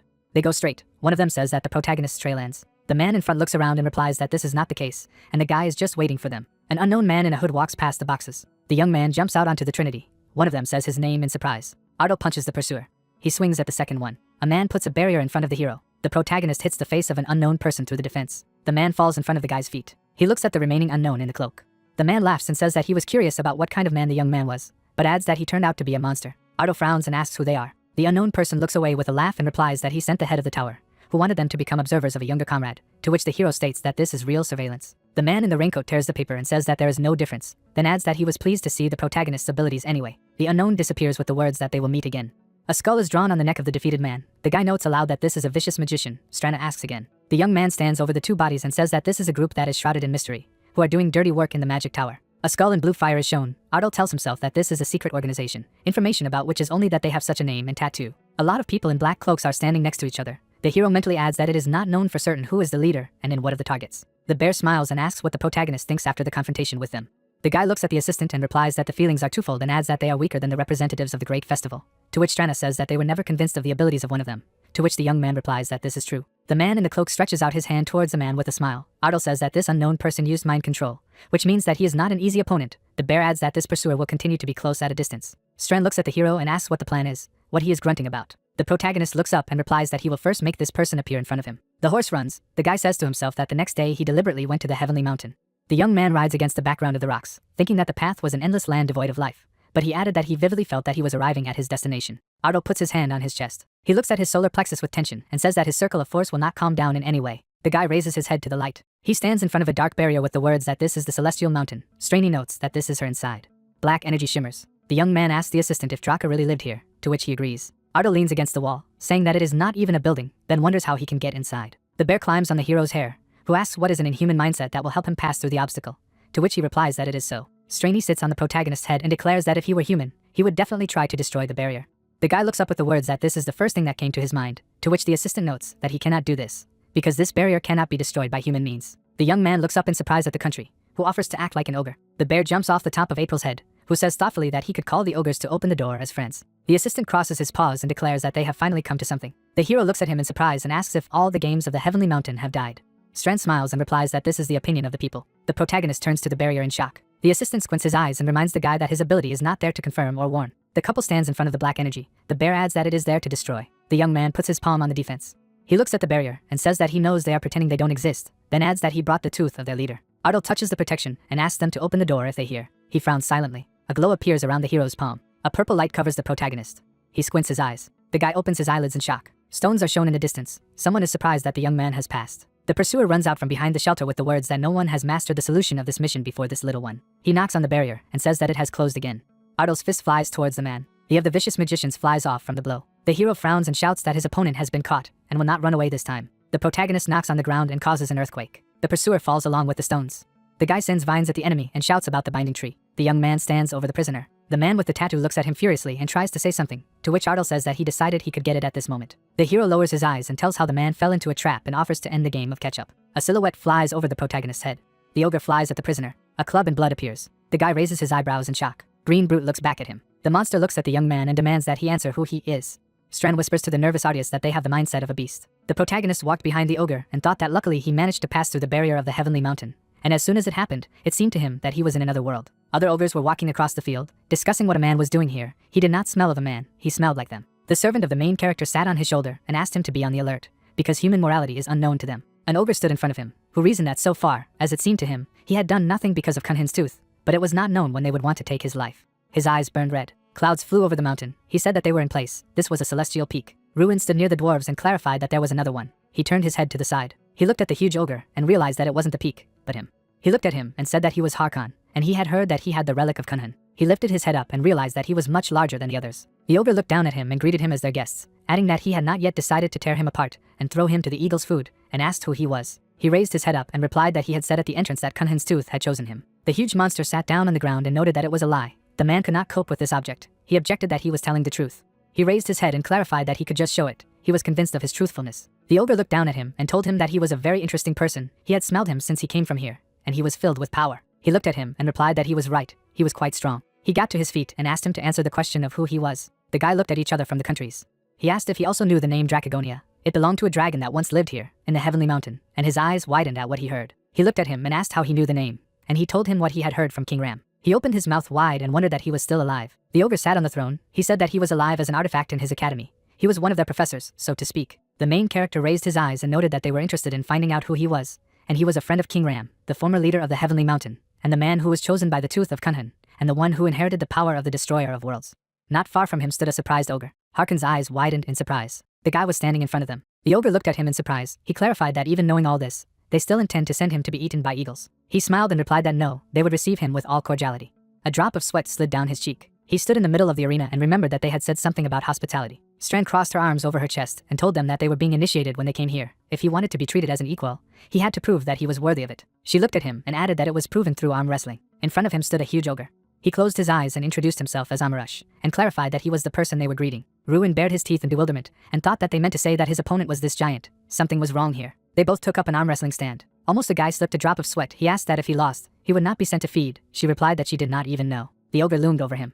He squeezed his hand. He realized that he was really frightened by his huge physique, but he didn't go for it blindly. The guy looked at him resolutely and added that a match between an ordinary human and an ogre sounds more than ridiculous. But thanks to the artifact, he also has extraordinary physical strength, and noticed that since he got his hands on Kunhin's tooth, his strength has increased by 1,000 points, and now it is 3,520. so winning is possible. An image of a tooth appeared. The young man looked menacingly at his opponent. He stood in front of him and told him that he did not think that he was an ordinary person, but his hand really felt different. But he was Amarash, even if his opponent was a man, but he would not let him down. The latter looked at him and replied that it was okay. Let him try to defeat him once and for all. An ogre with a ring in his nose stuck out his hands and asked him to get ready. He opened the plastic wide and shouted that they were starting. The sleeve of the main character's jacket was torn. His eyes widened in surprise. He lowered his head. The guy gritted his teeth from the tension. He opened his mouth wide and realized that this was his last attempt. The latter calmly put his hand on the table. The young man's mouth opened in shock. The ogre threw up his hands in the air as a victory. He lay down on the ground and realized that he had lost, even though he had put all his strength. He wiggled his fingers and asked what they were going to send him to be eaten. The protagonist stared at the sky. The ogre ordered him to get up. He leaned over to him and noted that he had held out against Amarash, the best warrior of the Heavenly Mountain for so long. A truly incredible man. An image of the status window appeared. The young man looked up and thanked him. Strand looked at him and congratulated him, and remarked that while he had managed to gain the respect of the ogres, he clarified that she was silent because she knew how it would end. She replied that it was fun. He smiled and asked again that it had taken Fight 17 years to defeat him, then he would do everything in a month. The ogres were sitting at the table. He recalled that at the end of the arm wrestling match, a large-scale banquet was held at the small peak. There were tables on the wooden floor. He said that the dishes here were tastier than he thought. The ogres, surprisingly skilled cooks, she agreed with his words, and added that even the smell of the food is strong, such an aroma. He sat down on the grass and wondered why they lived here, locking themselves in this shelter. The guy buried himself in the ground and thought that it felt like he would have to face something more important than a mission. The ogre put his hand on the shoulder of another ogre. Amarash approached the young man and declared that he was a strong man.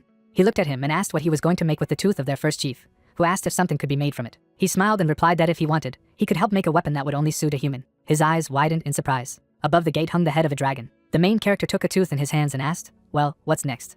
Strand stretched out her hand and told her that it was a source of primordial power, a symbol of great power, the tooth of an ogre who had inherited the strongest willpower. He interrupted and said that he was not talking about it, and asked how he could use this artifact. An image of armor appeared. He added that Algal's staff and Morsha's armor had a clear use.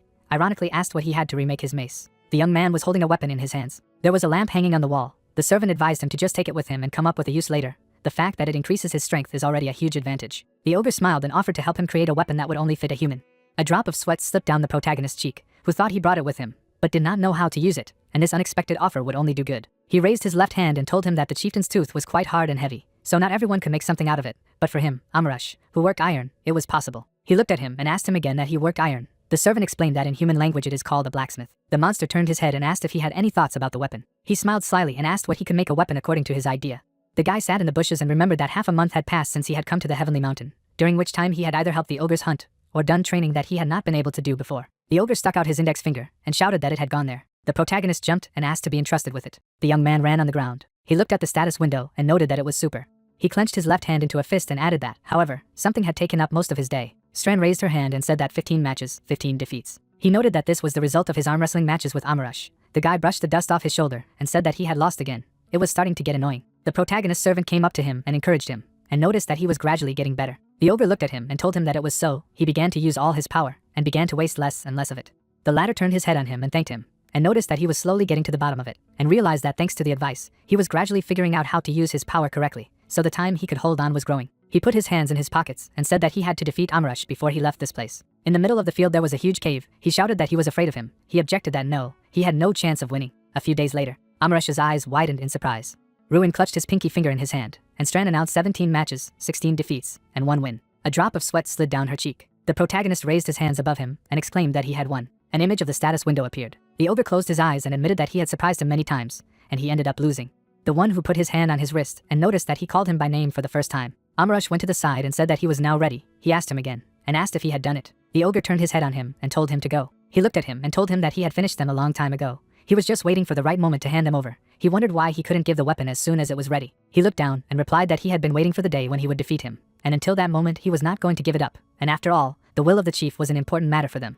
The guy opened his mouth and realized that he had almost been robbed in broad daylight. The ogre handed him the weapon. An image of gloves appeared. A status window with the characteristics of the item appeared in front of the main character. He glanced at his hand and realized that the glove-shaped artifact created by dividing Kunhin's tooth into 10 pieces and attaching them to the gloves was the perfect weapon shaped for a magus like him. Strand and Amarash looked at him and asked how he was doing. He added that he had deliberately adjusted the uniform perfectly to him. The ogre furrowed his brows and noted to himself that this was unbelievable. He felt much stronger with the 2,000 points of strength, and asked the ogre to summon all the warriors of the Heavenly Mountain. The crowd was standing in the middle of the field. They were discussing that a strong man wanted to arm wrestle with them. He said that he would defeat 100 ogres alone, and maybe he defeated Amarash, but this was a blow to pride. They stood with their bare feet on the ground and added that they would still organize such an event, but of course, they would gladly participate. The ogres stood next to each other. The young man stood on a rock and reasoned that from the point of view of the ogres, such a proposal would sound impudent, but the atmosphere was quite pleasant, and the ogres, who respected strength and had a love of competition, seemed to appreciate his fighting spirit. The little monster threw his hands up. The servant of the main character folded her hands together and noted that this brings back memories of the old days. Drac also liked to do this. The protagonist glanced at him, and she added that after 30 years here, he had only been able to defeat 17 ogres in a row, so he had something new to offer. He noticed that humans don't live as long as dragons, so he needs to act quickly. He put his hand on the stone and realized that if he had been here yesterday, he would have agreed that it was impossible. But with the feeling he got from putting on these gloves, it seemed to him that he would never lose.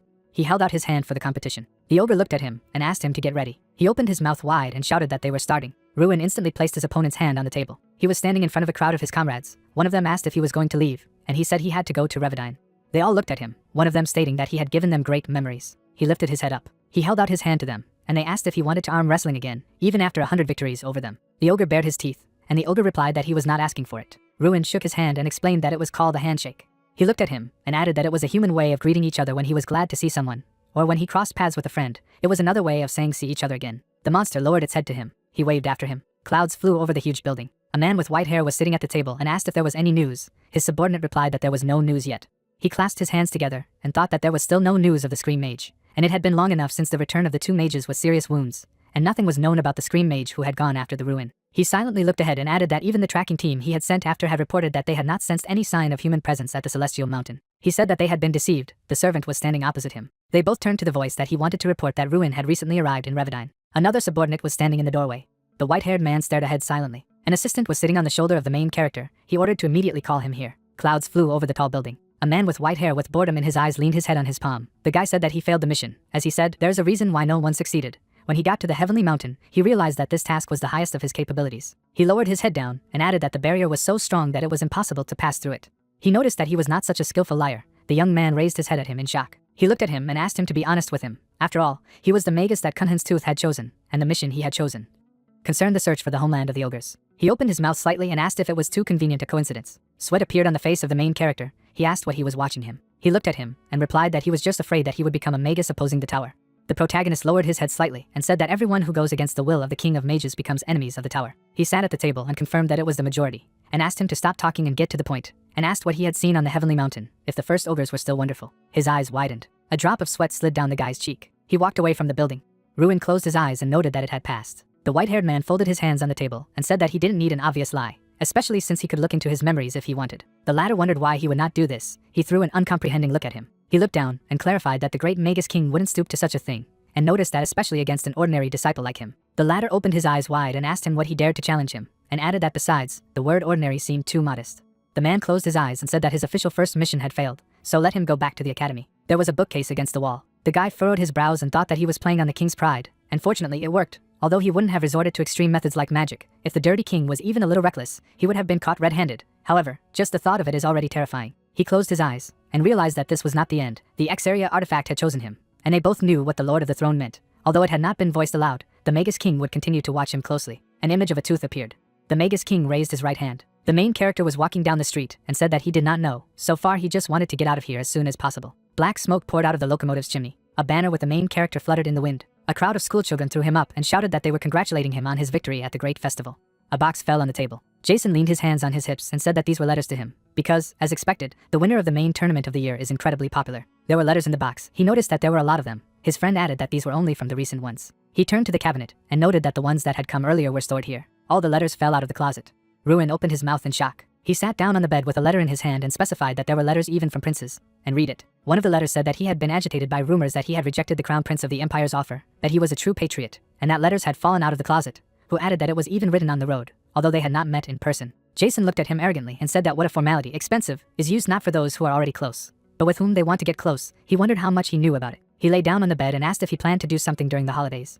The young man smiled slyly. He looked at his interlocutor and replied that he planned to conduct them differently than usual. The protagonist rode on horseback. He looked into the distance and remembered that it had been 5 years since he had last been to his homeland. Until last year, he had always stayed in the dormitory, even on vacation, because he didn't have the courage to look his men in the eye. The guy leaned against her and added that he was not sure that he would be able to smile, answer their questions about how the studies were going. The guy smiled hesitantly and said that now he could proudly show himself in front of them and finally see his family. Below under the cliff was a village. Residents opened their mouths in shock. The latter put his hand to the back of his head in confusion and asked if they were doing well. Tall trees protruded from the ground. People exclaimed that it was true. He, the young master.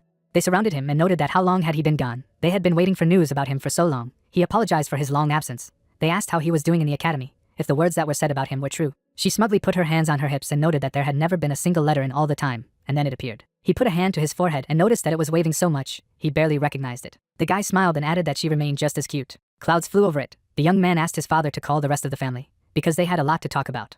The moon shone high in the sky. The entire ruined family gathered in the hall. He remembered that he had told his family and the people of the manor about everything that had happened in the intervening time. The girl wiped a tear from her eye and noted that he had really gone through a lot. The woman added that he had overcome so many difficulties that she could not help but be proud of him. A drop of sweat slid down the man's cheek. He clarified that he had won such a large-scale competition and had not even met the crown prince. He looked at him and replied in the affirmative, and thought that it had been 2 months since then, but for their distant estate, this news was a novelty. My father took out a letter and remarked why the ruling family sends such letters, not to mention the news of noble families. The young man looked away in embarrassment, and remembered that he wanted to be the first to report this. The man looked at him and said that he needed to know something. The father noticed that they had already closed this topic. He added that he should be aware, because it concerns him too. Ruin looked at him uncomprehendingly. He turned his head to his father and asked him to tell him about it, because if he heard from someone else, he would be disappointed. Her father put her hand to her face and realized that there was nothing she could do. He stood next to the man and told him that, as he had already mentioned, a lot of letters had come to their estate, and all of them were about him. Many of them offered substantial monetary donations in their territory under the pretext of respect for him, and some of the authors of the letters even offered him high positions. His sister looked at him. He added that, of course, all proposals were rejected, but there is a small nuance. The main character sat opposite him. He noted that Manzo wrote to him. He uses it as a lever of pressure on the family. The father of the main character closed his eyes. An image of a map of the world has appeared. Manzo is the only city near the territory of Ardal. Most of the goods produced in Ardal by trade routes pass through Manzo. In other words, the territory of Ardal is maintained by the funds earned in Manzo. The protagonist put his hands on his knees and clarified that they had indeed asked for such an absurd low price for their goods. The father replied that it was because they wanted him as the protector of the territory, threatening problems for the Ardal territory. At this rate, they would run out of money. The man put his hand to his head. He lowered his head and added that they had not yet figured out how to solve this problem. The young man put his head on the back of his head. The residents of the city said that this year's abundant harvest would definitely please him, and this year they have exceptionally high-quality goat's milk. He closed his eyes. Father and Baggins turned to him, and he remarked that if you sow, you will reap. Since Manzo is eager to see him, he thinks you should show yourself to them. The guy looked at his fist. There were bags on the horse's body. The man said that there was some dried meat and water for the road, and let him be very careful. Ruin thanked him. His uncle stood in front of him and asked him for forgiveness for taking on this situation on him. Even though he had just arrived, he replied that he shouldn't. He was just doing his job. He, like a young lord, would do his. The man looked at him with hope in his eyes. The guy turned to him, who asked him not to let the lord's efforts go to waste. He looked at him and told him that the lord had done everything he could, even covering the losses due to Manzo from his own pocket. Most did not even know that there were any problems. The current peaceful situation had been achieved at the cost of the lord's sacrifice. A drop of sweat rolled down Ruin's cheek. He closed his eyes and said that he was even embarrassed by his impudent thoughts. He asked what he meant. His father was looking ahead, and he replied that, to be honest, he was confused, wondering why his father had just put up with it, and the thought of him being able to decide everything on his own made his head spin. The main character looked at him. He looked down and added that since he was a child, he had known that his father cared for and loved this land more than anyone else. His uncle looked at him hopefully. He handed him the box and asked him to give it to his father, who clarified what was there. His eyes widened in surprise, and he replied that there were 10,000 gold there. There were bars of gold in the box. He noticed that this was a prize for a great festival. He hoped that these funds would be spent on what was required. The protagonist looked at his uncle and revealed that he himself believes that it is best to purchase land with them. He believes that in the future they should become self-sufficient and not rely on Manzo. Baggins put his fingers to his chin and remarked that he was right, but that would be problematic enough that no one would want to sell them yet. He looked up at him, and he offered to take them. Ruin looked at him and said that they needed to clean. The wolf's eyes burned red. He said that they could claim the problematic territory of the Wolf Hills and the Chin Hen Plain occupied by the Mud People. He thought it wasn't such a bad idea. The guy was sitting on a horse and noticed that with these funds, you can hire people to clean up the territories, and then cultivate the land, and rent it out to visitors, so they can dispose of even more money. Uncle put his fingers to his chin and added that if they could get mercenaries at a reasonable price, then the attempt would be worth it. The young man looked at him out of the corner of his eye and concluded that in this case, he left the subtleties to him and his father, and it was time for him to go. The horse galloped forward abruptly. People walked through the busy square. The trading city of Manzo is the largest territory in the southern part of the kingdom, where all the resources of neighboring areas are accumulated. Man sat on a rock. The landlord of the city is Pilkas Manzo. There are many rumors about him, for example, that he bought his title, or that he was previously the leader of the Valp gang. The main character furrowed his brows and realized that he needed to be ready for anything. Guards stood near the gates to the castle. The guy was sitting on his horse and stated that he was the young master of the Ardo family, and asked where the lord was. The guard gave him an uncomprehending look. Ruin furrowed his brows in displeasure. The guards stood next to each other. One did not understand why they were always making a fuss, how it was worth something to go the wrong way. The other looked at him and asked if he would be courteous. The young man closed his eyes and thought that he faced such an attitude every time, and how many times his father had already been here. The guard said that he should come in and look for him himself. Although since it was Ardal, he would still be chased away. The guy got off his horse. He went to the gate and replied that this time the circumstances were different. The protagonist closed his eyes and realized that he was not here as a student, but as a son of the Ardal family, and thought, if he accepted such rudeness as the norm, then what opinion would people have for their territories? He swung his fist, and the guard asked what he was up to. A drop of sweat slid down his cheek, and he said that they needed to be taught reverence. One of the guards flew away. Manzo went to the main character and asked who they had. He raised his hand and noticed that this was a hero who had won a great festival, a magus of the next generation. He clarified that it was Manzo. He bowed and replied affirmatively and added that someone of his status had made such a journey to their humble city. He was so embarrassed that he could not raise his head. The guy sharply replied that even if he didn't pick it up, he looked up at him in surprise. He bared his teeth and said that since he was so embarrassed that he had to be surprised, let him continue to stand like this, with his head down. Manzo furrowed his brows in displeasure. He grinned slightly. The man with the beard put on his hat and said that it was true that he was quite straightforward, in which case, despite the awkwardness he felt, he would still straighten up. He replied that he wanted to, but would note that he needed to retrain his guards. He stood in front of him and clarified what they had made a mistake about. The young man turned around and explained that they treated his family like some kind of rootless goblins, so he had to issue a warning to them. Guards lay on the ground. Manzo gritted his teeth in anger. Her main character looked at him and sarcastically asked if he minded.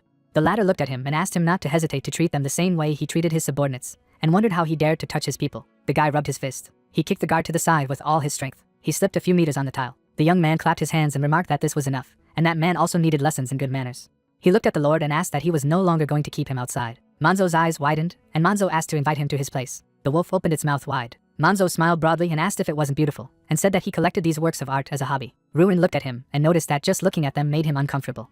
The Lord sat on the chair and replied that he understood him, because everyone has their own tastes. The guy looked at him from under his brow and realized that collecting such things and calling them beautiful is clearly an unpleasant hobby, and noted that he obviously did it in order to intimidate him. An ogre's torso protruded from the wall. The maid was pouring tea into a mug, and he told me that it was a rather rare kind of tea from the south, called parimi. Let him taste it. He crossed his arms over his chest and refused it. He clarified that he did not like tea, maybe treat him to a soft drink. Strand closed her eyes and asked what he was doing for a fool. The young man took the mug in his hand and asked that he really did not understand why he refused. He poured the tea on the table. A frowning Manzo sat across from him. Tea was dripping from the edge of the table. The man smiled broadly. He held the mug of tea to his face and remarked that he seemed to believe that he could have poisoned the tea. However, he did not intend to become his enemy. He wished to become a good friend. Ruin looked at him and retorted that the friends were threatening each other. He sneered slyly and objected that this was absurd. What kind of threats could there be? He simply made an offer with the best of intentions. The main character gritted his teeth out of inner anger and asked again about the proposal, and clarified that this is how he calls the vile trick to bring Ardal to decline. He sat opposite his interlocutor and said that he was not interested in such a proposal. He put a mug of tea on the table and replied that it was rather sad, and since he refused to be his friend, the cost of goods from Ardal would remain the same. He bared his teeth and added that the level was terribly cheap. The young man looked at him menacingly and suggested that he return the prices to their original level. The Lord crossed his arms over his chest. He put his hand on his leg and asked him to listen, and said that he was only a hillbilly who knew nothing, and asked what he thought he could simply disregard the offer. He got up from his chair and noted that the one who should be falling to his knees was him now, not him. The guards moved towards their room. Manzo smiled broadly and remembered that it was said that the students of the magic school could not use magic during the holidays, so he would teach him obedience. The knights entered the room.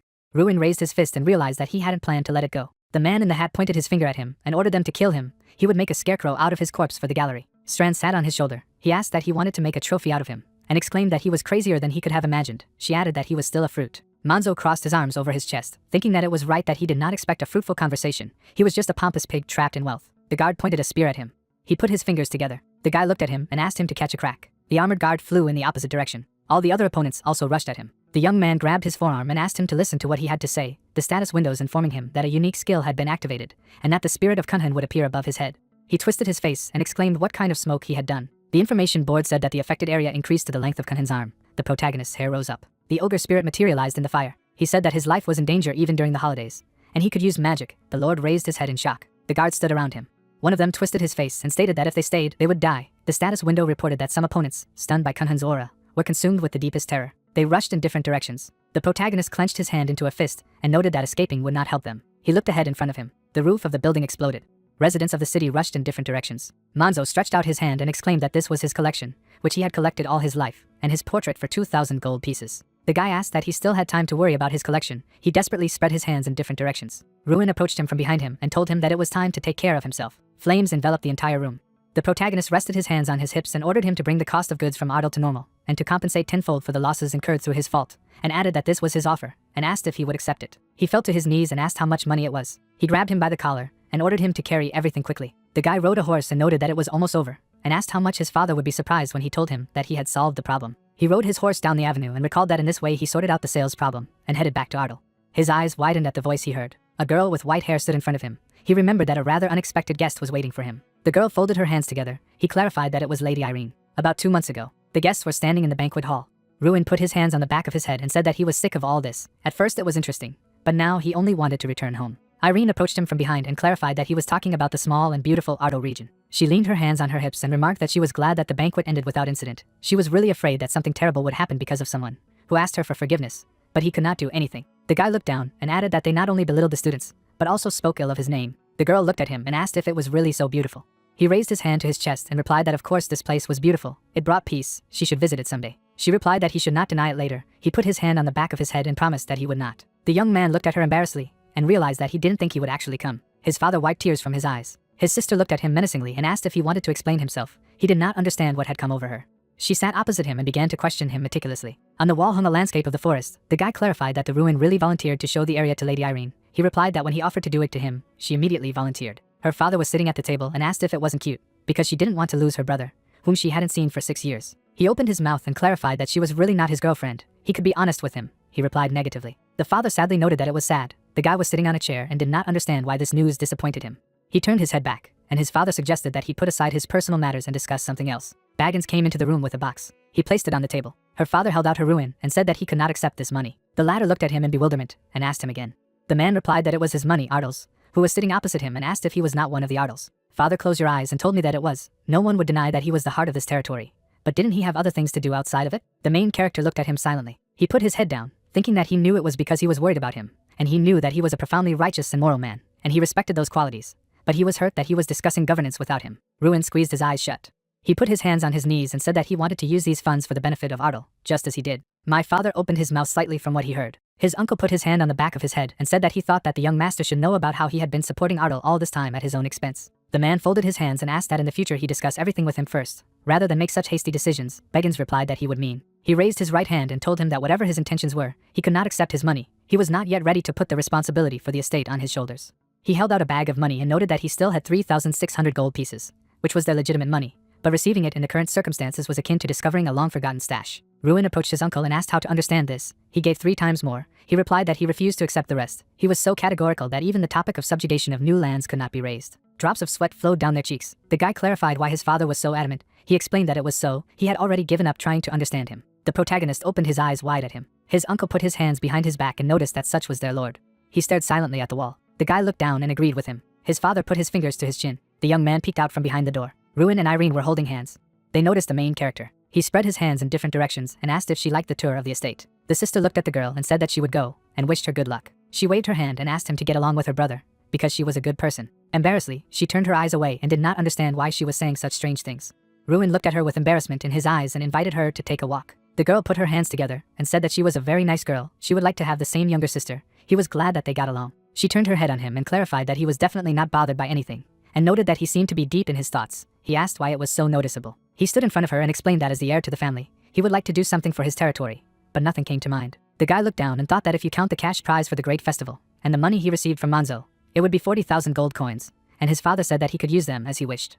The girl closed her eyes and noticed that he couldn't stop thinking about his region, despite the fact that she had come this way here. A drop of sweat slid down his cheek. He raised his hands to the sides and realized that he hadn't really talked to her about anything, and asked how she got to Ardal. Because they are quite remote territory, she must have gone through a lot. The girl put her hands behind her back and told him that it didn't take long to get there. She had made it from Revadine in 2 days, who thought it was just a modest question to make amends, but the answer was the solution he was looking for. The girl pointed her finger to the very top and explained that if you overcome this mountain range, then Ardal is a stone's throw away. Southern mountains. Far away from them, there were mountains. He reflected that despite the fact that they were part of the territory of Ardal, the harsh terrain made the process of cultivating those lands impossible, and the reason why these territories were empty was the local monsters. The wolf's eyes burned red. An image of a map of the world appeared. He added that given the proximity of 8 Lake, their geographical importance was high, and thought what if they took advantage of the neighborhood and made a trade route through the southern mountains. The red arrow pointed to the city. He put his fingers to his chin and realized that by establishing connections with places of the same importance as Manzo, they would be able to establish themselves as independent territory. He looked into the distance and didn't understand why he hadn't thought about it before. It would be of great help to their region.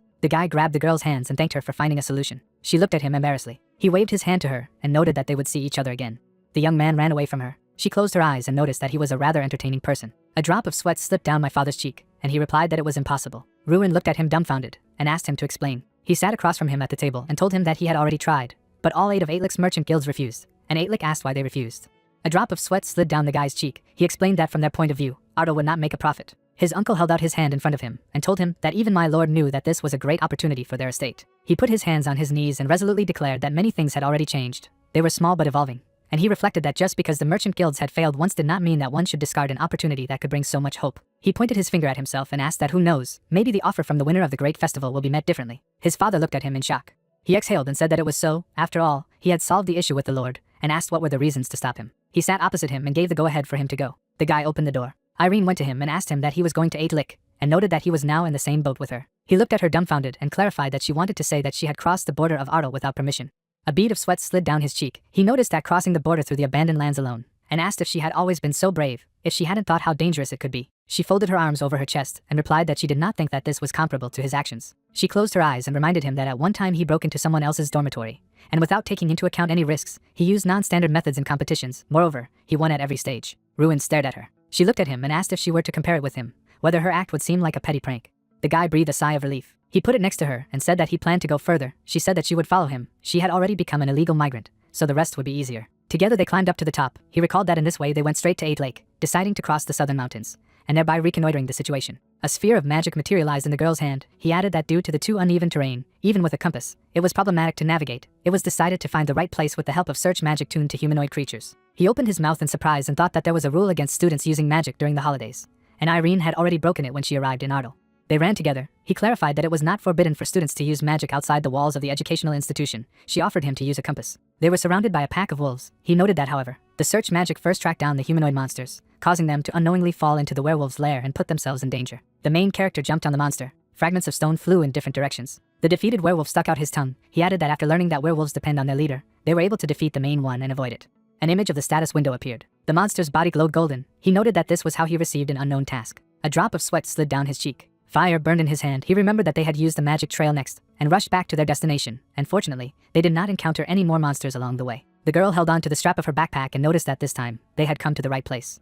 They were standing in front of a huge gate to the fortress. A map of the world appeared. 8 Lake, a huge city-state, in which 8 large lakes are connected to the sea, like Althing, is a neutral party, under the control of the empire. Here, instead of the king, representatives of 8 merchant guilds, called the joint government, have power. Being a trading city, it dominates trade on the continent. Important people stood in the same crowd. There was gold in the chest. It is rumored that 8 Lake trades even with pirates. If they consider the deal profitable, here money is valued above all. Irene looked at him and asked where they were going now. He replied that they were going to the Hall of Gold. There was a guard in front of the gate who clarified that they had an appointment. It was a large estate in 8 Lake where representatives of the merchant guilds gathered for lunch, so it was the perfect place to negotiate with them. Ruin looked at him and replied that no, but he could wait here and asked for a message. He said that if they officially submitted the documents, it would take some time for consideration. He stood resolutely in front of him and asked him to tell him that Ruin had come to see them, as well as Irene. The girl was embarrassedly holding on to the straps of her backpack with her hands. The guard opened his mouth in shock and exclaimed that he was the winner of the great festival.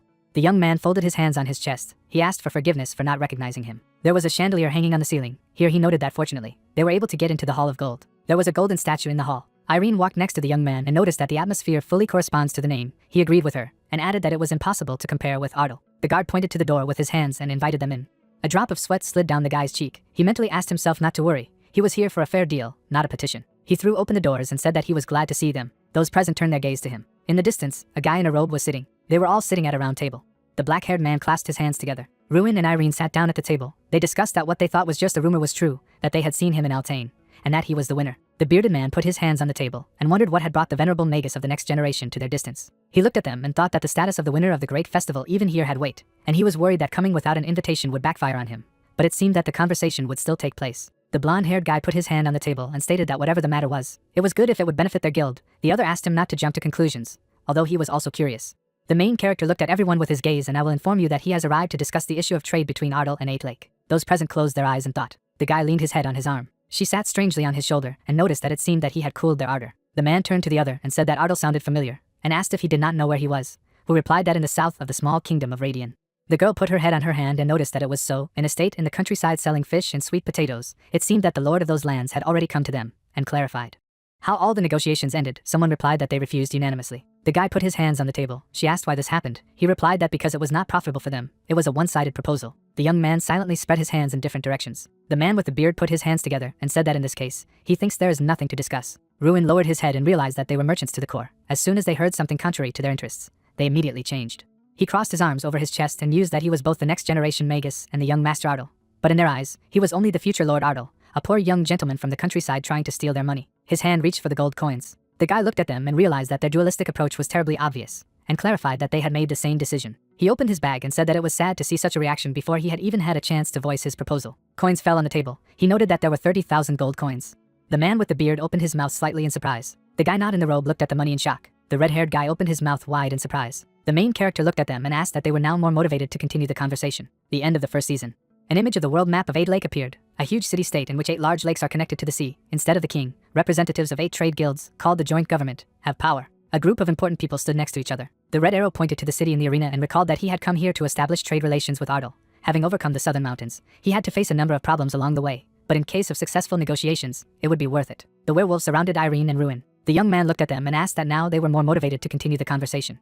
He was sitting at the table and said that he had purchased weapons from the city in favor of Ardal, worth 30,000 gold pieces, and in return they would give him permission to trade in their products. The guy clarified that he was preparing for war, and noted that otherwise, he saw no reason to acquire so many weapons. The young man looked at them and noticed that their reaction was surprising. After all, 30,000 gold coins is a 3-year budget for such a rural area. This amount is equivalent to the annual budget of a medium-sized city. Spending only on weapons like this could cause shock. In the middle of the forest stood a village. Manzo bared his teeth. The guard ran away.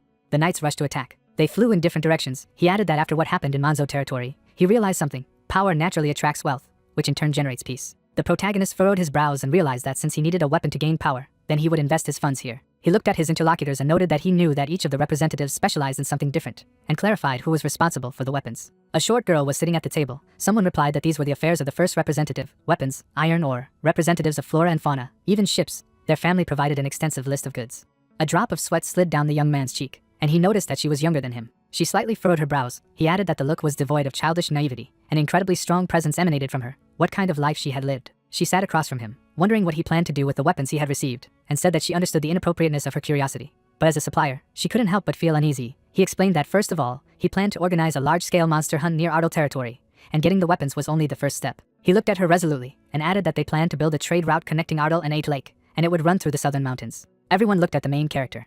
The man with the beard stuck out the index finger of his right hand and asked him to refrain from mentioning those mountains. Irene looked around and noticed that the tension had risen, and asked what had happened. He agreed with her that he wasn't quite sure either. The girl clenched her hand into a fist. The guy realized that he did not know what had happened, but he saw the reason. He looked at her carefully and noticed that she had turned very pale. She looked at him menacingly and asked him again that they were planning to cross the southern mountains, and stated that it was impossible due to the demon living there. He slightly opened his mouth from what he heard and thought that it could not be. He leaned against the table and said that last night, he had personally crossed that mountain range, which had accused him of lying. He pulled back the hem of his jacket and said he hadn't gotten something. He held out a tuft of fur and clarified that it didn't happen to belong to the said demon. The status window said that it was the mane of a silver werewolf. The girl jumped abruptly from her seat. The information board said that the task was completed. As a reward, he received the respect of the Waltrace family. He looked at her menacingly and realized that it was true. Tears poured from her eyes. She grabbed her face with her hands and noted that he was finally dead. 3 days later, the representative walked next to the main character and apologized for waiting. He noted that there was nothing to worry about. He understood everything perfectly. She looked ahead and told me that she would never have thought that she would be in these mountains again. Of course, the heaviness in her heart did not go away, but now she was of a different kind. The man fell to the ground. She added that the monster that took his father's life was no longer there, and it was all his merit. The young man looked at her and asked her to stop praising him, because he just got in his way. She lifted her head up and explained that if they could build a road through the southern city, and be able to trade with the Sand Kingdom of Ida through Ardal, they would no longer have to waste money and time using a detour through the central region. She raised her left hand and added that they, the Waltrace family, would actively contribute to the construction. Ruin slightly opened his mouth from hearing and reflected that he thought that they would start establishing trade relations by buying weapons, and the issue of the trade route would be resolved much later. He even assumed that the construction would be carried out exclusively at his expense. However, if the Waltrace family helped, then it would be incredible luck. He spread his hands in different directions and clarified that she wanted to say that she accepted his offer. She said that, of course, all products produced in Ardal would be purchased at a price higher than the market price. A drop of sweat slipped down the guy's cheek. He asked to himself, above the market rate, these are incredibly generous conditions. The girl looked at him and told him that the merchants would do anything for profit, but that they were no strangers to the human. She, Cicely Waltrace, promised to express gratitude and trust worthy of a benefactor. The young man closed his eyes with satisfaction. They shook hands. He noted that he was looking forward to working together, and noted that the deal between Ardal and 8 Lake was successfully concluded. They walked next to each other. The girl was glad that everything ended well. He agreed with her, and added that now he could deliver good news to the residents of the territory and her father. He held on to the strap of the backpack and said that that representative showed herself to be a more than worthy person. Despite her young age and the loss of her father, Irene noticed that he did not look like himself. Amazing sentimentality. He suggested that it was easy to feel sympathy for someone who was in a similar situation with you. A drop of sweat slipped down the girl's face. He turned to her and told her that no matter what, let her wait for a change. If she had to visit Ardal again, she would not recognize him. She exhaled and said that he truly loved his homeland. She would like to feel the same. He put his hand on the back of his head and asked if everyone missed home and appreciated him. She replied that it was definitely not about her. He asked if she would call him to her one day. The girl held on to the straps of the backpack and said that who knows. He looked at her out of the corner of his eye and wondered if she didn't seem to want to talk about it. But he was sure that he would visit the Prius one day. The rays of the sun illuminated the village. Father opened his mouth and exclaimed that the prices were higher than market prices. His uncle looked at him in shock and asked that they had even taken the initiative to open such a path. A drop of sweat slid down her sister's cheek, and she was surprised that they lived in separate rooms. Her brother covered her mouth with his hand. He sat at the table and replied that it was so. Cicely Waltrace had given her word. Begin sat opposite him and said that the most impressive thing was that the cold-blooded representative of the Wall Trace family promised to provide direct assistance in the supply of weapons. He noted that this was true, but the preparation of such volumes took time. She mentioned that it would take 3 months to transport. The guy looked at his father and added that work on the construction of the trade route would begin this month. He was glad that the trade route directly with the Empire would enrich their territory. He lowered his head and admitted that he had grown up to such serious matters. His father thanked him for growing up to be such a wonderful person. The guy smiled slightly and clarified that if this was the case, would he entrust him with another case? He looked at him in surprise and asked which one. The young man put his hand on the table and explained that it was about the survival of the people of the Ardal territory and avenging their mother. He lowered his head down. The father looked at his son with pain in his eyes. An image of mud people appeared. Everyone present at the table looked at the main character. The buildings were shrouded in fire. Ruin recalled that on the day he turned 6, a birthday that was supposed to be remembered for something good, turned into the worst nightmare. He added that the mud people who took over the Jinhung Plains broke into the village. Many people lost their lives, and the saddest thing is that his mother was one of them. Monsters overtook people. The woman hugged her child. On the wall hung a portrait of the protagonist's mother, who noted that now he could no longer remember her face if he did not look at the portrait. The girl put her hand to her face. He added that many people died that day. There were no fewer seriously injured. Then for the first time he promised himself that he would become stronger. The little boy clenched his hand into a fist. Tears poured from his eyes. Ruin promised that as the young master of Ardal, he would not allow such a thing to happen again on his land. A group of people were training with spears. Men clutched spears in their hands. The guy recalled that after the order to exterminate, the inhabitants began to practice spear strikes every day. The man in the bandage opened his mouth wide.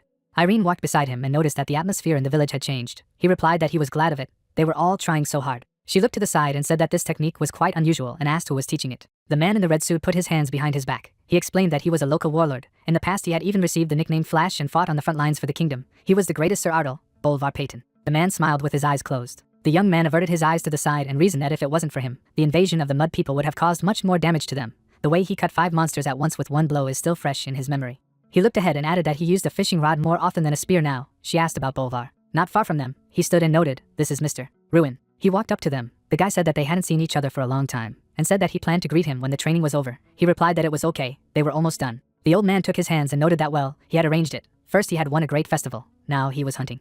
He looked at the girl and asked who it was with him. She said that she was pleased to meet him. She closed her eyes and explained that it was an honor for her to meet a saint with a spear here. The man's eyes widened in surprise. A drop of sweat slid down the guy's cheek. He did not understand what it meant. The girl folded her hands together. He clarified what she wanted to say. She explained that she remembered being told about him at the night's performance, as part of the training of the Gifted 11, and seeing that he was using the technique of the capital citizens, everything became obvious.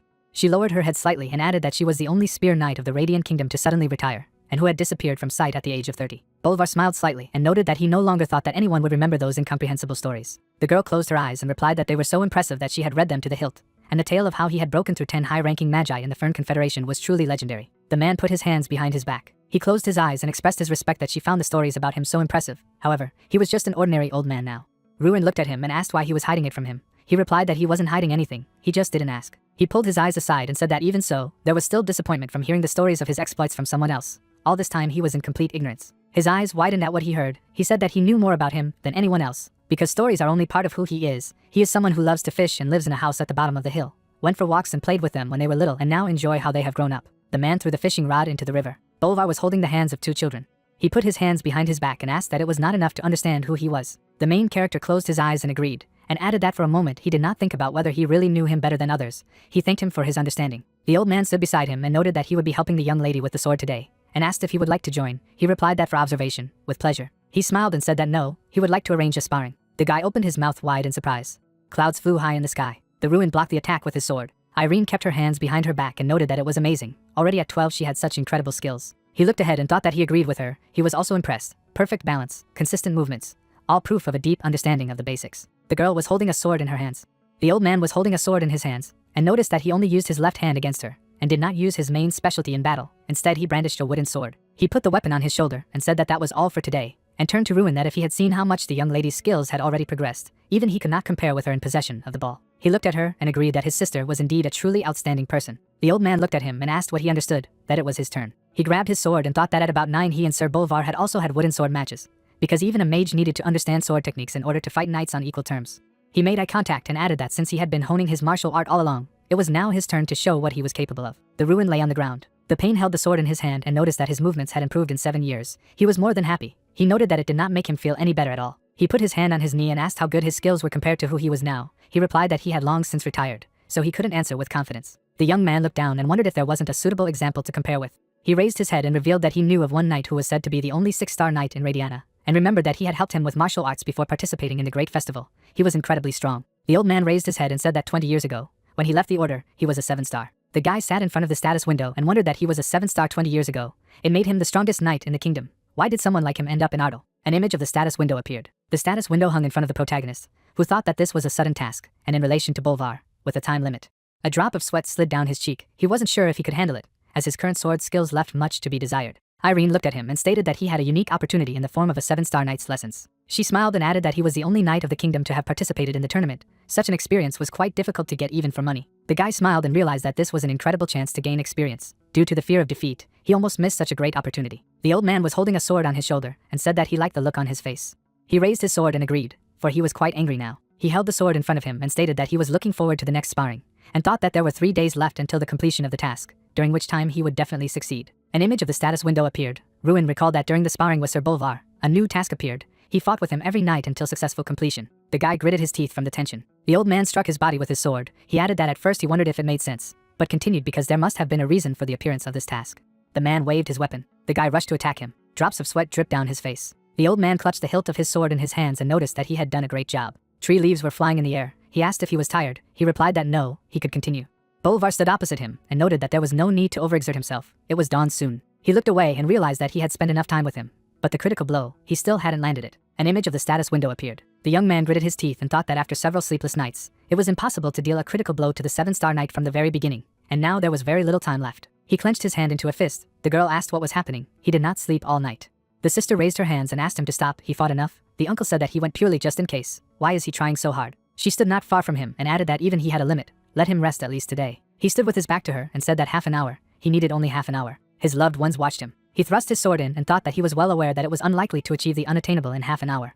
The guy grabbed his forearm and stated that this was his last attempt, so he would try something different. Irene opened her mouth slightly in surprise. His father and uncle looked at him in shock. Bolvar closed his eyes and clarified that he was serious. He took a boxing pose and confirmed his words. He narrowed his eyes and remembered that in a few days of sparring with wooden swords, he had already learned to predict the movements of a knight, since so, he could win using his specialty. The old man held a sword in his hand and said that it seemed strange to him that he fought it all night long. Now he understands. He asked if he needed anything. He smiled and noted that he had guessed. The man opened his mouth slightly and asked to be allowed to add one rule, namely that for the next 30 minutes he could use magic against him. However, he would also be serious, curious to see his skills. A drop of sweat slid down the guy's cheek. The old man took a fighting stance. He bent his foot and announced that he was advancing. The young man gritted his teeth and realized that without a sword in his hands, he had to close the distance, and in return, the body itself became lighter, and the balance improved. Getting so close, the sword became a hindrance due to the blind spot. Boulevard opened his mouth slightly and noticed that this was how it was. He held out his sword in front of him. Drops of sweat slid down the guy's cheeks. He realized that he wouldn't give him a chance to get closer. After all, the way he dealt with Prime at the Great Festival, namely destroying the sword, was not a universal strategy. Ruin swung his fist. He rushed to attack, and pondered that knights of Sir Bolvar's caliber were not entering into a direct confrontation, but were redirecting the power of the attack. He smiled and noticed that the plan to go into the sword's range was good, but only guessed at. It became almost impossible, because the enemy would try to keep his distance. The guy gritted his teeth and realized that he was right. He saw through all his strategies. He smiled and noted that he had overlooked something. In the Ruin's hands, a huge sphere of energy glowed. An explosion occurred at the side of their battlefield. Ruin grabbed him by the collar. He was lying on the ground and said that he was expecting him to use some frightening magic, which was just a flash of light to blind him, and admitted that he had overpowered him. The guy smiled and replied that this was the only thing he had thought of. He apologized for taking him by surprise, and thought that in fact, if he was in good condition, nothing would have happened, but because of him, he did not really rest. A drop of sweat slid down his cheek. He noted that he was finally there. An image of the status window appeared. He raised his head and realized that he had finally achieved what he wanted. The guy grabbed his shoulder. His sister shouted what he was doing. She put her hands on her hips and added that even if it was sparring, how could you throw Sir Bolvar to the ground? He had asked them not to swear, and since their sparring was over, he would like to wash. The young man held out his hand and remarked how much time he had taken from him, but he had learned a great deal. Who got on his feet and added that it was also a pleasant experience for him. The father walked beside his son and noticed that it seemed that his vacation was already ending. He replied that yes, he would leave soon, since he would have to spend 10 days on the road to the academy. They walked next to each other. He realized that the short vacation had come to an end. It was time to leave his native land. Workers were carrying materials. The guy looked at them and explained that these workers were sent by the Waltrace family. Since they are building a base in Ardal, they need a lot of manpower. He spread his hands in different directions and added that although they would be using these paths to deliver weapons, they would also be used to exterminate monsters. Moreover, the workers would visit restaurants and hotels, so all this would be of great benefit. The guy lowered his head down and expressed a desire to say something. He picked up the box and said that there were 12,000 gold coins here. He would use them to develop Ardal. Drops of sweat slid down his father's cheek. He closed his eyes and added that he would keep 400 gold coins, so let him not worry. He would not refuse again. The latter looked at him and noticed that he was so ashamed, as if he alone remained in debt. He thanked him and hugged his son. He recalled that he said goodbye to everyone and set off with Irene, and when it was time to disperse, he was about to say goodbye. He asked again what she was saying. Trees grew in the ground. She stood not far from him and said that he heard everything correctly. She closed her eyes and promised to help him in the destruction after graduation from the academy. As she said, she would follow him until she overcame. He realized that she had not forgotten. She was a very unusual person, so they parted, promising to meet again. The girl flew away with the help of magic. The guy rode a horse and added that after spending a week on the way to the academy, he had crossed the border and entered the eastern region. Unlike the southern one, there were much more people here. The guy was sitting on a horse in the middle of the square. The young man grabbed the other by the collar and asked him to repeat what he had said. Ruin gritted his teeth angrily and couldn't understand what was going on. An unknown person held the guy by the shirt, telling him to repeat what he said. Opening his mouth, the brunette asked to let his sister go. Raising his head, the brown-eyed man declared that he was also a knight, and if he was not released, he would not just leave it. The crowd looked in the direction of the struggle, and the attacker asked if the people heard what he said, and asked the guy what he would do with him. The collector stood up and said that everything happened because the guy's family did not pay money, and added that they should also live. Clenching his hand into a fist, the brunette said that he would now take everything that the brown-eyed man's father owed, even if it meant selling his sister. Hans's face changed. Getting up from his seat, the debtor asked what he thought he would allow this to happen. Opening his mouth, the opponent said that it was ridiculous. The collector hit the guy with his fist, and asked what he took him for. The brunette kicked his opponent, and said that he also claimed that he was a knight, and added that maybe the standards in the Folden were so low, and the guy's sister shouted her brother's name. The man lifted Hans by the hair, and told the brown-eyed man to repeat what he had said. The guy said that they should only try to sell his sister. The debtor looked up and replied that he would actually kill the offender. Mishka asked what he didn't think. This was happening in broad daylight. The protagonist frowned. The guy was kicked, and the hero reasoned that he looked like a knight of the neighboring territory, but he was very weak. Ardo got down from his horse, thinking to himself that whatever it was, such eyes were not seen every day. They belonged to someone who had something to protect. An unknown person grabbed the shoulder of the main character. The man looked at the guy and began to explain that it was not worth getting involved in other people's showdowns. If he got involved with Angie Lambert's gang, then no one would be in trouble. Another person from the crowd confirmed what he had said.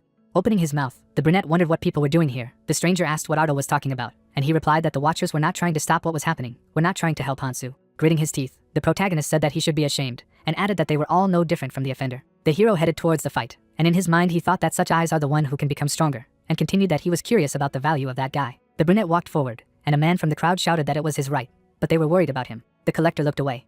The protagonist stopped next to the attacker. The man asked the brunette who he was, and continued that he also wanted to get beaten. The blue-eyed man threw the other man away with magic. The attacker's eyes widened. Ardo stood with his arm outstretched, and the collector wondered why he saw the stars. People in the crowd opened their mouths from what they saw. One of the gang came closer and asked what it was. The man asked what had just happened, and the main character attacked the speaker. Fire magic hit his opponent right in the face. The debtor raised his head up, and the gang members begged for mercy from the protagonist. The blue-eyed boy stood in front of the debtor, and Hans asked who was in front of him.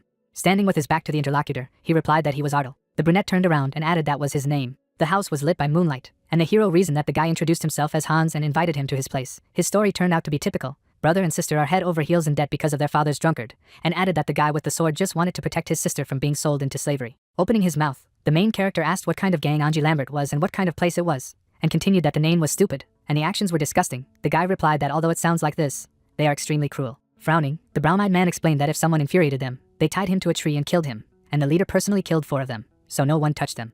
The boy's feet touched the floor. The blue-eyed man asked that the territory of the Folden allowed such individuals to roam the area. The knight replied that the gang was active outside the territory, similar action in their village and several other small ones. These places were too small to have their own guards. Looking down, the protagonist thought that they were worse than he thought, and added that he would like to figure it out personally. But there was no time. Lowering his head, the guy thanked the hero and said that he had already heard about the brunette. Hans opened his mouth and asked that he had defeated the great festival. Ardo replied that it was so, and asked what Paranti had told him, and the debtor opened his eyes.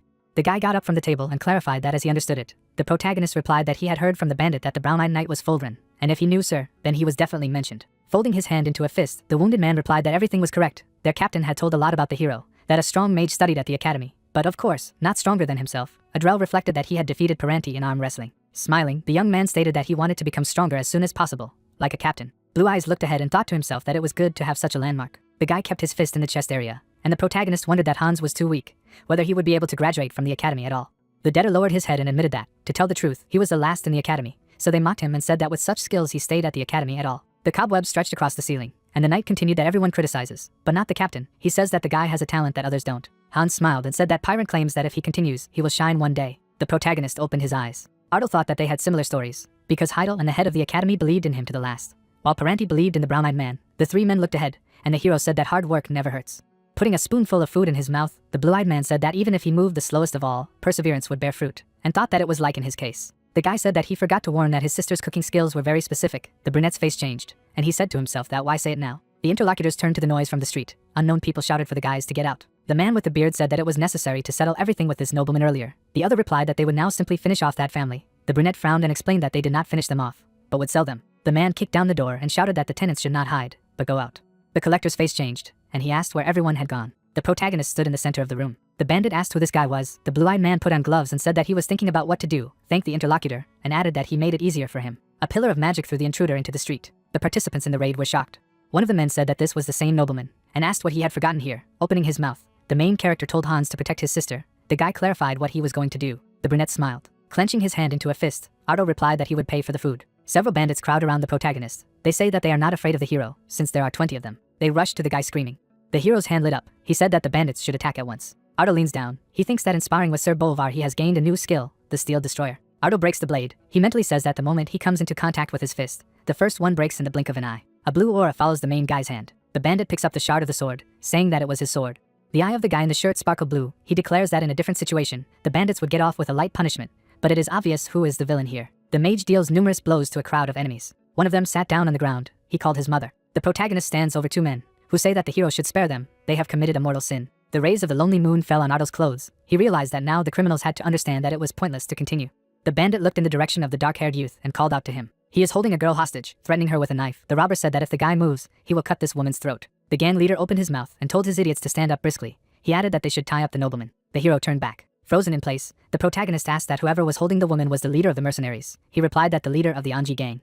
The leader of the group of villains, grinning at Otto, told him to kneel. A drop of sweat slid down the dark-haired boy's face. He wondered what had happened to Hans. A man in a shirt crawls over his sister and calls for his sister. The hero mentally says that Hans suffered trying to protect his sister. The protagonist stomped his foot. He thought that there was no choice. He would have to decide everything on his own. Showing his grin, the mercenary leader shouted that the magus should not approach or else he would kill the girl. The hostage resists the bandit's grip. The leader of the bandits put a knife to the girl's face and told everyone to stand still. If the protagonist moves, he will immediately cut the hostage on the neck. The student of the academy gritted his teeth and mentally said that the educational institution does not teach how to act in such a situation. He clenched his fist and realized that there was no time for creating illusion magic. Blue streaks appeared in the air. Hans launched a sword attack on the mercenary leader. He turned. A blue aura enveloped the eyes of the white-shirt man. The rest of the robbers retreated. Hans goes to meet them. His blade was engulfed in blue magic. The swordsman said that if the rest of the bandits did not want to be in the place of their boss, then they should get out of here. They run away. The girl runs up to her savior. Hans's pupils shrank as he said that he had killed a man. The protagonist put his hand on the man's shoulder and said that everything was fine. It was a necessity. The hero's interlocutor turned around. He congratulated Hans. The man was indignant. The night glows with a light blue aura. The mage explains that this glow is called the Perito sword. Hans strikes with a glowing blade. The hero opened his mouth and explained that he had seen the girl's savior glow with blue fire, which meant that the knight had reached rank 4. The long-haired fighter in the white shirt looked to the right. He noticed that he had reached the 4th rank after all. A cool evening wind blows through the guy's hair. He says that the emission of blue intangible energy, the aura, means that the person has reached the 4th stage, the highest stage. Of course, he is still not able to freely control the aura. Hans could. The hero added that he was not mistaken about it. A lonely wooden house stands in the forest at night. Otto says that at least no one will molest his sister. A young man on a horse rode away from the forest. He said that in this way the problem was solved. As soon as morning came, he went to the academy. The rays of the sun fall on the head of the academy student. He says that he has returned home. People are standing outside the building. He thinks that before leaving Otto, he wanted the holidays to never end. But when he returned to the academy, he realized something. He was really bored. Students stomped to the doors of the academy. The blonde guy folded his hand behind his head and asked his friend what he was doing during the holidays, who thought to tell him. Otto recalls the picture of his adventures during the holidays. He stands with his hands folded and thinks that these are not memories that can be discussed so easily. Otto replied that he was just practicing, to which Jason, walking down the hallway, reveals how it was possible to train and be so strong. They stomp in the academy building and talk about vacations. Jason, raising his palm, said that the art of the sword was taught in the 2nd semester as part of the lessons related to knights. Why run ahead of the locomotive? The professor approached the students and turned to Otto. Heido frowned and said that he had finally found the protagonist. The professor turned around. His interlocutor asked what brought his teacher here. Otto looked out of the window. A crowd of knights solemnly lined up near the carriage. The flag fluttered in the wind. Heidel said that there were swordsmen lined up in the square and an emblem with a golden nectary on the flags. The hero looks out the window and declares that he will be back soon. The guy is standing on the porch. He thinks that he and the guest exchanged letters, but he did not expect that their arrival would happen so soon.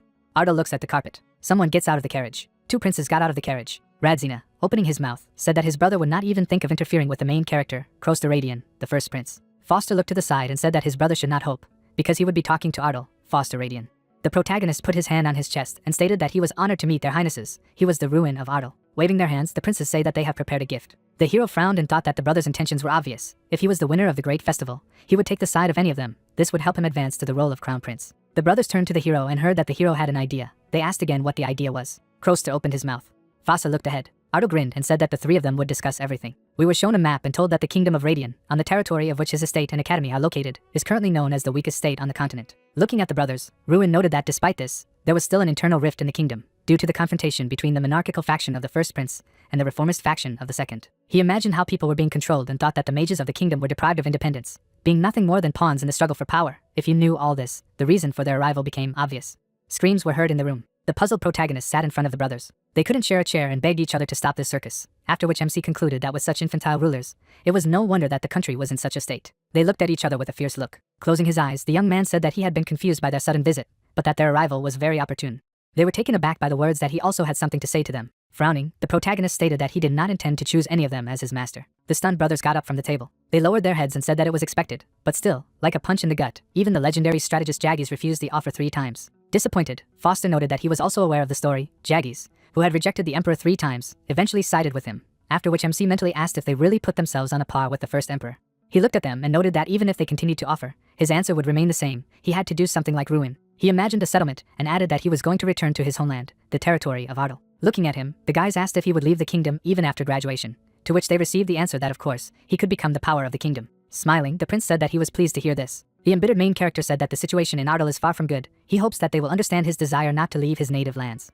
The guys were shocked by what they heard. Kroster slammed his hand on the table and shouted that the future power of the kingdom should not suffer from groundless worries. He would lend his support in any matter. A dumbfounded Foster told Ruin to ask him for help first, not his brother. The brothers began to argue again, and MC came to the conclusion that he would definitely not choose one of them. Smiling, he noted that he would not choose, because it was much more profitable for him that they fought for him. Standing in the hallway, the guys said that they would send him a wonderful gift on the occasion of his graduation. Looking at them, the protagonist replied that he was not against gifts, but asked them to take care of what they discussed. He remembered sitting in front of them and reasoning that fortunately the princes were satisfied that he would not take sides, and while they decided to leave him alone, he further confirmed his loyalty by assuring him that he did not intend to leave the kingdom. Smiling, he added that it was not without benefits for himself. First of all, he asked for approval of the plans that the Ardal territory is currently considering. He imagined monsters and emphasized the fact that he also requested military support for the duration of the cleanup. Everything is going like clockwork. This is the power of power. The guys pointed their hands at the protagonist and said that the Duke of Ruins is the future and treasure of the kingdom, so they appoint him as the protector of the royal family. They must show the respect he deserves. The guy introduced the warrior and said that the protector was the closest person to the royal family, appointed to protect it. No one in the entire kingdom dared to look down on him, although the title was given to him unofficially, since the princes themselves approved it. Only formalities remained before the official status. The princes waved at him, and MC noted that whatever it was, he was glad that everything was resolved without any problems. The guys surrounded him and said that the guy was just incredible. He had already been assigned to the role of protector of the royal family. Frowning, Jason shouted for everyone to step aside, as they were preventing them from getting into the classroom. Enthusiastic students reported that it would become noisy again, because before that, the role of protector had always been occupied by members of the Jerry Hill family. Mikkel walked in their direction. With an enraged look, he asked if they were talking about him. Everyone paid attention to him. The enraged guy said that he was from the Jerry Hill family. No matter what they were doing now, they would still be under him after graduation. Frowning, Ruin thought of his family. He remembered how he had defeated Mikkel and noted that after he had used the forbidden potion as part of the exam in the first semester, his expulsion had been considered, but he had managed to avoid the worst outcome by getting off with a 1-month suspension. He imagined the coat of arms and added that all thanks to his family's influence, the mages of this kingdom were actually under the control of the Jerry Hill family. Taking a step forward, MC assumed that the princes had a completely different opinion. Frowning, he noted that they had not seen each other for a long time. Mikkel gritted his teeth. Ruin was taken aback by the question of whether he thought he had won. Leaving there, the guy said that they would see who would laugh last. Jason touched the protagonist's shoulder and said that he was just jealous. It shouldn't be taken to heart if MC saw his face when he won the great festival, and the words of the princes left their mark. The guy with a serious look emphasized the fact that this is certainly not what you should pay attention to. Looking after him, he added that at the moment Michael's reputation was spoiled, which directly affected the honor of his family. Most likely, he was up to something. After all, we are talking about the cruel Jerry Hill family. Standing in the corridor, the guys discussed that now there is a special lecture from the graduates, which they will go to. Standing in front of the doors, Ruin asked if the graduates had come to the academy to give lessons. Opening the doors, the protagonist told us that in the end, the ominous premonition, as always, justified itself. He was shocked by what he saw. The disciples paid attention to him. A drop of sweat ran down his face. The stranger looked at him and wondered why everyone was suddenly tense. Smiling, he asked if this was the same Ruin. MC's face was serious. Looking at the graduate, he asked in his mind if it was Chakil. He imagined how the warrior was training and said that the second semester of the graduating class was focused on practice. As previously said, there would also be classes related to knights, in connection with which graduates came to the academy to share the current situation among mages in a lecture wrapper. The guy held the book in front of him. Sitting at the table, the protagonist noted that his premonition was again not unfounded, given that the invited graduate at their lectures was Michael's older brother, Chakil. The guy said that today he would tell them about the relationship between the magicians of the Jerry Hill family and the court magicians. Smirking, he added that as far as they knew, among the 14 court magi, 11 were from the Jerry Hill family. Looking at the guys, he asked to be allowed to share the knowledge that needs to be assimilated. Nothing in this world can be declared one's own. It even concerns him. So they, the weaker, all the more need to hold on to each other. Ruin listened with a serious look that from now on, it would be better for them to focus on accepting reality. The students looked at each other as Chakil stated that just because they glorified their representative of the Ruin didn't mean their lives would turn out the same way. The guy asked with a satisfied look what the protagonist thought about this. He got up from the table. Looking at the teacher, MC said that even if the 10 pieces of trash were combined in a single burst, a masterpiece would not be born. At best, only a huge pile of garbage would appear. Frowning, Chako wondered if this was a reproach in his direction. The boys' faces were puzzled. Looking at him, the guy noted that he had heard a lot about him from his brother Mikkel, at least that he was a real loser. To which he received the answer that his brother did not tell him the other part of the story, the one in which this loser beat him well. The irritated guy called the interlocutor impudent. They looked at each other, and the plot told us that at that moment they both realized that the rivalry between the Ruin and the Jerhill family would not come to naught so easily. Sunlight enveloped the room, and we were told that with the arrival of Chakil, the atmosphere at the academy began to change rapidly. He stood among the students, and we were told that as soon as it was announced that anyone could join the Jerhill family if they wished, some of the astonished students with bad grades fell under the influence of Chakil. His rhetoric, which was unique, realistic and honest, turned out to be quite effective. Frowning, the guy said that the graduate said that if they worked for Jerhill, they could also succeed. The stranger looked at him and asked if he really thought that he cared about him and if he had no pride at all, because he would never work under the guidance of Mikkel, who did not disdain deceptive schemes and manipulations, after which the plot reported that in the end the academy was divided into two camps, supporting Jerichil and Ardal. As he walked down the hallway, MC noted that along with the Jerichil's pathetic attempts to humiliate him and his growing anger in response to their childhood provocations, the atmosphere at the academy was inevitably heating up. But the opportunity to put this family in its place was not long in coming. A cup of tea was on the table. Tyrion sat across from him. Smiling, he asked if they could discuss pressing issues since the protagonist was a representative of the students, and then asked how the situation in the academy was now. Closing his eyes, Ruin reported that everything was as usual, except for one element causing problems. Putting the cup on the saucer, the old man said that he thought he understood what he was talking about. He calmly noted that he wasn't happy with this family either, but there was nothing he could do. Every mage in the kingdom was connected to them in one way or another, and the academy was no exception. Glancing out the window, the headmaster added that unlike last year, this year they had only given them courses that didn't affect the final score, and even so, they were making a fuss both inside and outside the academy. MC asked with a serious look what Chakil was like. Closing his eyes, the old man said that he was incredibly popular due to his appearance and hanging tongue, got along well with those around him and did not find fault with academic results. At the age of 23, he became the youngest head mage of the kingdom. He imagined how the serpent wrapped around the guy and said that behind this facade there was a huge snake. He had a huge craving for power and was extremely ambitious. Achieving his goals at any cost was just in his character. Frowning, Ruin thought that Chakil seemed to be a decent person on the outside, but in essence she was completely rotten, and he would use anything to get what he wanted. Clenching his hands into fists, he noted that in this case, there were plenty of reasons to fight. The only question was what excuse to use, after which the old man remarked that since the guy was there, he would like to discuss a special activity with him. Sitting across from him, Tyrion stressed that he had a great idea. Walking down the hallway, he reasoned that the idea was good, but he didn't know if the graduate would agree. He had already asked, but the reaction was mostly negative. Opening the doors, he came to the conclusion that it was better to ask directly. The surprised disciples looked at him. Chakil took notice of him. Smiling, MC noticed that he had come to ask the elder for something. The guy grinned. He pointed his finger at the protagonist and shouted that it was only a matter of time. Frowning, Ruin noted that he didn't want to be misunderstood. This wasn't the kind of request. He imagined knights and reported that he had heard that Chakil had received an offer from the head of the academy to invite knights to the next classes, but he refused. He added with a satisfied look that therefore he had come to ask the graduate himself to allow him to get this joint lesson.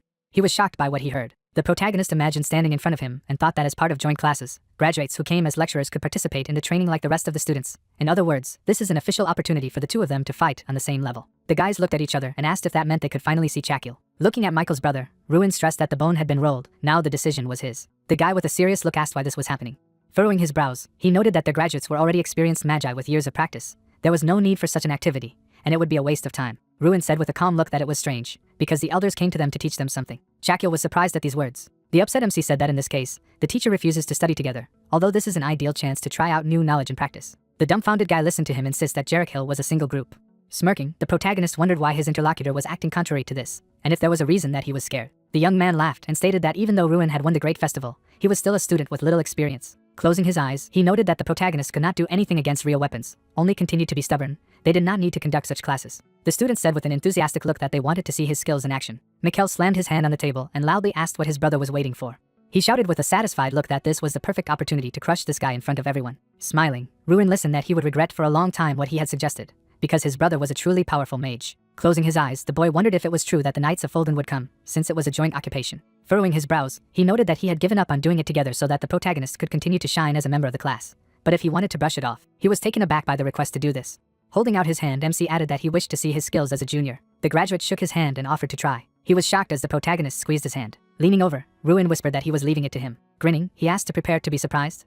Sunlight enveloped the academy, and we were transported 3 days later, to the day the Knights of Folden arrived. The rays of the sun fell on the flowers. Folding his hands, Tyrion announced that on this day the students and graduates would have to unite. This offer he was refused. Smiling, he added that if Ruin asked for it, then the elder would not be able to refuse. Smiling, MC thought that the head was quite cunning. He had come up with a plan that the old man would have to take part in.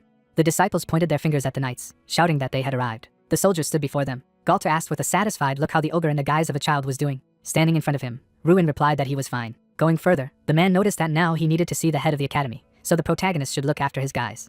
Putting his hand on his chest, he introduced himself, after which he asked to say who was the representative on their side. His gaze fell on the way the guys mocked the guy. Hans noticed the MC. He walked up there and asked what they were doing. The stranger with a grin on his face introduced himself as Maltiv, the representative from Foldren. He imagined a war and asked if the guy had heard of the 7th rank knight, Vengras, the commander of the Golden Knights, adding that this man was his father. Frowning, the protagonist said that this was good, but he would appreciate an answer to his original question. Frowning, he again asked what was going on there, to which he received the answer that this guy had completely stopped obeying lately, so he decided to give him an individual training. Frowning, Maltiv stated that it was rude to show interest in a commoner during the exchange of greetings. Clenching his hand into a fist, Ruin declared that Hans was his friend.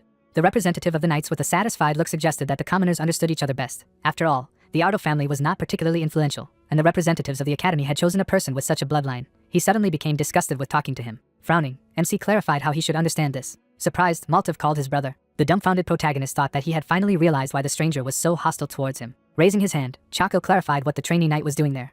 Looking at the guys, Ruin came to the conclusion that even if he didn't know Hans, they still wouldn't be able to get along. The man with a serious look ordered everyone to get together, adding that as they knew, they were having a joint class today. Putting his hand on his thigh, he asked to first break into groups. Looking at the students, he emphasized that each group should have 2 academy students and 1 trainee knight, for a total of 54 groups. Holding the back of his head, Maltiv said that he did not want to participate in this. He did not understand why they should train with these suckers at all, to which he received the answer that Chakiel had graduated a long time ago, and he himself did not understand what he had forgotten there. Smiling, Maltiv offered to unite and overcome this situation together. Hans wondered with a look of distress whether it was true that no one would join him. Ruin approached him and offered to unite. He noted with a satisfied look that he did not mind it, because Hans was his friend. Smiling, the guy turned to him.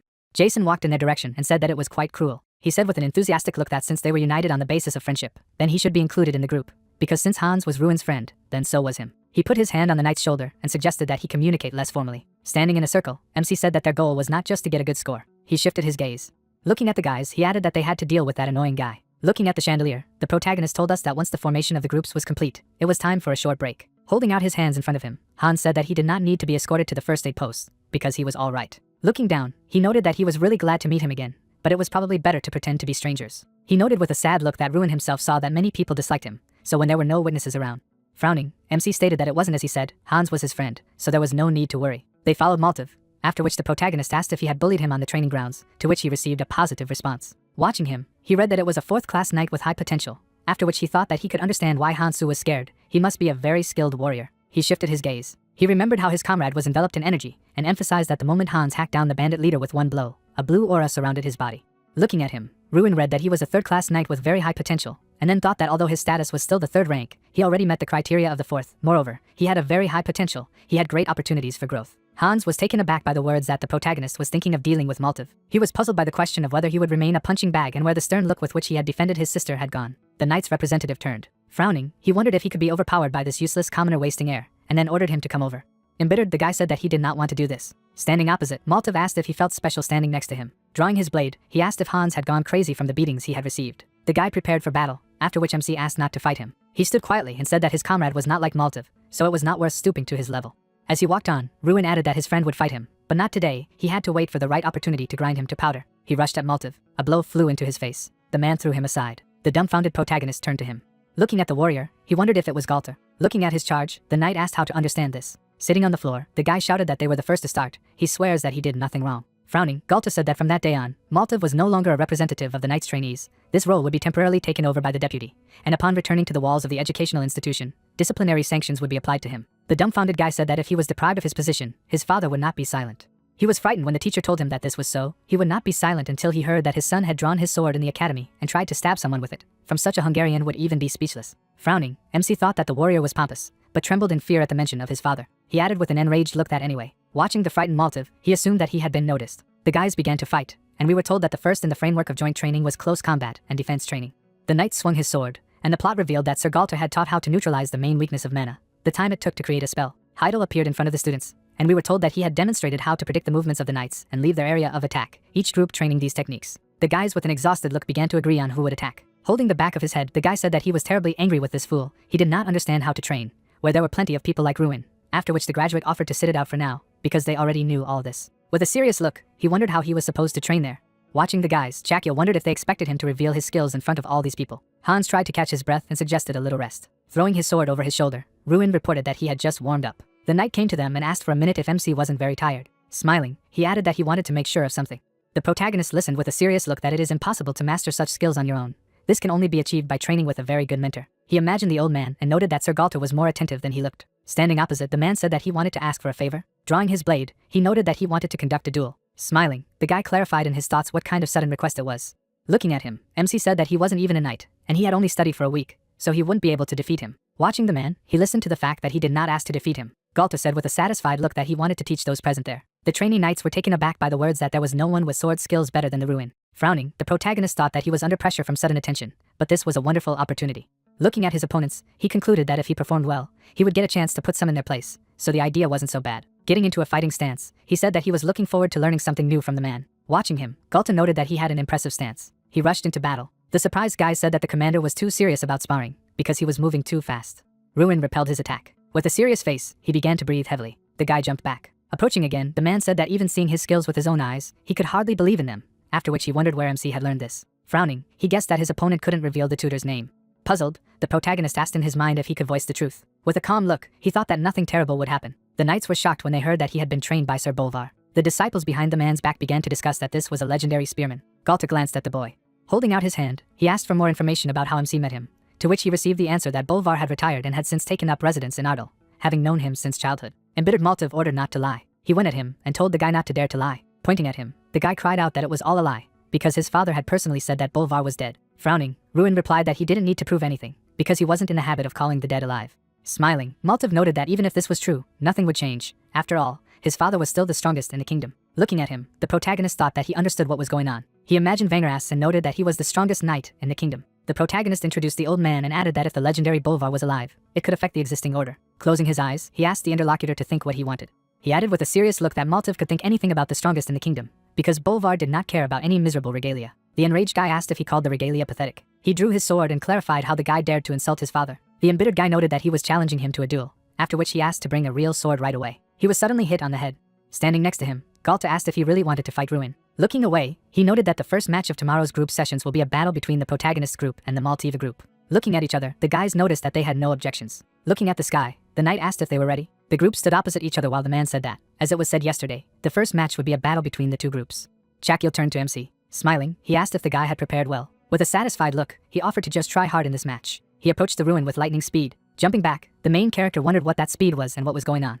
Frowning, he emphasized the fact that no one could be that fast. The enraged protagonist said that this was stupid. Looking at the opponent, he read that it was a 5th grade magus who possessed 6 hidden artifacts, and then wondered how desperately he needed to win to bring as many as 6 artifacts with him. In the 2-story building, all the windows are burning brightly. The man looks directly at his interlocutor, and he says that this is who they have, Sir Vangeras, and he, laughing, replies that they have not seen each other for a long time, and continues the conversation that he has heard about Chakil, who was invited to give a lecture at the academy as a representative of the graduates. George spread his arms to his sides and asked if the head of the academy, Tyrion Ignat, had invited him, and asked how Maltiv was doing. Wengra clenched his fists and said that yes, although he was a troubled guy. So he was sent to Sir Galter to teach him discipline, and the interlocutor added that he should be at the academy now. George closed his eyes and explained the situation that he was actually there because of the representative of the academy, while the opponent clarified that by representative of the academy, George meant the Ruin of Ardal, and added that the rumors about him were so loud that even he remembered his name. The man shifted his thoughtful gaze to the interlocutor, and thought that he would win the festival and even attracted the attention of the empire. Vangeras opened his mouth and said that an upstart from the provinces should not fight his way like this. The blonde head agreed and proposed a plan that the main character should not be allowed to lure the princess to his side, if he could find it, and continued, of course, as people devoted to the country, caring about its well-being. There is a bouquet of white flowers on the table, and the man continues to wonder if there are any ideas about her well-being, and continues that it so happens that his sons and Maltiv are now on the same team, and that they will face Ruin Ardal, and suggested why not give Maltiv the artifact. The dark-haired interlocutor knitted his eyebrows in amazement. A drop of sweat runs down his face, and he declares that if they give him the pendant, he will definitely give it to the guy, and asks that he offers to commit forgery. The man put his hand on the shoulder of the interlocutor, and said that there was no need to focus on this now, and added that if they wanted to rein in the boy before he caused even more trouble, they could go to extremes, and added that he had already passed on the artifacts to his children. Wengra looked away in bewilderment, and asked if it was Bolvar Peyton, and if this name was familiar to George. The latter rounded his eyes from surprise and asked what he had mentioned to him. The blonde conspirator lowered his eyes and said that he had heard that Bolvar Peyton was still alive, and it turned out that he had taught Ardal's sword art on his property. The head of the Gigan family takes off the pendant, and says that not only did the guy get attention from the princes, he also took sword lessons from the knight Bolvar Peyton, and added that if the guy defeated their children in a duel, then their situation would worsen, and the interlocutor continued that their position would be shaken anyway. A man with a beard passes the pendant to his opponent, and says that he hopes it will bear fruit. The head of the Jerhill family opened his mouth, and replied that of course. The interlocutors shake hands and George says that all this is for the good of their kingdom. Chakil lowered his head slightly and, mocking his opponent, exclaimed who this Ruin Ardal was. Powerful currents of energy burst out of his outstretched hands, and he said that there was so much bragging with such meager skills, and continued to mock that it was a complete disappointment. The young people's hands are entangled in green streams of magic.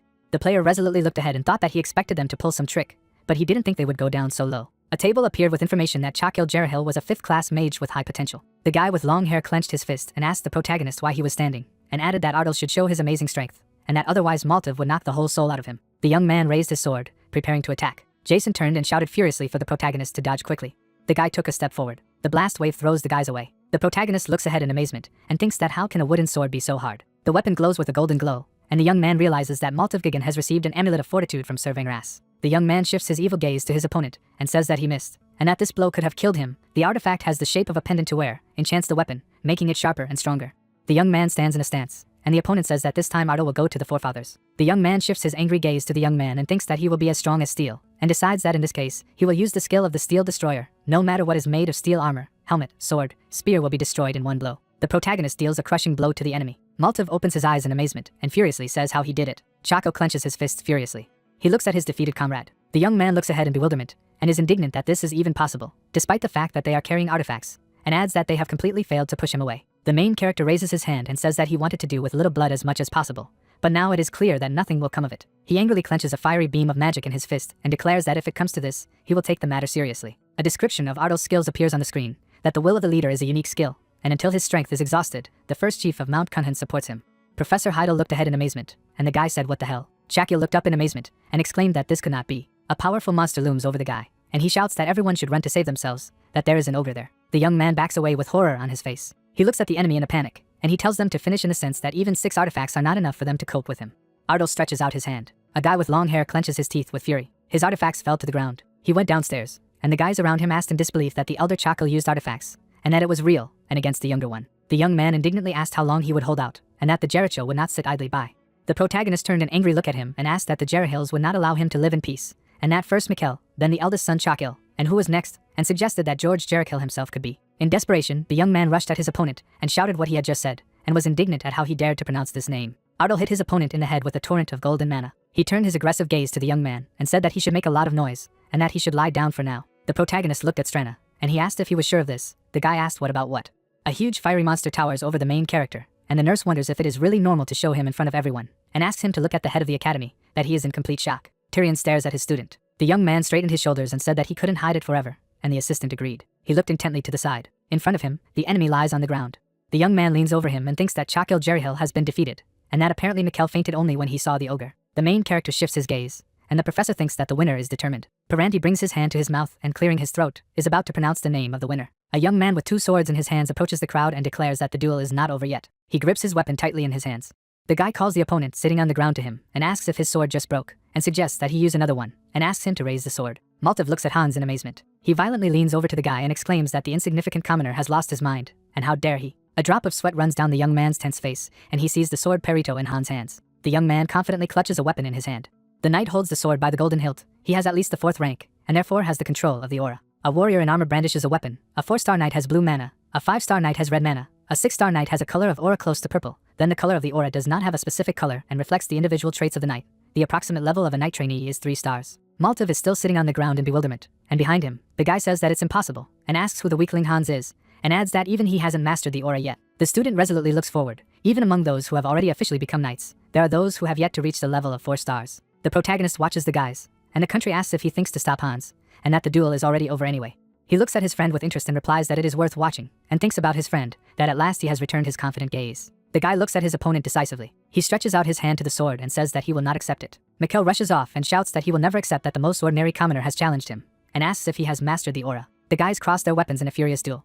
Hans shifted his gaze to his opponent, who continued that it was impossible, and that such a weakling could not be on the same level as him. The young man looks at his rival with hatred. The young men attack each other again, and Miguel declares that his opponent must continue to lie on the ground. He resolutely raises his sword, and the guy clarifies that he continues to cling to statuses. Hans looks furiously at his opponent, and says that he was just lucky to be born into a good family, and adds that he is a selfish and narcissistic scoundrel. The young man's face is distorted by hatred, and he asks that his opponent has completely lost his fear. His foot steps forward. He, with all his strength and fury, rushes at his opponent, and says that if this is Hans's wish before he dies, then he will fulfill it. Miguel swings his sword in the air. The protagonist rushes forward, shouting for Hans to take care of himself. The professor and the armored man run forward, and one of them says that Maltiv is a bastard. Energy blue mana envelopes the entire space. The young man looks ahead in bewilderment. The young man flies back from the enemy's blow. He rolled his eyes.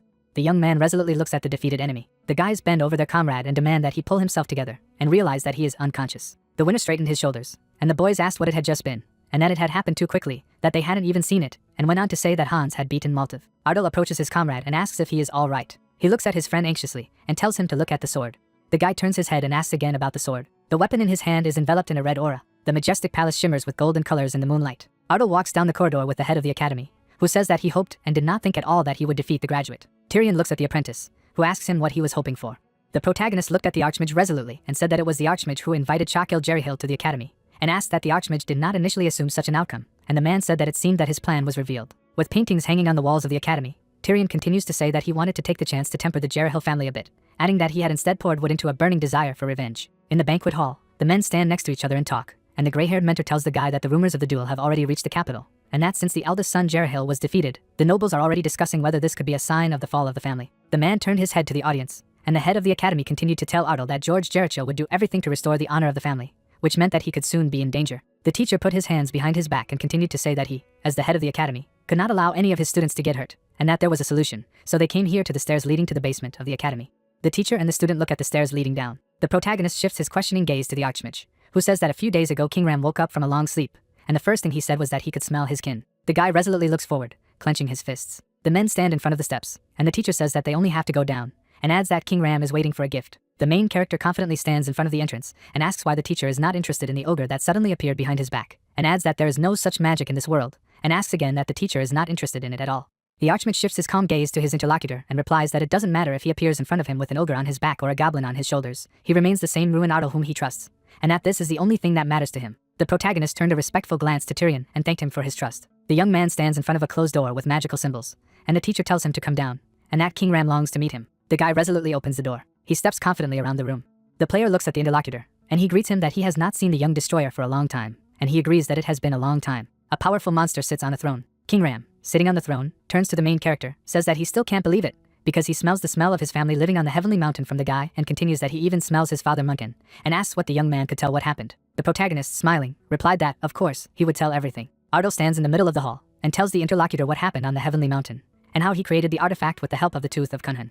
The ogre leader, laughing, states that the guy held an arm wrestling with 100 ogres. The protagonist raises his hand, and explains that he not only played, but also won every match, and King Ram concludes that it is similar to him, and, apparently, his relatives were not having fun. The ogre covers his face with his hand and says that he thought he would remain trapped in this artifact forever, but he is glad that he heard about his homeland again. The ogre leader's pupils narrowed, and he thanked his companion, adding that Ardal was his blessing. A dark-haired guy looks at the screen and reads a notification that informs him that the achievement has been unlocked. Information appears on the screen about the elevation of the ogre's friend to Ogre-Lord, the increase in power, the increase in the power of the countries, and the availability of the humanoid form. The ogre looks at the guy reading and reveals that he is the epitome of brawl and his benefactor, and adds that he is the only person who has been trusted by the ogres of the Sky Mountain. The protagonist lowers his gaze thoughtfully and reflects on the improvements he received as a gift. Stren stands on the shoulder of the protagonist and states that the stars are growing much faster than she expected. Ardal clenched his fists, and his assistant said that she had been in this useless petty form for too long. The main character takes off. He runs rapidly and does not understand what is happening. The red-haired girl, grinning, looks at the main character. She lowers her gaze and asks her partner if what is happening is not amazing. Smiling Stran raises her head and says that she has been waiting for this for a long time. The steps lead down, the protagonist reasoning that he received 2 more gifts from reuniting with King Ram. The ogres stare intently ahead, and the protagonist continues to mentally say that he has received the power of the chieftain, allowing him to command the ogres as their lord, and has also received the summoning of the ogres. King Ram sits motionless in his chair, and Ardal thinks that he has also received a special privilege to summon the head of the ogres, who is connected to the academy for life, once to himself. The guy thoughtfully looks into the distance, and remembers what he said, that he can summon King Ram to him once in the event of a real threat to his life. The young man lowers his head excitedly. The red-haired girl throws up her hand and enthusiastically says that there is nothing better for her than transforming into a human, and Tyrion asks Ardal about the stranger. The protagonist stands in front of a young lady and thinks that this young lady has since become visible to the others, and asks her that she is indeed a girl, and Strana replies that she has told him this many times, and the protagonist says that he thought she lied to him. The guy lowers his gaze, and the head of the academy asks to explain how it happened that only 1 person went down, and 2 came out, and Ardal decided that he was dead. An image of brick walls appears. Tyrion holds his beard and asks that, given his limited knowledge, he assumes that the girl is a spirit, and the country replies that his conclusion is close to the truth, and adds that she is an incarnation, and the protagonist wonders if this explanation is enough. The young lady looks away and explains that they have a symbiotic relationship, so they cannot be separated from each other, and Ardal, interrupting her, says that it is not worth addressing the head of the academy so disrespectfully. The young lady continues that she lives several dozen times longer than him. Tyrion looks at the girl thoughtfully, and says that since she came from the King Ram quarters, respected by the incarnation of the ruin, he will arrange for her to stay at the academy, and the interlocutor clarified that he has some kind of plan. The head of the academy closed his eyes and confirmed thoughtfully. The sun's rays illuminate the well-groomed territory of the palace. The red-haired girl stands in front of the astonished young men, and the blonde guy asks that the girl is, for sure, Ardal's cousin, and has transferred to the academy. Strana laughs and introduces herself, and the protagonist reveals that she is in her senior year with them. Jason asks again, how can she be in her senior year? Because he said that she is younger, and the main character explains that she skipped several classes because she is a genius. A classmate of the main character stretches out his hand and says that it is a pleasure to meet him. The blonde guy got down on one knee, introduced himself, said that he was Jason Damon, Ardell's best friend, and asked if she would like to walk around the academy if she had not seen her yet, and the protagonist was surprised by the guy's actions. The main character closed his eyes, and Jason asked the girl if she wants to go to the cafeteria, try the baguettes of the highest class, and the young lady, refusing the offer, said that she did not want bread, and asked to leave, and the guy continued that he offers to see the ocean, which is amazing. Ardell calmed down that he managed to create a working legend.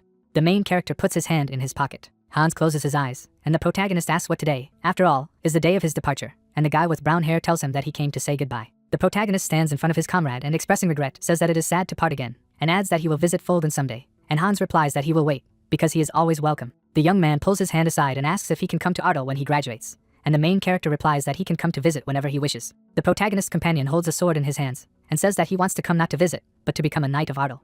The young man looks at the interlocutor in surprise and asks if he is serious. Hans smiles and explains his intentions that he wants to do something meaningful, such as protect Ardell, under his command, and concludes by asking if his comrade in arms gives him his consent. The main character raises his head and agreeing, thanks his friend. Jason approaches the guys and addresses them, saying that they are again deciding something without him. The blonde young man hangs on the protagonist and enthusiastically pronounces that he also wants to go to Ardell, and is ready to do any work to be near the lady of the countries.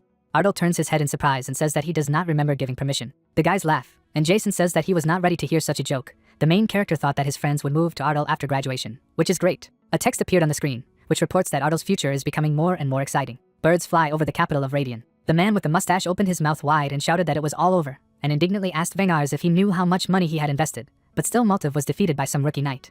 He shrugs his shoulders and continues to say that it was the same as with Jerahil, the eldest son who was defeated by Ardell. The family coat of arms of the Jerahil family appears, and a man with brown hair narrates that this family maintained its status as the House of Magic, while at the same time Vengraskagan was addressed as the strongest knight in the kingdom. Men's hands rush up, and the young man continues that this status has been preserved thanks to the support of the nobility. The man with the mustache raises his head and says that Vengras is at the top until their sons become the head. The man with the beard turns his head and says that they should change sides. The mountain rises above the city, and the narrator continues to state that they need to join Ardell as soon as possible. The head of the Jerahil clan enters the room, and the man says that the current head of the Ardell family does not accept money, and his interlocutor indignantly says that everyone likes money and Jerahil is an example of this. George clarifies who they are talking about. A man with blonde hair holds his hands behind his back and indignantly asks what they were going to join whom. A man in a light-colored suit shifts his gaze to the person who enters and makes excuses that they made a slip of the tongue and suspected that they were being listened to, and the head of the family retorts that this cannot be a slip of the tongue, and if he did not come in, they would have been talking nonsense all night. George narrowed his eyes and spoke harshly that the Jerahil family had been in charge since the founding of Radian, and added that history does not tolerate lies and therefore their experiences cannot be brought to life. The man with the mustache folded his hands in front of him, and the second man said that they would take this into account. The blonde man gritted his teeth viciously and thought that he wanted to use Ardell as a stepping stone for Chakil and Mikkel, but he was able to trample their honor in the mud. He looks angrily into the distance, and mentally says that for this he will kill him, no matter what it costs him. A steam locomotive was running along the rails. Ruin noted that another important lesson of the second semester was related to visiting the capital. As part of the lesson, they would not visit the magic tower and the royal palace, where they could see new magic, learn something from active magicians. The young man clenched his hand into a fist and exclaimed that they would be able to enter the magic tower. Meeting the court magician sounds amazing.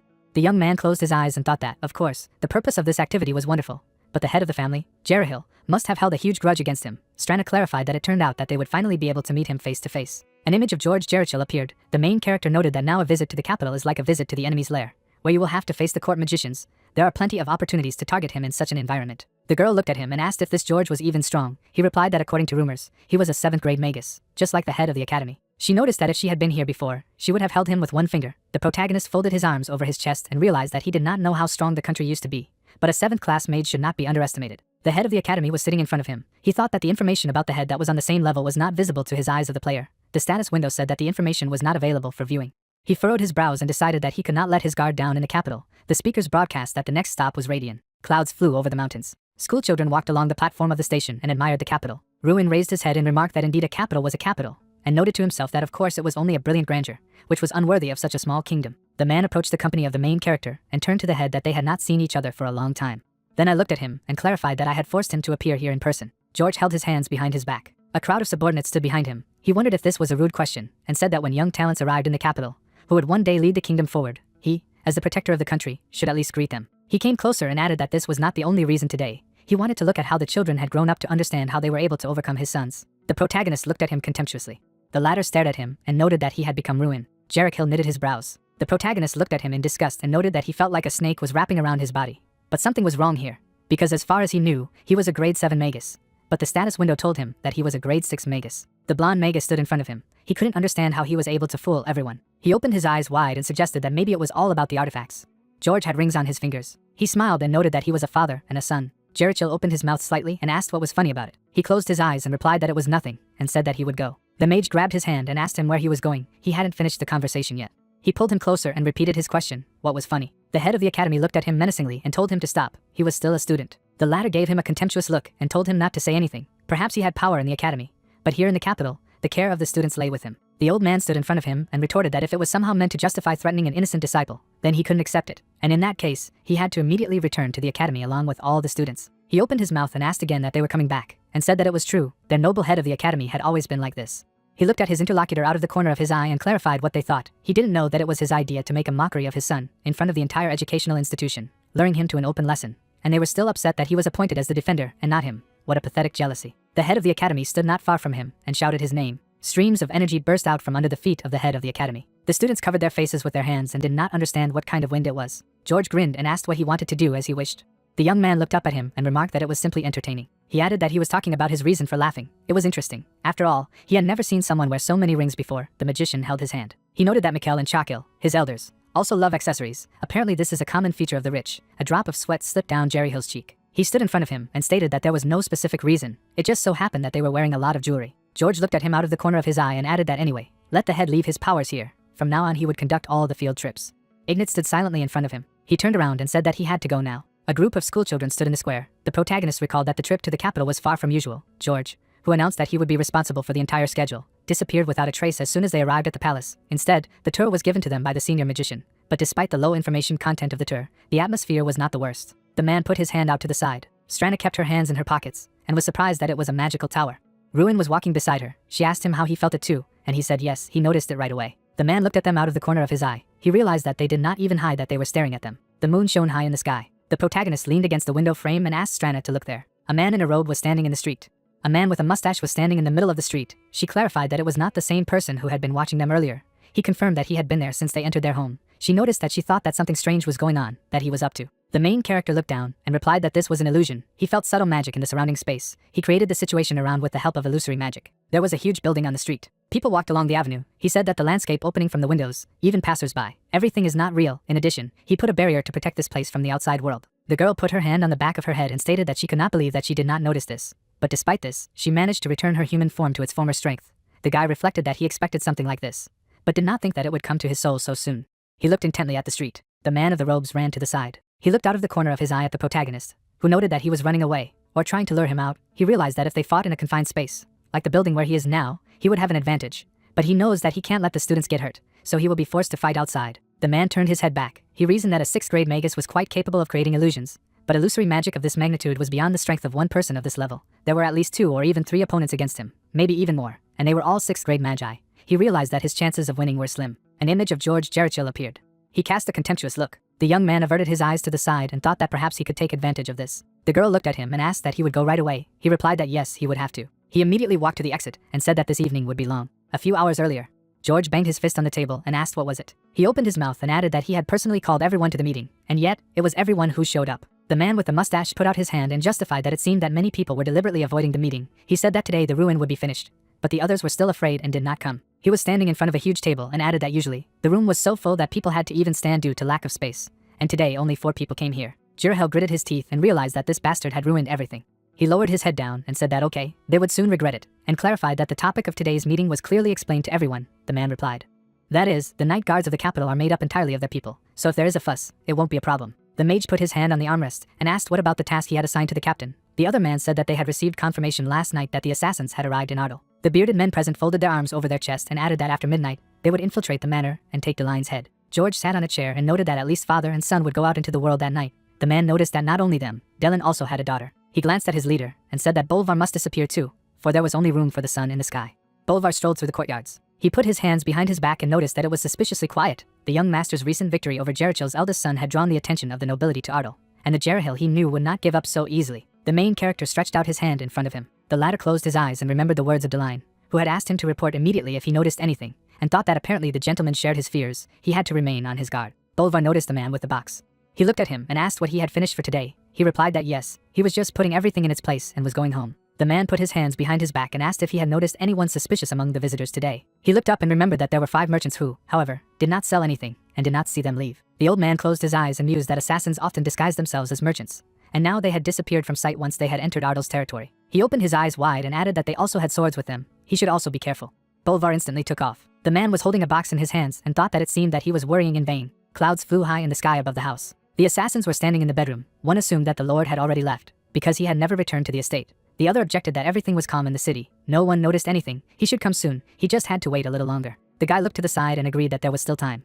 They both turned their heads at the noise. Bolvar stood in the window with a spear at the ready. He looked at the assassins and asked how dare they. At least they understood where they had come. They stood in front of him and did not understand how he realized that they were here, and noted that it was expected that he was a 7-star knight. He did not care about hiding skills. The assassin held out his sword in front of him and added that maybe it was for the best. He still had to be killed. They all rushed at him sharply. The assassins hired by Vengraskigan. All those who had invaded the territories of Ardal were at least level 6 masters. The man's mouth opened slightly. Bolvar, a 7-star knight, had not held a spear in his hand for a long time, preferring a fishing rod, so many believed that his skills were no longer what they used to be. His spear was shrouded in lightning, which was a fatal mistake. From the attack of the old man, the attackers scattered in different directions. They opened their eyes wide in pain. One of them hit the wall hard. A drop of sweat slid down his cheek. He wondered that he was a 7-star man. In what place? They had already dealt with more than a dozen knights of the 7th level empire. The old man approached him and asked if he knew why he had stopped honing his spear techniques. His eyes widened in shock. He couldn't believe that he was an 8-star knight. Bolvar held a spear in his left hand and explained that no matter how much he tried to cultivate, the limit of what could be achieved in terms of technique had already been reached. The assassin swung his sword at him. The spear pierced through him. The corpses of the murderers lay in the room. One of them opened his eyes wide and exclaimed that Vangras was a lying creature. How dare he lie to them about the purpose of the mission? They wouldn't take on anything like that, not even a 5-fold increase in the amount. Bolvar looked at him and noticed that Vengraskigan was the customer. He grabbed the attacker by the neck with lightning speed. He looked at him menacingly and ordered him to return and tell him never to set foot on Ardal territory again. Lights were on in the windows of the houses. Ruin collided with a man in robes. The latter looked at him and asked him that he had come out to him of his own free will. The guy was standing next to Strana, who added that he saw that he did not come alone. Probably decided to go to the other world with a companion. This is wonderful. The guy calmly stood in front of him and asked him not to worry, because he was not going to die. Hired killers in robes surrounded him. He noticed that he was not going to, and added, if only the world worked the way they wanted. But alas, this is not so. The young man looked to the side and thought that there were about 7 of them, and they had prepared. He stretched out his hand and told him that he would give him advice as someone who had lived longer than him, namely, that the best way to prolong life was not to be seen. The guy put his hands out in front of him. Magic stretched out his arms in his direction, and he added that only the end awaited him now. An explosion occurred in the middle of the street. The man smiled slyly and noted that he had quietly accepted his death. A beautiful sight. He had brought such a fate upon himself, so let him not blame anyone. Drops of sweat rolled down his cheek. Strand stretched out her arms in front of her. He wondered how he was still on his feet. After such an attack, he should be dead. The guy smiled and said that there are creatures that are not able to die. The girl smiled slyly. The country folded her hands together. He explained, the incarnation is an immortal and indestructible creature. The only way to incapacitate the countries is to kill him, the contractor. The status window said that a unique skill was activated. The guy swung his fist and noted that as he said he was going to die, he was not going to die here. The ogre's morale raised his fist forward. The guy looked ahead and realized that at this pace he could win without overworking. His eyes widened in surprise. The man grabbed his leg and remarked that, to be honest, he hadn't expected him to be so serious. However, no matter how strong he was, he would see how he survived it. Sweat rolled down the man's cheeks. A group of people in robes stood next to each other. There are those who practice forbidden dark magic that has been rejected by all magicians, warlocks, the seal of water, a spell invented by a water warlock. It will not leave the one it has come into contact with until it has sucked all the life force. This spell of dark magic is the most famous. The mage raised his hand in front of him. The main character gritted his teeth from the tension. I thought that he could not even imagine that they would go so far with dark magic. 2 people in robes grabbed the protagonist. The man said that what a pity, because he witnessed the use of dark magic, so he can only die. The guy was brought to his knees. He added that his murder was already part of their plans.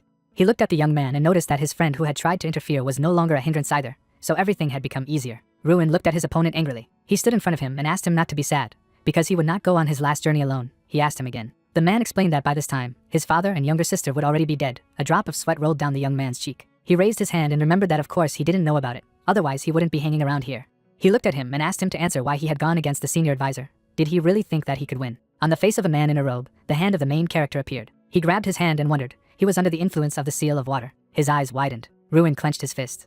Blood gushed from his hand. He looked down at his palm and concluded that he didn't care now. The status window reported that a unique skill had been activated, and a huge fighting spirit had stepped on the ground. The robed boys looked at him in shock. He noticed that they had crossed a line that should not have been crossed. The young man stood before his spirit and asked them not to be angry, because they had brought trouble on themselves. The boy's eyes widened in shock. He remembered that at that fleeting moment, only one thing echoed in his head, the call to kill. The eyes of the fighting spirit were videographed red. He added that like the once destroyer of the world's Drac, he would destroy everyone. The ogre looked at his master and asked why he had summoned him. The latter stared intently into the distance and expressed a desire that none of them should live. No mercy for them. He swung sharply at the people in robes. The main character swung his fist at one of them. His fist hit the stomach of one guy. He realized that he could never forgive them, so he would kill everyone, because it didn't matter what his fists destroyed, and it didn't matter who his magic killed. His eyes widened. The young man instantly rushed to attack the other. Strand grabbed him by the shoulders and asked him to stop. She stood in front of him and added that this was enough. One of them looked at him and asked him that he had always been a psycho. How was he different from them? Level opened your eyes wide and asked to let him in. He'll finish off that bastard. She stood in front of him and did not understand why he always behaved like this. Because nothing had happened in Ardal yet. Let him trust that night. He was much stronger than he thought. He had to pull himself together. If he succumbed to the force, he would end up like a fight. He opened his eyes wide. She reminded him that he had forgotten what his last days had been. The dragon opened its mouth wide. Strana explained that he had gone mad with unlimited power, and in the end destroyed the world, so he was called the Destroyer of Worlds. She lowered her head and declared that he was not a Draka if he met his fate. He looked at her and interrupted, apologizing for her worries. He turned his gaze to one of the attackers and ordered him to tell everything he knew, and asked what was happening in Ardal, who replied that he would regret what he had heard. Blood was flowing from his mouth. He wondered if he knew about the Menden group, which included the best assassins, at least the 6th rank, 5 of whom had already arrived in Ardal. The spear pierced the robed youth, who noticed that by this point, his family was probably already dead. George stood in front of the main character and noted that he had come to see if everything was all right here, and there was such chaos here. He looked at them and said that they were pathetic idiots. The best people in Jericho couldn't handle an ordinary upstart. Ruin stood next to the girl and exclaimed how he dared to encroach on his family. His eyes widened in pain. They both knelt. He could not understand what kind of dark magic it was. The magician said that it was worth just going to the academy and being quieter than water, lower than grass. Why provoke them? The guy opened his mouth wide and shouted that he was also a dark mage. If they found out about it, then the best outcome would be a dungeon. He clenched his fist and remarked that no one would know if he fell silent forever. A drop of sweat rolled down the protagonist's cheek. He realized that he could not lift a finger. Kingram's summoning had already ended. Spears flew out of the magic circle. He concluded that now he had to end everything. It was time to die. The young man was on one knee and realized that he could not allow it to end like this. Suddenly, water gushed in the middle of the battlefield. His eyes widened in amazement. In front of them stood the head of the academy. George looked at him in shock and didn't know where he was coming from. He opened his mouth wide and shouted his name. Jericho covered his face with his hands from the powerful flash. Streams of energy rushed in his direction. This artificial world was created by George's henchmen, 6th class mages, so that no one from the outside could find out what was happening inside. But this magic only restrains ordinary people from the outside. A mage of the level of Ignite is able to immediately determine the unnatural flow of mana. Ignite's hair rose up. The magic ball grew in size. And a serious disadvantage of this magic is that if a magus of a higher level than the one who created the barrier casts his spell, the illusion will immediately dissipate. The magic ball took over houses. George held out his hand in front of him and asked that he planned to destroy the entire city in order to defeat it. He stood in front of him and replied that no, he was the only one who would be hurt. Besides, he had already set up a barrier to prevent destruction in the capital. He had not only become interested in dark magic, but even dared to harm his disciple. Jericho looked at him dumbfounded. He waved his hand and said that he would punish for this crime on his own. The flow of energy rushed into the enemy. He gritted his teeth from the onslaught. He opened his mouth wide and shouted the name of his enemy. George spread his hands in different directions. In the middle of the battlefield, there was an energy explosion. Strand looked ahead and noticed that this was expected. With such a difference in class, the gap between them was too obvious. It was a crushing victory. The guy did not squint his eyes and agreed with her words, and added to herself that this difference was of a completely different scale. The head of the academy clenched his hands into fists. He realized that he was so superior to him that he didn't even dare to challenge him. Despite all his strength, it was obvious that there was still a long way to go. He looked at the main character and asked if he was okay. He replied that yes, thanks to him. Residents of the city climbed out of the windows of the houses and wondered what had happened here. Jason opened his mouth slightly in surprise. George was lying on the ground, and he couldn't understand why the senior commissioner was in such a state. 2 guys were standing near the head of the academy and reported that they had arrived. A crowd of people stood behind them and explained that they had heard that the head of the Jericho family had completely seized control of the capital's guards. The only one who had arrived in the capital on an official visit that he could target was the Ruin Lord. They ran up to him and asked about his condition. They stood in front of him and told him that all the way they were worried that something could happen. They could not think about anything else. Their hearts were beating in anxiety. He realized that they had not changed at all. Ignite tilted his head slightly. They noticed that he was also there, and concluded that in that case, the man lying on the ground was George, who had tried to use black magic against the Ruin, but the head stopped him. Jericho lay with his face to the ground. The prince opened his mouth wide and exclaimed, "How dare he attack his precious lord? This is a betrayal, a direct challenge to the royal family. He will immediately report everything to his father and demand that he be arrested for criminal conspiracy." The other prince opened his eyes wide and added that this time, he completely agreed with him. It was a betrayal, and now that they had confirmed the use of forbidden magic, every member of this family should be taken into custody. The young man looked at them and expressed his desire to voice one request. He clenched his hand into a fist and declared that he needed to make sure that his father and younger sister were safe in Ardal. Strand crossed her arms over her chest. He remembered that in order to get information about the state of the territory of Ardal as soon as possible, they had to send a request to the nearest trading city of Manzo. And still the wait dragged on for half a day, which turned out to be longer than the entire life lived. The man was holding a piece of paper and said that they had received information from Manzo. He looked at the documents and assured that everyone was safe, adding that the Lord had already been aware of the possible danger, and Bolvar had successfully neutralized the assassin sent. Moreover, they had managed to find out the organizer of the assassination attempt. A drop of sweat slid down the guy's cheek. The prince looked at the man and clarified that it was not obvious that this was the work of George, who agreed and noted that there was an accomplice. The bearded man looked back, and he explained that the man involved most was Sir Venraskagan, the captain of the Golden Knights. The blonde guy put his hand to his forehead and realized that how rotten everything was. His brother said that from now on, he officially lost his rank. Besides, all of George's titles and powers were also removed. The red-haired man looked at the prince and explained that given the positions of the two of them, he needed to appoint temporary executors due to their duties. The prince replied that for the time being, the deputy captain would take over the duties of the captain, and noted that regarding the position of advisor and protector, whether the head of the academy could assist in this. The green-eyed prince looked back. Ignat's eyes bulged at him in surprise. He put his hand to his chest and replied that he was only old. He objected that he was well aware that he was not interested in politics. But as he himself could see, their situation was not the best, so he asked to take this position until a suitable candidate was found. The old man looked down. The princes stood in front of him. The main character recalled that it was widely known that the princes had been trying to bring the head of the academy to the capital for a long time, spending a lot of money on it, but the head remained adamant and refused all offers, firmly believing that the teacher had no place in politics. The head of the academy held out his hand in front of him as a gesture of refusal. His eyes widened at the voices he heard. Students stood behind him and encouraged him, and noted that this position was perfect for him. He looked at them in complete disbelief. He stood in front of them and concluded that if this was the desire of his disciples, then he should obey, but only until another candidate was found. The princes looked at the new advisor with joy. George silently watched the further development of events. The protagonist realized that at this rate, there might not be another candidate. He looked to the side and added that he was just glad that everything ended well. The dawn morning lit up the city with rays of sunshine. He realized that as soon as the trip to the capital was over, the period of final exams would begin. The long and at the same time fleeting stay at the academy would soon come to an end. The trip to the capital, which did not go well from the very beginning, served as a reason for talking about whether it should be cancelled altogether in the end. It was decided to leave the schedule unchanged. As a result, they stayed in the capital for a few more days. Students were walking down the street. The two guys looked at each other and discussed recent events with Mikkel. The protagonist looked at them and noted that rumors had spread that Mikkel had dropped out of the academy, and his father had been placed in an underground dungeon, and that his family's mages had fled in all directions, so the outcome was obvious. George sat in the cell. The main character looked at the people discussing something and concluded that the name Jericho disappeared without a trace. The flag was shrouded in flames. An image of another flag appeared, the fall of the Jericho family, the triumph of the Ardo family. Banners with similar words began to spread throughout the capital. Soon, the news was discussed not only among the nobles, but throughout the kingdom. The moonlight illuminated the castle. A voice from there said that he could not be here. He had to leave the place. Two men were holding a guy who swore they wouldn't even have time to blink. The guard asked for his apology, but this man tries to break through by force. The guy broke free from their grip. He fell to his knees in front of the prince and revealed that he was Chakil, the eldest son of the Jericho family, and it was an honor for him to meet the crown prince. Reenact put his hands behind his back. A drop of sweat slipped down the guy's cheek. He explained that he understands that his behavior may seem disrespectful. He asked to understand that he did not mean anything like this. He opened his mouth slightly and interrupted his speech. He looked at him and asked why he had come. He replied that he had come to seek refuge in the empire. With him, also his younger relatives and the mages of his house, a total of more than 40 people seeking refuge. The crown prince clarified why. The young man looked down and said that they would like to serve his highness and contribute to the future glory of the empire. He looked at him menacingly and replied that it was tiring. After all, they were just looking for a place to eat. A chandelier hung on the ceiling. He clarified what crime he had committed, because his Jericho family, once the most powerful family, was now fleeing and seeking refuge in his empire. He held his hands behind his back and asked whether the royal family had turned their backs on them for such a trivial reason, in the form of an assassination attempt, or whether an attempt had been made on a member of the royal family. The crown prince stood in front of him and added that no matter how small the Radiant Kingdom was, providing shelter for them who had committed a crime would be an act against justice. In fact, refusing to help would even better affect his reputation. Chakil's eyes widened at what he heard, and he concluded that he saw no reason to grant asylum. He turned back and asked him to come back. He would not comply with his request, but he would not arrest him either. The latter looked at him out of the corner of his eye. He was on his knees and explained that they had made an attempt on Ruin's life. He clarified that he was looking at the same one and replied that it was so. The crown prince approached him and asked for more details.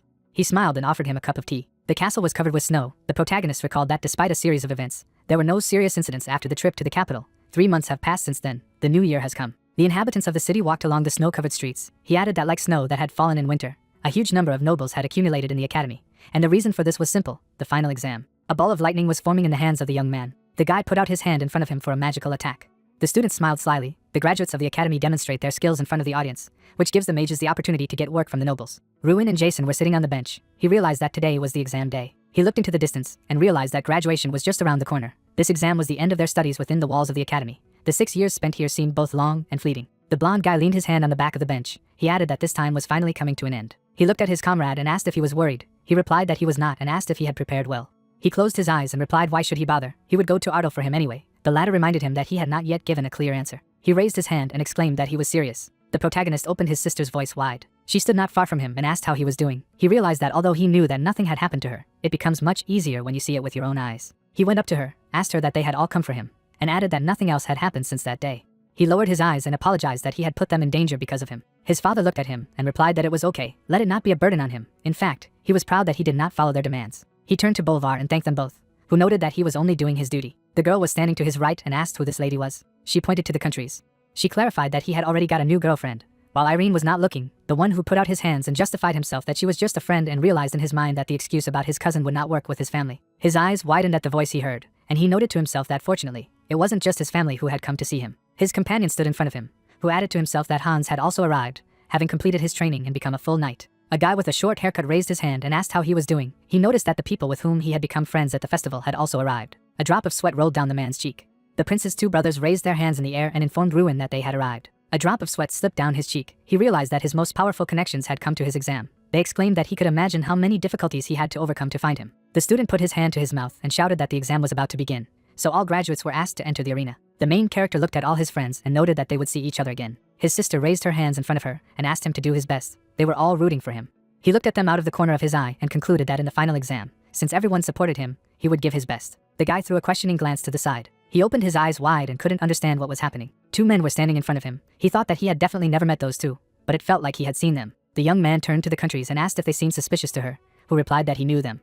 The blonde man looked to the side. She noticed that the one on the left was the dirty King Theron. The guy with blonde hair looked away. She added that the man on the right was the crown prince. She stood beside the Ruin, wondering if they really thought that their magic would deceive her incarnation eyes. They had changed their faces, but they didn't let the frightening aura go anywhere. He couldn't understand why they had come so far to get here. Besides, they didn't have to hide their appearance for the sake of getting to the graduate exam. The guy looked ahead and assumed that it might be because of him. After all, they had come secretly to see how much stronger he had become. He smiled slyly and remarked that this was very well thought out on their part. Two strange men huddled in the crowd, and he realized that if they made the same offer as he did, the answer would remain unchanged. The guy with cunning eyes watched them and decided that since they tried so hard, he would give them a spectacle worth their time, and asked them to look carefully. He would show how far he had come. The crown prince in disguise was smiling. A lock hung on the chain. The final exam contained the stage of isolation. Ice blocks protruded from the ground, a battle with ice.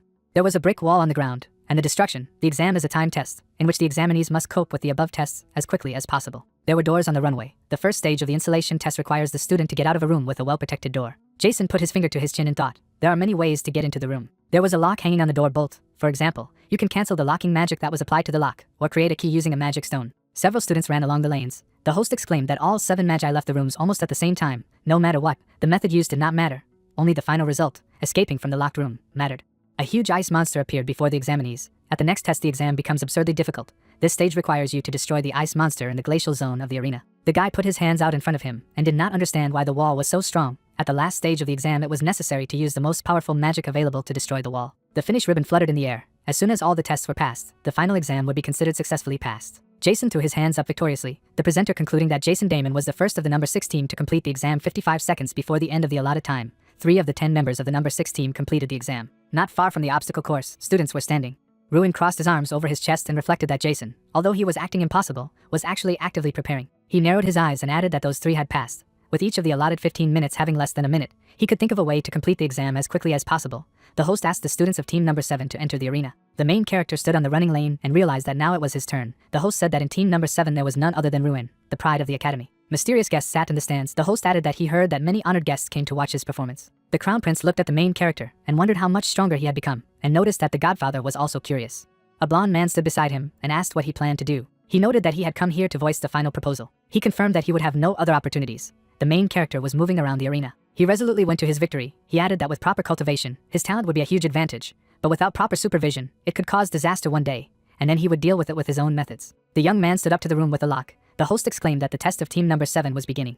He knocked on the wall and realized that he had put a lot of effort into these walls. Even if he hit with all his strength, he would not be able to break through them so easily, and thought about whether it was worth opening the lock like everyone else. He smiled and said to himself that it was too boring, and if the great festival had taught him anything, it was that nothing was perfect. The piercer took his hands into the lock and noticed that no matter how strong the wall was, it must have a weak point. The status window reported the activation of the skill. Spectators sat in the stands and discussed how long it would take Ruin to solve this situation. A stream of energy burst out of the door. The audience watched his triumph in shock. His jacket fluttered in the wind. Hans looked at him. The mysterious guest smiled slyly. The host noticed that he had opened the door, which on average takes 5 minutes to open, in 13 seconds. The audience opened their mouths in shock. The guy didn't look forward. In this final exam, the already famous name was once again immortalized in history. The winner would always be Ruin. The audience sat in the stands. The host announced that Ruin would complete the first stage of the exam in 13 seconds. Now he could only guess how quickly he would pass the next tests. The white-haired man watched the exam and thought that from the moment Kunhan's tooth reacted to it, he knew that this young man was unusual, but his height was still incomprehensible. The guy ran past the ice monsters. The host noticed that he was passing the second test in a very interesting way. He ran through the ice zone with a fireball. Given its size, the ice monsters did not dare to even approach. Ruins held a huge fireball in his hand. The blonde-haired guy folded his arms over his chest and exclaimed that he surpassed even the craziest assumptions. The man in front of him had been watching the development of events and reasoning that he always achieved impossible results. Now he had seen enough. Well, how he would overcome the last wall. The main character aspired to a huge stone wall. He swung his fist at her. His eyes widened in surprise and realized that there was no doubt. The young man gritted his teeth in exertion, a formless, invisible magic that tears apart everything in its path with sound waves that are too fast to perceive. Fragments of the wall flew in different directions. The protagonist smiled. The man thought that this spell was only available to those who had reached at least the 6th grade. Could it be that he had reached that level? The finished ribbon fluttered in the wind. The audience opened their mouths in shock. The host stated that Ruin from Team 7 was casting a 6th grade spell and successfully completed the training, passing the exam in a little less than 3 minutes, namely 2 minutes and 57 seconds. The young man wiped the sweat from his face with his hand. The white-haired man opened his mouth slightly and thought that 6th grade was a level that many magi wouldn't find themselves at in their entire lifetime.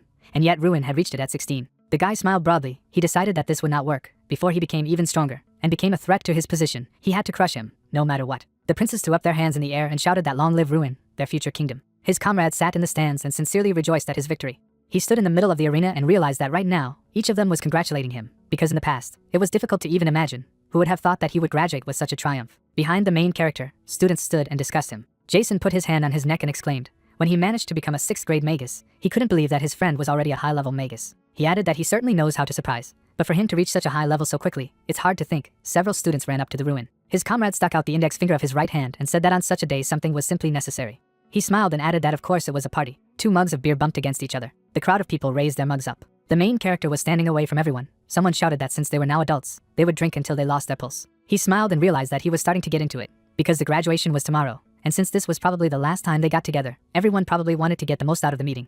The drunken country hugged her master and asked for another bottle. He realized that incarnations can also get drunk. The head of the academy went to meet him and asked what he was enjoying the party. He stood in front of him and thanked him for coming, and thanks to them he could enjoy this evening. He noticed that the graduation was already on the horizon, so let him have as much fun as he could. He closed his eyes and remembered that since tomorrow was going to be a busy day, he wanted to say something right now, namely that he thanked him for everything, and the professor too. They stood in front of him. The head expressed his gratitude for his gratitude. Besides, soon it would be difficult for them to see him, even if they wanted to. There was a window in the wall. Heidel offered to invite Ruin as a lecturer for the next graduating class. He agreed. The head of the academy noted that he promised. The professor is a witness to this. Let him not pretend to know later. The young man walked along the snow-covered streets. He grabbed his forehead with his hand and realized that it seemed that he had gone too far with the beer, because his head was already heavy. A man approached him and asked for forgiveness and clarified that he was Ruin. The disguised crown prince put his hand to his chest and revealed that he was Reika, a merchant running a small trading company in the east. If possible, he would like to take up some of his time. The latter looked at him and allowed him to speak, and gave him his real name. The latter looked at him dumbfounded. The white-haired man put his hands behind his back and wondered how he knew it. He looked at him and asked him to answer honestly. Then he closed his eyes and explained that even though they hid their faces, but not their presence, his eyes reminded him of the prince he had met, so he decided to take a chance. The white-haired man stared at him silently. He assumed that he was the king of mages, and he was glad to meet him again. Ruin stood with his hands down, then clarified that he recognized him by his eyes alone, which was impressive. The crown prince held out his hand and said that he wanted to propose one last time. There would be no other chance. Let him follow him to the empire. He smiled and added that refusal was not accepted. He closed his eyes and replied that he still refused.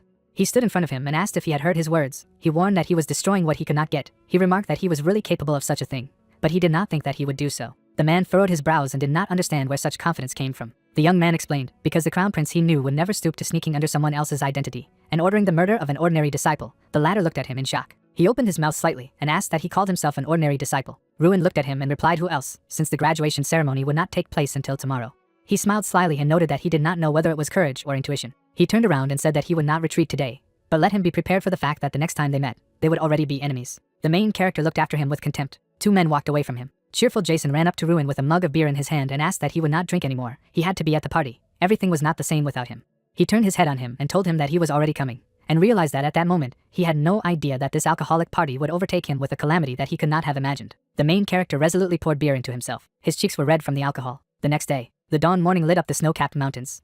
Wine dripped from the table. The main character grabbed his head and noted that he had a headache. He took his head off his face. Someone noticed that he was awake. Irene stood opposite him and asked if he was better. Jason was lying on the floor in a blackout. He realized that he shouldn't have drunk so much, but it just happened, she noted. After all, he looks better than the rest, that's good. She put her hand to her mouth and asked him if he didn't remember it. He opened his mouth wide. The girl picked up the bottle and explained that it was a dragon's kiss that Jason had secretly mixed into the beer he was about to drink, after which he jumped up abruptly and announced that they would all go to the artel. The main character, his comrades danced in an embrace. He cursed his friend to himself. She clarified that she should also go. He looked at her slightly shocked and asked where exactly. She coquettishly tucked a strand of hair behind her ear, and I replied that in Artel, she had already been there. A nice place, and as she said, she needed to get stronger to defeat him as soon as possible. The guy sat silently at the table in shock. He closed his eyes and said that it was an honor for him. He would be happy to see her at any time. His cheeks flushed with embarrassment, and he realized that they were really talking about it. But anyone with a brain would understand that the reason Irene wanted to go to Ardo was not because she wanted to defeat him. The girl smiled shyly. A few hours later, there was a chandelier hanging on the ceiling. The head of the academy said that dear graduates of the Magic Academy, he was sure that they had gone through a lot, studying within their walls. He held on to the lectern with his hands and added that he hoped that all the experience he had gained would be useful to them, and looked forward to the day when they would all become great magicians. He stood on the stage and concluded that he was giving the floor to the representative of the students, namely Graduate Ruin. The main character was coming to him on stage. So I put my hand on his shoulder and asked him not to be nervous, just to speak from the heart. A drop of sweat slipped down his cheek and he realized that no matter how brave he was always nervous. At the very thought of being in the center of everyone's attention, his nerves were so cocked that the prepared speech flew out of his head. The students watched him from the stands. The guy stood at the lectern and realized that everything would be fine. Even if he forgot all the written words, he would not forget what he wanted to convey. The guy opened his mouth slightly and began his speech. As they know, he won the great festival. This result he achieved in just a year. But the path to this victory was not easy. He had been suffering from a condition called mana release disorder for 5 years. His comrades watched him. Tears flowed from his eyes. He remembered how, being a mage unable to release mana, he could only lament. But the only thing worse than that was the attitude of people towards him. Many wondered why he stayed in the academy at all, why he refused to give up to the last. The guy was dining alone at the table. He opened his mouth slightly and explained that the truth was that he just didn't want to give up, because for him, magic was everything. It was the only way he could protect himself, his family, and his friends. Young Ruin furrowed his brows. The main character swung his fist to attack. Drops of sweat slid down Michael's cheeks. The protagonist, a sign of victory, raised his hands above him. His opponent delivered to the ground, who added that that's why he held out to the last, because no matter who wins, he will just see how it turns out, and if any of them desperately hope to see the result of their efforts, then he will sincerely tell them to go forward. The guy happily raised his hands in front of him. The young man cast a resolute glance at the hall. His friends were sitting in the stands. He said that if they fell, then you need to get up. Even if it seems that no one notices them now, someone will definitely see them. Until they give up, there is always a place for a miracle. The guy grabbed the lectern with his hands and thanked everyone for their hard work over the past 6 years. I was moving along the snow-covered road. Horses ran ahead of the carriage. The sister was sitting across from her brother and noticed that he had made a great speech that everyone seemed to like. He was amazing as always. She looked out the window and clarified that his friends would immediately go to Ardal, and all 4 of them. In the next carriage sat his friends. The main character pointed his finger at Seth and asked to be his companion. A drop of sweat slipped down his cheek and he replied that somehow it happened. Behind the carriages on horseback were the rest of the people. He remembered that immediately after graduation, they had decided to go to Ardal. Frankly, he had acted as their employer. In addition to them, they would be joined by 3,000 more soldiers. The princes had promised to provide support for the subjugation of the southern territories, but he had never thought that they would send so many people. The princes stood in front of the main character. Ruin looked at him and asked him if he intended to stay in Ardal as soon as the conquest of the territories was completed. He smiled and replied that he did not plan to travel yet. He thought about traveling a little, but he had not yet built an exact route, so for now he should focus on conquests. A short break. Snowflakes were flying in the air. Strand and Ruin were standing near the map. She asked that they would immediately start preparing for battle. He answered in the affirmative and intended to start by examining the area. She asked if he had any strategy. He noticed that he had a couple of ideas. He looked at the soldiers and added that they needed to prepare well. The protagonist stood not far from one soldier and asked where they were going. He replied that they believed that he already knew, since the question concerns his friend. One of their knights arranges a duel with a knight trainee. He opened his eyes wide and could not believe what he had heard. The 2 sword-wielding guys stood opposite each other. Hans was holding a wooden sword in his hand. The Ruin couldn't believe that he would fight a full-fledged knight. He had only recently taken an oath. Snow fell on the branches of trees. The knight rushed to attack with lightning speed. The main character raised his leg. He put his hand to his jacket and noticed that it had already begun. A crowd of other knights watched the duel. The protagonist stood in front of them and asked why they were sparring at all. They replied that there was no particular reason. They just got bored when they cleaned up after lunch, and since there was an interested young man, they decided on that. Hans fought with the knight. Boulevard looked at his hands behind his back and added that he would not dare miss such an entertaining sight.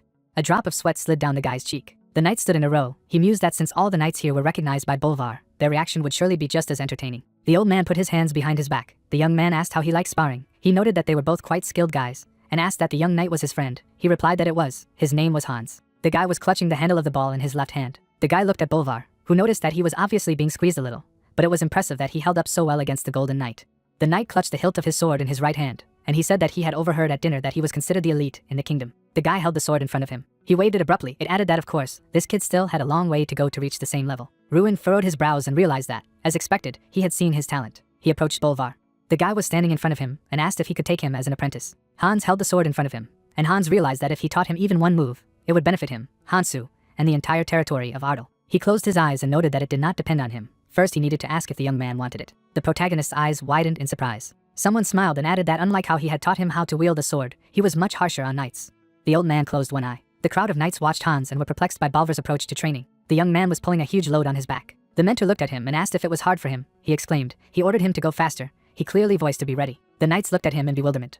A drop of sweat slipped down Ruin's cheek. He thought, as he said, he would be cruel, but to do so, he already felt sorry for Hans. The guy happily raised his hands in front of him and rejoiced at the possible training with Boulevard. The young man warned him that it would be difficult for him. He replied that he was sure he would definitely succeed. The main character closed his eyes and justified himself for giving him a chance. He turned his head to the voice that called him. The man looked at Bolvar and asked for his name. The old man looked away. The knight exchanged glances with the other and did not understand why he was silent, since there were rumors that he had killed 5 assassins alone. Hans rested his hands on his knees and reported that all 10 copies had been transferred successfully. Drops of sweat ran down his cheeks. Bolvar in the midst of a crowd of knights. Someone could not understand whether he had heard, and what name he had just heard. The carriages moved along the snow-covered road. The sister sat next to her brother, and could not understand whether Bolvar was really so revered among the knights. A crowd of knights ran after the carriage. Someone exclaimed that it was the first time he had vomited while he was breathing. The old man crossed his arms over his chest. The guy asked how much this method would help. It looked very primitive. The guy gritted his teeth from the tension. He replied that he was one of the best, because with the wrong body position, you can get chronic diseases. The young man looked at him and did not understand why he forced them to do such training. He smiled and said that there would be nothing to do on the way to Ardal anyway. He just wanted to temper his students. Ruin and his sister stared at him in silence. Later, someone's feet were standing on the snow. The protagonist looked ahead and concluded that they had finally arrived at the Jinhung Plain. Strand stood next to her master on the edge of a cliff. Snow fell evenly on the mountains. He thought that it was located south of the southern mountains. Once this territory was also part of Ardal. But as soon as it was captured by the mud people, they also became the rulers of this land. Because of their monstrous rate of reproduction, the plain seems crimson from afar, so these lands are also called the Crimson Plain. The rest are still waiting in Ardal. And they were the first to arrive from the countries for reconnaissance. An image of a map appeared with a dot marked. Below them were the mud people. Ruin got down on one knee. She noticed that there must be tens of thousands of them here. She stood on the rock and clarified what their plan was. Snow fell on the monsters. She offered to break directly through the canyon by the sea. It is narrow, so it should work. He replied that this was absolutely not the case. They would attack from the cliffs. The girl looked at him and noted that as for putting Bolvar on the front line, he could lead troops and crush everything in his path. He looked into the distance and replied that it was not an option. There were too many enemies, and the core of the mud people was in the head, and it could not be destroyed by normal attacks. They stood next to each other. She remarked that even for him it would be a problem to deal with them one by one. He added that now he was beginning to understand why all the past conquests had failed, since there were no passages that could accommodate a huge army. Strand asked what to do then. He looked at her. He raised his head and stated that they would find a way to cope. The next day, the knight said that there was only one way, namely a breakthrough in the forehead. He put his hand on the map. Moro looked at the group of people in front of him and asked that if they were in doubt, then how would they be able to win? So facing them head on would be the best option. The father of the protagonist stretched out his hand and replied that these words were not devoid of truth, but such a plan was accompanied by huge losses. The man leaned his hand on the table and remarked that if they had not planned to attack the enemy with a group of 300 people before they had received the support of the capital, he confirmed his words. He added that they were willing to fight even with so many people. So why are they delaying the decision now that they have much more forces at their disposal? The man looked at him and said that it wasn't a matter of numbers at all. After all, to get rid of the mud people, they would have to go through a narrow canyon, and these bastards would not allow them to cross this path calmly. Whether 300 or 3,000, there is no difference. An image of mud people appeared. The Ruin's father put his hand in his pocket and concluded that in this way they did not need to cross the canyon. But to lure the enemies to them, he objected that they had no way to implement it, so it didn't sound good. Ruin stood in front of him and interrupted him, which sounds like a good idea. He stretched out his hand and explained that instead of going to them, it was better to let them come out to them. He looked ahead and stated that he had a good idea. They were attacking from the tops of the cliffs surrounding the canyon. Moro looked at the main character with apprehension and noticed that no one would climb them, or he suggested that everyone go rock climbing. He stretched out his hand and retorted that they wouldn't need a lot of people. It would be enough for 1 or 2 mages to use their powers. He remarked that it sounded good, but the question still remained, how to get there? Maybe it was worth using the flying spell. The young man put his hand on Jason's shoulder and replied that he could climb without magic. A drop of sweat slid down the guy's cheek. He convinced him that he was capable of this. He closed his eyes and added that that's why he would throw it there. He looked at him in shock. Snowflakes were flying in the air. The knight announced that the day had finally come when they would make their move, and asked if they were ready. The soldiers stood under the banners. He opened his mouth wide and exclaimed that all the troops were advancing. A column of troops set out on a mission. Ruin noted that the conquest of territories had begun. Commander-in-Chief Moro and the Golden Knights were in the front rows. Even his father and Bolvar put on armor for the first time in a long time, and behind the entire column was he and his friends. In the sleigh sat the comrades of the main character. The horses pulled them along. People went out into the snow. The commander-in-chief ordered everyone to gather. They would discuss the plan of action for the last time. The guy turned his head to the voice that called him. Jason looked at him and said that he understood it was for his protection, but it was really better than what he had to offer. He looked like a laughingstock. He retorted that he didn't look like a laughingstock, but looked cool. He asked him to see that even the knights were looking at him. 2 guys were standing next to each other and discussing something. He asked that he was mocking. They were laughing at him. The young man looked to the side, then clarified what he didn't like. It was sad. He had a great opportunity, namely the opportunity to become the main star of the current conquest. The guy's face turned red. He opened his eyes wide and asked me to trust him. He would take care of everything. The knight approached them and asked if they were ready. They replied that they were. He had a crooked face and asked to be easier with him. He opened his mouth wide. Ruin threw Jason up. Tears poured from his eyes. He noted that he felt that his heart would stop. He was grabbed by magical tentacles. The main character looked at the girl and noticed that her skills were still at their best. Jason stood on the edge of the cliff. A drop of sweat slid down his cheek. He decided to do his part. There were mud people below. He couldn't figure out how many there were. He looked at them in shock and thought that he wouldn't be able to cope. Ruin shouted that he could handle it. The guy furrowed his brows. He put his hand to his face and added that he was his friend, so he could at least do that. And now he had to hit those muddy people properly. He gritted his teeth and realized that he couldn't let Ruin down for believing in him. A fireball materialized in his hands. Snow was falling from the clouds. The main thing is that the hero looked at him with satisfaction and realized that he was doing a great job. Fire charges, fire rain, and a third-class spell were falling from the sky. Jason raised his hands up. Jason's level was still not too high, so the cloud wasn't very large, but it was enough to wake up the mud people enjoying a sweet afternoon nap. Fire shells hit the mud people. The protagonist looked at the knight and told him what was needed now, and as stipulated, the rest would fall on his shoulders. Irene looked at him and added that they were performing too. The monsters opened their mouths wide. He thought that it was a good thing that they were moving in one direction to avoid being attacked by Jason. Besides, the place they were focused on was a side path from the canyon. The monsters rushed to the exit. A group of magi jumped down. Seth stood in front of the monsters and noticed that there were many of them. Ruin realized that he could not let them escape through him. From that moment on, it all really began. The guy stretched out his arms. A stream of fire rushed towards the monsters. Tongues of flame enveloped the mud people. They opened their mouths in pain. Seth smiled and asked how he was getting stronger. He replied that he had exceeded his expectations, but he was rejoicing too soon. Drops of sweat slid down his cheek. The mud monster was climbing up to the top. The others also followed him. Jason fell on a cliff and asked for help. Irene looked at the main character and asked to be thrown there. He turned on her in shock. She smiled at him slightly. A drop of sweat rolled down his cheek. Jason sat on the rock and shouted for them to step back. He gritted his teeth and realized that he was not allowed to die. Tears flowed from his eyes. He exclaimed that he did not want to die a virgin. He had not even had a relationship yet. Irene flew towards him. She stretched out her hand and noted that he had never had a girlfriend. A huge flow of energy burst out of her finger. She stood behind him and asked if he was okay, and noticed that she had learned something about him, and he thanked her for her help. She looked ahead and realized that they were acting exactly as Ruin had said. Mud monsters were climbing the mountain. She explained that there are no trails here. It is problematic for them to escape from behind the rocks, so they run towards the canyon. A drop of sweat rolled down Jason's cheek. Irene stated that from now on, everything would depend on the people from the capital, a group of troops standing near the canyon. The soldiers held shields. A drop of sweat rolled down the cheek of one of them. Monsters appeared around the corner. They rushed sharply to attack the soldiers. The soldier stood behind his commander and asked what they would do. He ordered not to retreat, because they did not want to disgrace the kingdom of Radian. Besides, he was sure that the mages would support from the rear. Their task was to hold out as long as possible. The man raised his sword. The soldier clutched a spear in his right hand. The commander rushed into the attack shouting, "In the name of the king, in the name of victory." The soldiers looked ahead in shock. One of them gritted his teeth. They all rushed to the attack at once to the same shouts. Seth stood with his back to Ruin and noted that he heard the sounds of battle, the knights of the capital facing the mud monsters. The guy was observed by monsters and realized that there were almost no monsters left here, which meant that most of them headed for the canyon. He looked ahead and stated that he was relying on him. He needed to help him with a knight. The latter turned his head slightly at him and replied that he had been waiting for these words, so he could trust him and go. Ruin instantly took off. He swept past the monsters with lightning speed. Soldiers fought monsters. The commander tore the monster apart with one swing. Bolvar wielded a spear. The soldier looked ahead and did not understand what kind of person he was.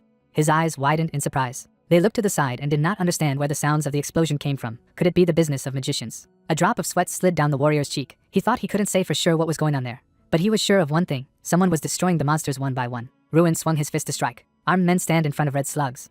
Men with spears silently look away. One of the warriors stiffens his face and says that Ardal is here. The hero destroys the monster. Someone shouts that magical support is here. Bolvar smiles, saying that this is what was expected of the young master, and the knight orders to move forward with his hand raised. The protagonist kills another mud monster. The warrior adds that they are all destroyed.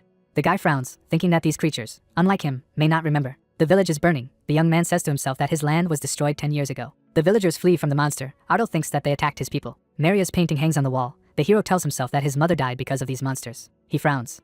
The protagonist raises his fiery fist in front of many mud monsters, noting to himself that there are only instincts in their heads. His hand exudes flames. He declares to himself that he will not stop. The moon illuminates the edges of the trees. Someone tells a story. Jason sits across from the ladies and talks about what he said to the mud monsters. Ardal and Mulcahy look at the indignant blonde, who asks if the girls listen to him, to which one of them laughs and replies that she is thinking about something else. The hero looks towards the blonde man, who is trying to repeat his story. The guy noted to himself that the cleansing of the ruins was successful. He and the mage passed by the wounded. The protagonist mentally says that 1,500 people were injured as a result, but no one died, then adds that they ended up bravado. Captain Moro laughs next to Ardal, who mentally notes that even Ardal noticed that the princes would be satisfied with such an outcome, then added that he was glad that everyone was satisfied. The hero looks away. Someone called him. Mulcahy points the finger at himself and says that he will return to Iota tomorrow, then adds that his highness is looking for him, because he is an outstanding magician. The blonde raises his hand in front of the joyful girls. The protagonist tells the interlocutor that he is really strong, to which he replies that he will definitely get even with him. The wall of a rich house is shown. Night can be seen through the window. Baggins looks inquiringly at Ardal, who enters, and then calls him a young master. The hero approaches him and asks where his father is, to which the man replies that he is now on the veranda. A portrait of the boy's mother hangs on the wall. The servant adds that he is in thought, and therefore it is better not to touch him. The protagonist looks at the doorknob and is silently surprised by Baggins' words, and thanks him out loud, to which he replies that he should have said thank you. Ardal's eyes open in surprise when the man calls out to him. A man with a mustache puts his hand on his chest and tells that this is the happiest day in his life. He bows his head and thanks the young master, then adds that what he has achieved will not be forgotten by anyone. The hero smiles and calls Baggins' name, to which he asks him to come in, because his father can wait for him. The protagonist grabs the doorknob and notes to himself that today's victory was a joyful event for everyone. The guy comes in, then mentally adds that not everyone can smile. The young man's father looks at the moon. Ardal declares to himself that he clearly remembers that day. The man stands with his back. The hero notes to himself that he, in the midst of everyone's joy, has gone into the events of 10 years ago. The protagonist makes a surprised face when his father calls him and asks if he noticed that he was there. The guy scratches his head and says that he did not want to interfere, to which he asks to come closer. The man takes a bottle of wine and offers to drink it. The young man agrees. Father pours alcohol into a glass with a sad smile and tells him that it is 17 years old and has its own name, but he and Maria have renamed it. Ardo looks at the man and notes to himself that he called his mother's name. The father raises his glass and claims that they named him after his beloved son. The hero's face is reflected in the red liquid. The man added that on the protagonist's birthday, he made this wine and promised that they would all drink it together when a more wonderful period comes. Father and son drink wine. The man says that being around him gives him the feeling that he is drinking with his wife. The guy looks at him and reports that the taste is delicious, to which he says that he is glad to hear. The father looks at Ardal and asks what he plans to do next, to which the hero replies that he is going to expand his possessions. The hero looks shocked at the blue tablet in front of him. He notes to himself that a window has suddenly appeared. A drop of sweat runs down the protagonist's face. He asks himself what it is, adding to himself that it was a message that left him confused. The bear appears on Ardal's shoulder and declares that something has happened to King Ram. Stren furrows his brows and adds that he knows that today was supposed to be a good day, but added that they urgently need to get into the academy. The hero strains his face. The assistant hurries him. A system message is shown that they need to defeat the threat and save King Ram. The protagonist is mentally surprised, then inwardly wonders what happened to the ogre. The son looks at his father and offers forgiveness for having to leave. Ardo frowns. The man asks why there is such urgency. The man with the stubble opens his mouth and says that since he is so serious, there must be a reason. The hero jumps off the balcony. At the signal of his father, the protagonist flies to the ground with a mental question about why the task appeared. The wind blows the guy's hair. The magician forms a ball of lightning in front of the ogre. The young man asks himself what is going on in the academy. King Ram sits on his knee near the throne and his severed arm and declares that it suddenly burst in and attacked him. Bohai makes an angry face and reveals that he has heard rumors about him at the academy. Theron is standing in a cloak and with a zipper computer in his hand. Ogo called him a dirty king. The white-haired man looks straight and reveals that he sensed strange things when Ardal chose Kunhin's tooth, and then added that he could not have the power of an ogre. Green Brute looks angrily at the man, who added that he began to dig deeper and the answer to the riddle was found. A man in a raincoat stands in front of the wounded man and declares that he did something to the hero. Theron looks back at the man who enters, who declares that he must take responsibility. The man smirks. The old man pushes against the door, the dirty king, and calls the old man's name, then adds that he immediately noticed his presence. The old man opens his mouth wide and asks Theron if he is ready for the consequences.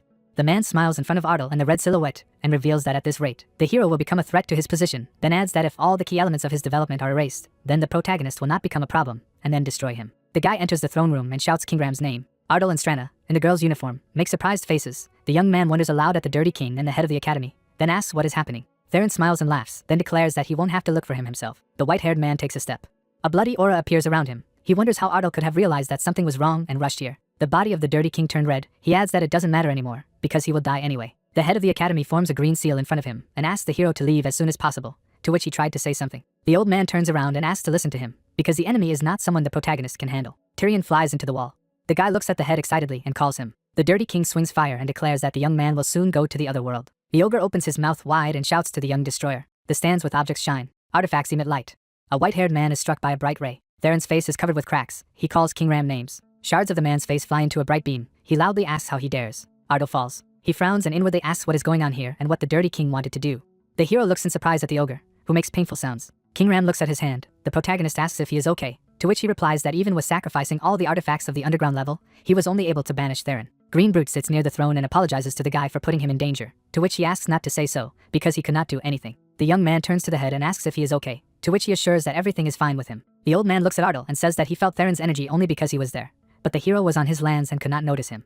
The protagonist turns to the ogre, who asks the same question. A drop of sweat runs down the guy's face. He says that it will be difficult to believe in his words, but asks to listen. The ceiling of the throne room is shown. The chapter talks about an artifact called the Player, and the embodiment of the Drac Mage, which gave Ardal the strength of the ogres, then adds that everything fell into place. The hero apologizes for not saying it earlier, to which he states that everything is fine and now he sees the whole picture. The old man looks straight and says that it is unlikely that the King of Mages could have known about all this, but added that he could not stand aside when he noticed the rapid growth of the protagonist, and was worried that the guy would take his place. The young man stiffens his face with the thought that the dirty king is now really aiming at him, then adds that he still has room to grow to defeat the man.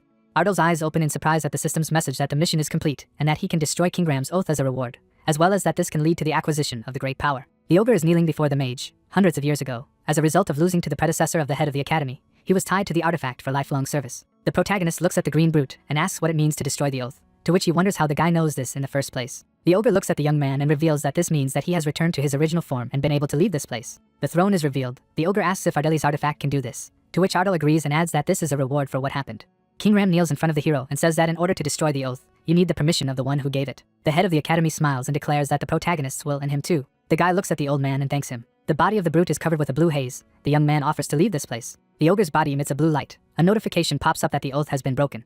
King Ram examines himself and says that it's amazing that an artifact can even break a contract. He looks down and thanks everyone. Ardal looks at the brute, who states that he is deeply puzzled by the upcoming problems. The hero takes a serious look and agrees, then adds that he is too weak to stand up to the king of mages. The ogre holds his severed arm and claims to have just thought of an effective method.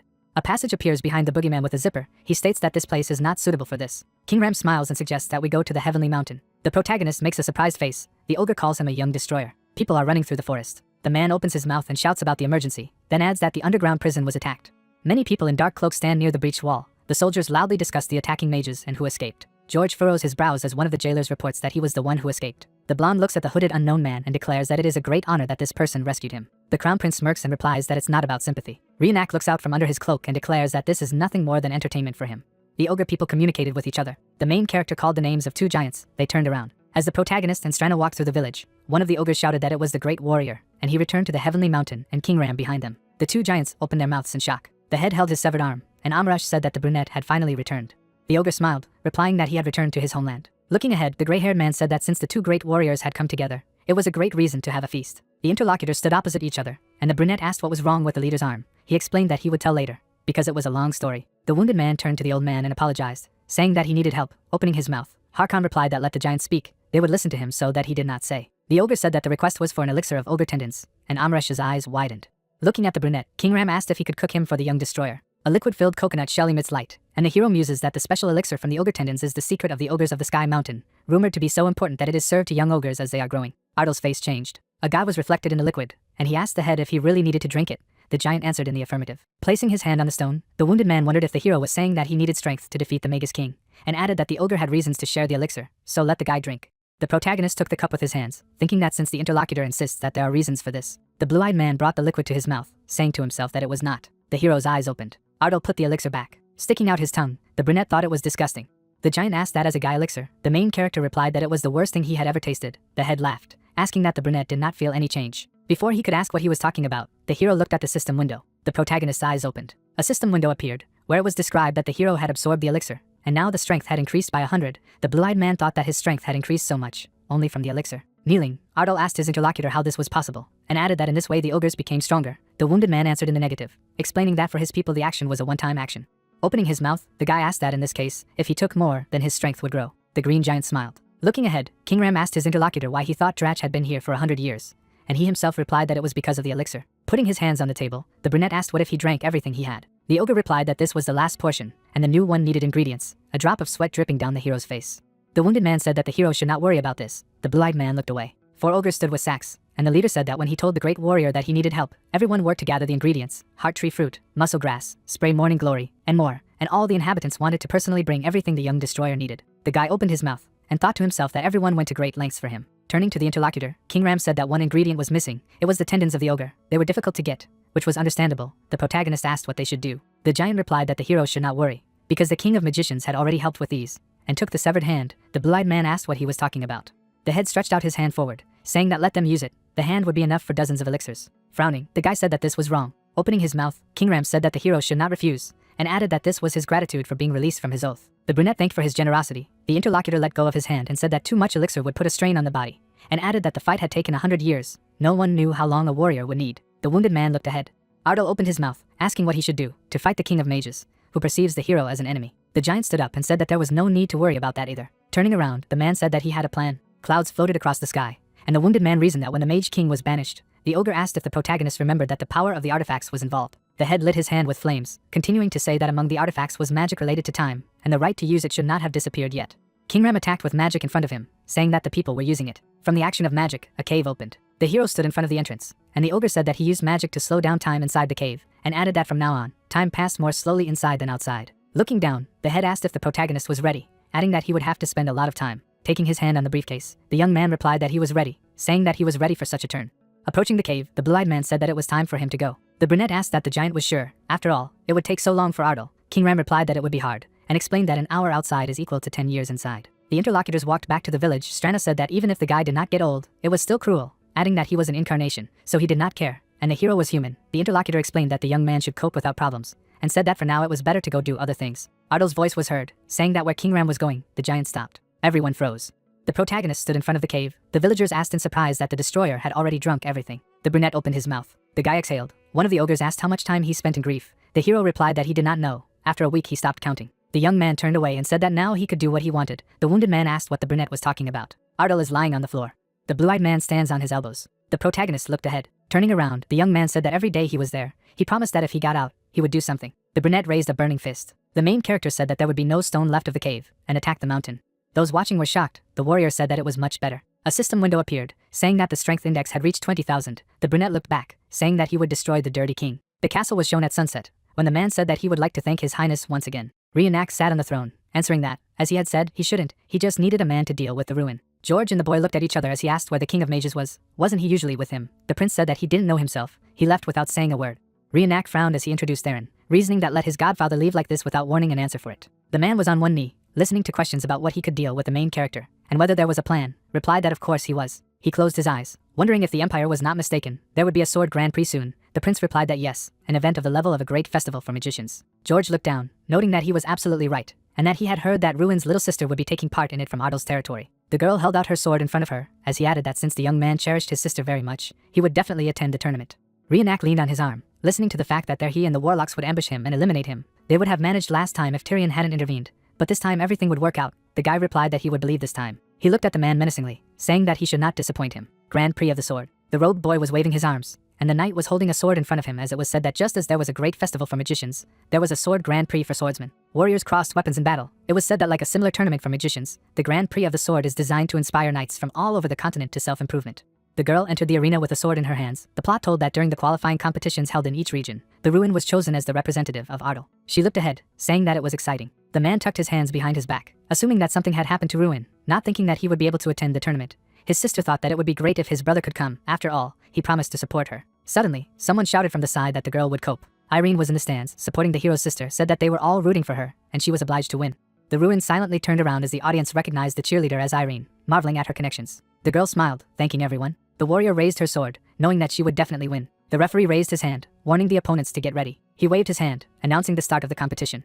The girl, without a moment's thought, rushed to attack the enemy. The two waved their weapons in front of each other. Sparks flew to the sides from the sword strikes. The young people watched what was happening from the podium. The prince asked the lord what it was. He held a glass of wine in his hand, asking if the man had said that he would be attending the tournament. Even after checking the spectators a few times, they did not find the main character among them. George replied that it could not be, assuming something had happened if they looked more carefully. Reenact put his hand behind his back, saying that he had made a mistake in trusting him, and the plan had failed. After the guy said that if this was the case, he was leaving, the lord apologized, raising his hand, in which case they would also leave. The prince looked ahead, asking for a minute, asked if they got rid of his sister, the Ruin would definitely show up, wouldn't it, suggesting that they do so. Smoke spread throughout the arena. The rivals looked at each other in surprise, crossing their swords. Spectators rushed to run, shouting that it was an explosion. Irene stared after the fleeing people, not understanding what was happening. The man was lost trying to stop it. He leaned on the podium, trying to shout to the girl. The old man said that it was dangerous here. The master gritted his teeth in anger, wondering what was going on here, and why during the Ruin's match. The opponents were neutralized, suffocating in the arena from the smoke. The man chased away thoughts in his head so that the lady would not die. He stood up, asking his enemy how he was. He replied that everything was fine. The hero's sister lowered her head, wondering what was the cause of this explosion. Maybe something had happened. The girl was dumbfounded by anyone who came closer to them. The robed mage with the others was upset, saying that it would be wonderful if the Ruin was here.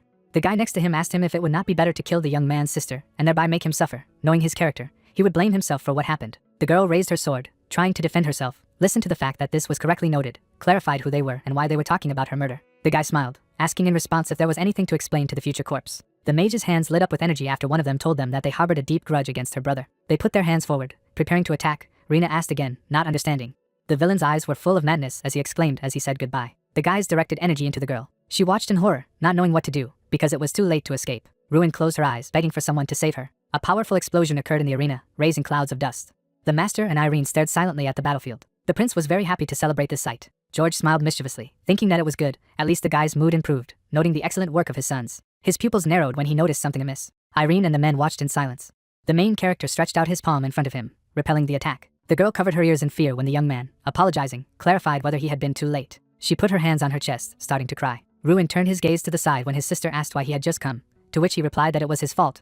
A lot of things had happened. The guy narrowed his eyes, starting to say that anyway. He looked at the guys in robes, added that the king of mages would be here. He did not expect to witness such a scene. The guys looked at the young man, noting that he was just in time, and let him wait for their father to wipe him off his face. He asked again. Ruin flew into the attack, trying to strike with his fist. He knew what kind of bastard was behind it. The young man drove his sister's offender into the ground with one blow, while the second silently watched it. The young man screamed in horror, calling out to his brother. Michael's pupils narrowed when the main character clarified who said that it was right to climb on other people's sisters. The guy's hand was covered in blood when he added that if he didn't want to repeat his fate, let him answer quickly. Ruin turned around, asking where George was the scum. The prince and lord looked at what was happening in horror. The hero was standing in front of the mages when he was called out loudly. The man flew into the arena, talking about how dare he did. The enraged lord waved his hand, wondering how he dared to kill his son. A powerful beam of magic knocked the young man off his feet. He frowned, noticing that George had come himself, thanking him for saving time in searching. The man was angry, calling him a bastard. His palms were filled with energy. The lord used a magic bow, and taking aim, said that he would kill him with his own hands. The arrow flew exactly to the target, to his cries for death. The guy smiled, talking about how ridiculous it was, because who said that he would die? The hero took a step forward, objecting that death was not planned for him today. He raised his hand, swinging. The guy kicked his foot in the direction of his opponent, shouted what was going on with the man. The lord hurriedly put up an energy barrier in front of him. He held it with his hands in fear, waiting for something to happen. When the hero jumped sharply, the man did not understand what was happening, because in the capital he was able to drive him into a corner. Ruin with two fists flying towards the attack, he continued to reason that after only a few months, the gap between them had grown so large. George began to moan, realizing the approaching end. The guy hit his enemy with a powerful blow, knocking him to the ground. Irene and the men watched in amazement at what was happening. Mikhail opened his mouth in surprise.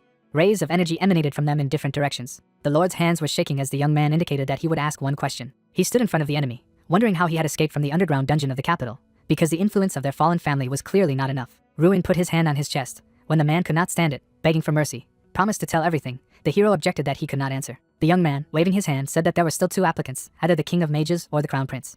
Mikhail called out to his father, standing next to his body. The young man gritted his teeth in anger, saying that first the elder brother, now the father. He was furious, promising to kill the hero. Mikhail shouted in anger, ordering to take him, otherwise no one would survive this showdown. If they did not kill him now, their family would be finished. The magi prepared to attack using energy.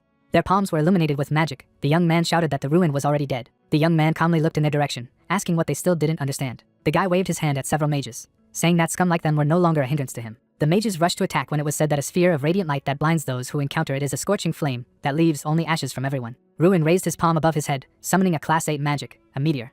He waved his hand, saying goodbye to Jerahil. Reenact silently watched the extermination of the mages from the sidelines. The hero leaned down, sending out flames. The prince covered his face with his hand from laughter, saying that the madman was just crazy. He looked ahead with interest, realizing that Ruin was indeed the best. The Magus King opened the doors behind him, shouting. He was indignant, asking what he was doing. Reenact looked back, asking his godfather why he was there. Theron raised his hand, asking if he thought this chaos would go unnoticed, and how he could openly confront. The king was surprised to hear that he himself had disappeared without saying a word, and now he was raising his voice. He clarified in response that he had just seen this magic and still said so. The prince looked away, agreeing that it was impressive, wondered what kind of spell it was to panic like that. Reenact's eyes opened wide when he heard about the meteor, a class 8 magic. Ruin carried out an attack, fist forward, saying that class 8 magic could only be used by magi of the highest rank. In other words, the current protagonist was on par with or even superior to Theron. The Magus King was indignant, asking if the prince really wanted this, sent a bunch of scum at him to anger him. The crown prince held the glass in his hand, not understanding why he was so angry, told him to calm down and listen. Theron interrupted, reminding him that he had seen everything with his own eyes. The young man used the 8th grade spell. The prince smiled, agreeing that he had seen that he was already in the 8th grade. The king clenched his fists as he stood behind him and shouted his name. Theron lowered his head, addressing Reenact that he had made a terrible mistake, because he should not be underestimated. Ruin was quite cunning, and could already understand that it was he who helped Jerichel. The crown prince smiled as he spoke of his godfather. He looked away, wondering if he really thought he was trying to hide it. The king was stunned to hear about why he was so worried about him. The prince held his hand behind his back, saying that the man was the head of a magic tower that controlled the entire continent, and he was the crown prince who would one day lead a great empire, while Ruin was nothing more than a funny toy from a small neighboring country. Theron just stood silently to ask if he was afraid. The Magus King spread his legs wider as he addressed his highness, remarking that he had done everything he wanted to do before and could continue to do so. Reenact looked after the man, wondering what this meant. He replied that something that no longer connected them.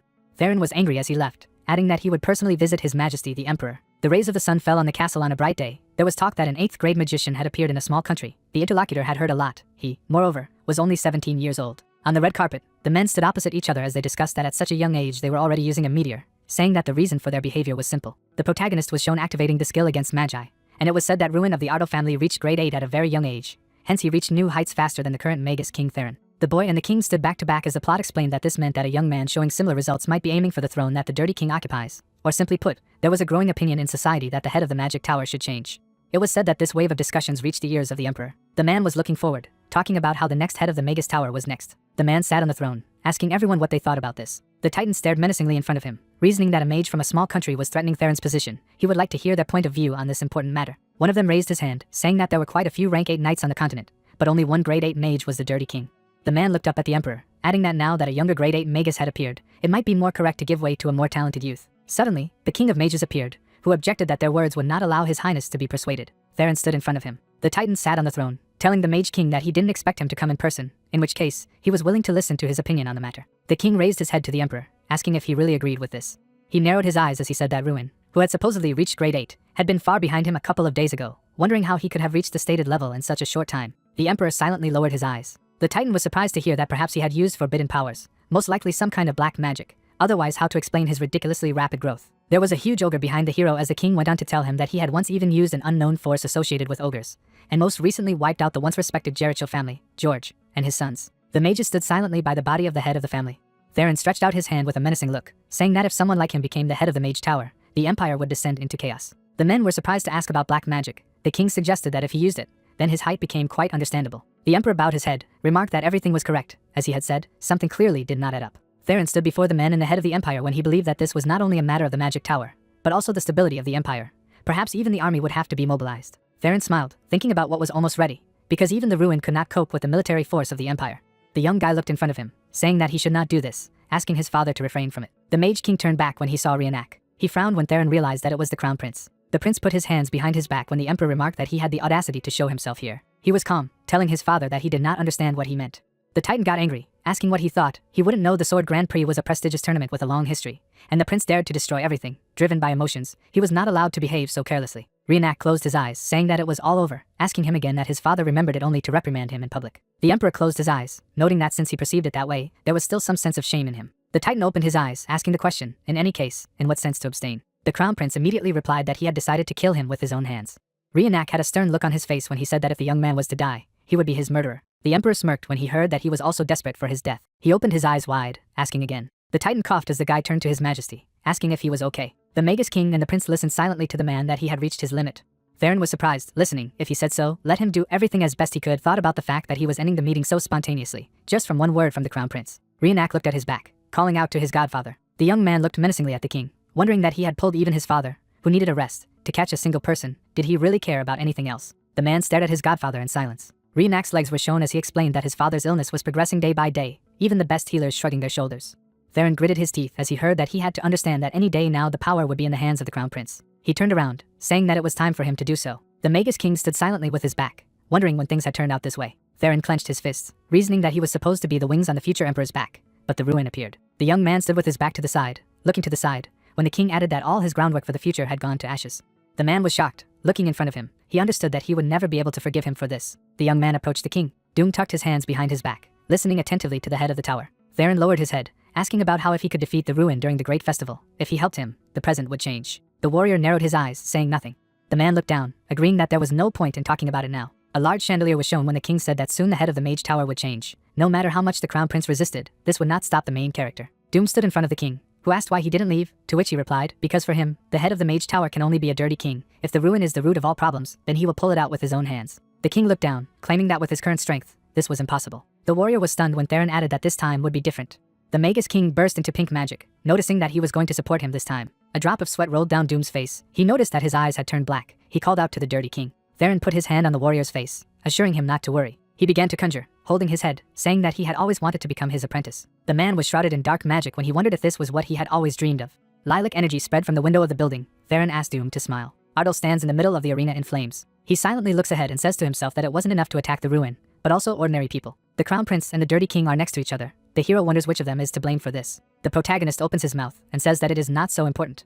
He makes a bloodthirsty face with the words that he will destroy everyone. Irene runs after the guy and asks where he is going. The young man furrows his brows and replies that this is either the plan of the Crown Prince or the Dirty King, then adds that they are both targeting him. The girl asks again, surprised. Ardal gives a piercing look and says that things have gone too far now, and he has no choice but to solve them. Irene raises her hands to her chest and asks what he is saying, to which the hero replies that she saw everything herself, because they staged a blatant attack where many innocent people had gathered. He frowns and adds that if lawlessness continues to be allowed, then not only his lands, but the entire empire will plunge into chaos. The girl looks at him silently and states to herself that it's hard to believe that the King of Mages is targeting him. A drop of sweat runs down her face. She mentally adds that magic power in the arena was clearly at the level of an 8th grade magus. Ardal stands with his back to Irene, who notes to herself that he is the only one who can stand up to the Dirty King. The hero frowns straight and demands the girl to step back, to which she is surprised by this. Someone is walking down the corridor. Doom stands with a sword in front of the couple. They stare at him intensely. The protagonist asks if the King of Mages sent him to kill him. The red-haired man opens his mouth and tells the guy not to say Theron's name with his dirty mouth. The young man makes an arrogant look and replies that he would not even think of listening to the fan of the Dirty King. The man grits his teeth and calls Ardal names. Doom attacks with a flaming sword and shouts that he will do anything to prevent the hero from even getting close to Theron. The protagonist blocks the blade with his hands and clatters, then adds that he still has the same attitude towards the Dirty King. The guy looks at the enemy in surprise. A purple haze comes from Doom's eyes. The young man inwardly asks what is wrong with him. The red-haired man is on his knees in front of the white-haired mage, who declares that even if he gives the swordsman power, he will still not be able to cope with Ardal. Theron smiles and says that the man has only one task. The red-haired man opens his mouth furiously and screams. The Dirty King orders him to buy time. Doom swings his blade. The hero and Irene jump from a wave of fire. The girl makes a tense look and declares that she cannot believe it. She opens her eyes in surprise, thinking that the red-haired man was already one of the strongest among the 11 children. But now he has reached a completely different level. The swordsman swings her weapon. The blonde woman asks herself what happened. She opens her mouth in shock. Irene shifts her gaze to the protagonist and asks him to be careful, because the appearance of their enemy reminds her of what she once read in the book. The guy squints his eyes at the lady's words that his opponent is undergoing demonization. Doom rushes forward. The young man declares to himself that the Dirty King is a villain to the core. The swordsman attacks Ardal, who mentally notes that he is not himself, then adds that he knows what to do. The brunette frowns and adds to himself that he must restrain the red-haired man and bring him to his senses. The man furiously opens his mouth and shouts that it's time to end it. He swings his blade with fire. The swordsman's eyes open in surprise. The hero says that he could barely stop. The protagonist pins Doom's weapon and states that due to the fact that he brandished it with all his might, he was not given the opportunity to use something. The guy swings with a smile. A notification pops up with a description of the skill of the steel destroyer. Red-haired bounces back with the stump of his sword, wondering aloud at his broken weapon. The young man's fist flies into Doom's head. The man is hit. Ardal apologizes to him. The hero crumples the opponent's face and adds that he will try to hit so as not to kill, then asks him to try not to lean back. A man runs down the corridor. The white-haired man abruptly opens the door and calls out to his highness. He excitedly opens his mouth and claims that the crown prince must immediately flee because of the mage king. The servant freezes in pain. He falls to the floor in front of the blonde man at the table. Reenact furrows his brows and is indignant at the way his godfather intends to act. The blonde looks at Theron. The mage stands near the bodies on the ground and declares that he has no choice. The blonde smiles and claims that this is nonsense. The crown prince makes a furious face and asks why he is doing this, as it will not help the Dirty King to gain a foothold in the place of the head of the mage tower. Reenact opens his eyes in surprise at the white-haired man's words that this is not enough for him now. Theron frowns and reveals that since his place is in danger, all that remains is to obtain overwhelming power to crush Ardal and become the ruler of the entire world, then adds that this power comes from the hidden energy of the future emperor. The crown prince raises his eyebrows in shock. The magician smiles and reminds his student that you should never give up on your beliefs. The filthy king raises his hand with a purple aura, declaring that, according to his own teachings, he will do anything to fulfill his will. The blonde man makes a furious face and claims that he will not give up on these words, then orders the guards to arrest the man. 3 swordsmen jump on Theron. The magician turns around. Purple energy passes through the warriors. The head of the tower smirks. He stands with his back to his highness and asks if they are finished. Reenact makes a crazy face and laughs, saying that this is how he came to an end. Dark energy moves above the bodies in the room. The blonde offers to try to defeat Ardal, then claims that even after death he will curse Theron. The hero and Aaron look down thoughtfully. Doom unconsciously lies on the floor. The girl wonders if everything will be fine with him. The couple stands over the body. The protagonist says that since he is alive, then everything is fine, then adds that it is better to get slapped in the face a couple of times than to become a demon. The lady hesitantly agrees. The Dirty King makes a move with the words that the red-haired man has never become the one who can stop the guy.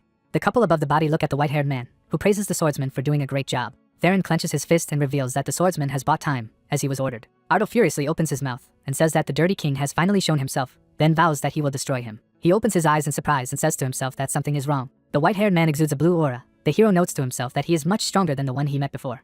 The head of the tower smirks. The protagonist mentally declares that a much more powerful energy emanates from him. The man calls out to the guy with a laugh. A black projectile flies at the young man. Theron claims that he will never be able to defeat him. Ardal asks the girl to run away. The crowd looks at the purple explosion. Ruin, along with Bolvar and Elik, look up as the people scream in panic. The girl opens her eyes in surprise and shouts that her brother and Irene are there.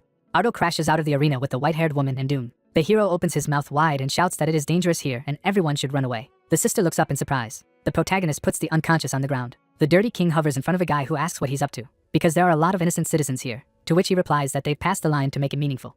Theron swings the dark energy with a smirk and asks the young man to die. Ardal holds off the attack. He makes a tense face and asks himself what is going on here, because he already has to confront the man. The head of the tower makes a crazy smile. The hero claims to himself that this power is beyond his comprehension. The Dirty King laughingly asks him to give everything he is capable of. The protagonist furrows his brows and mentally asks what his enemy has done during this time, then adds that he feels a different energy from him. The face of the crown prince appears behind Theron. The guy notes to himself that he has absorbed the life of the blonde. The white-haired man pushes Ardal away, who asks him if he will really do anything for his ambitions. The head of the tower stands in front of the hero and thanks him for provoking him. Darkness covers the body of the man, who adds that he was finally able to become a demon god. The protagonist makes a tense face and repeats the words of the opponent, and notes to himself that in the end it depends on the led him to forbidden magic.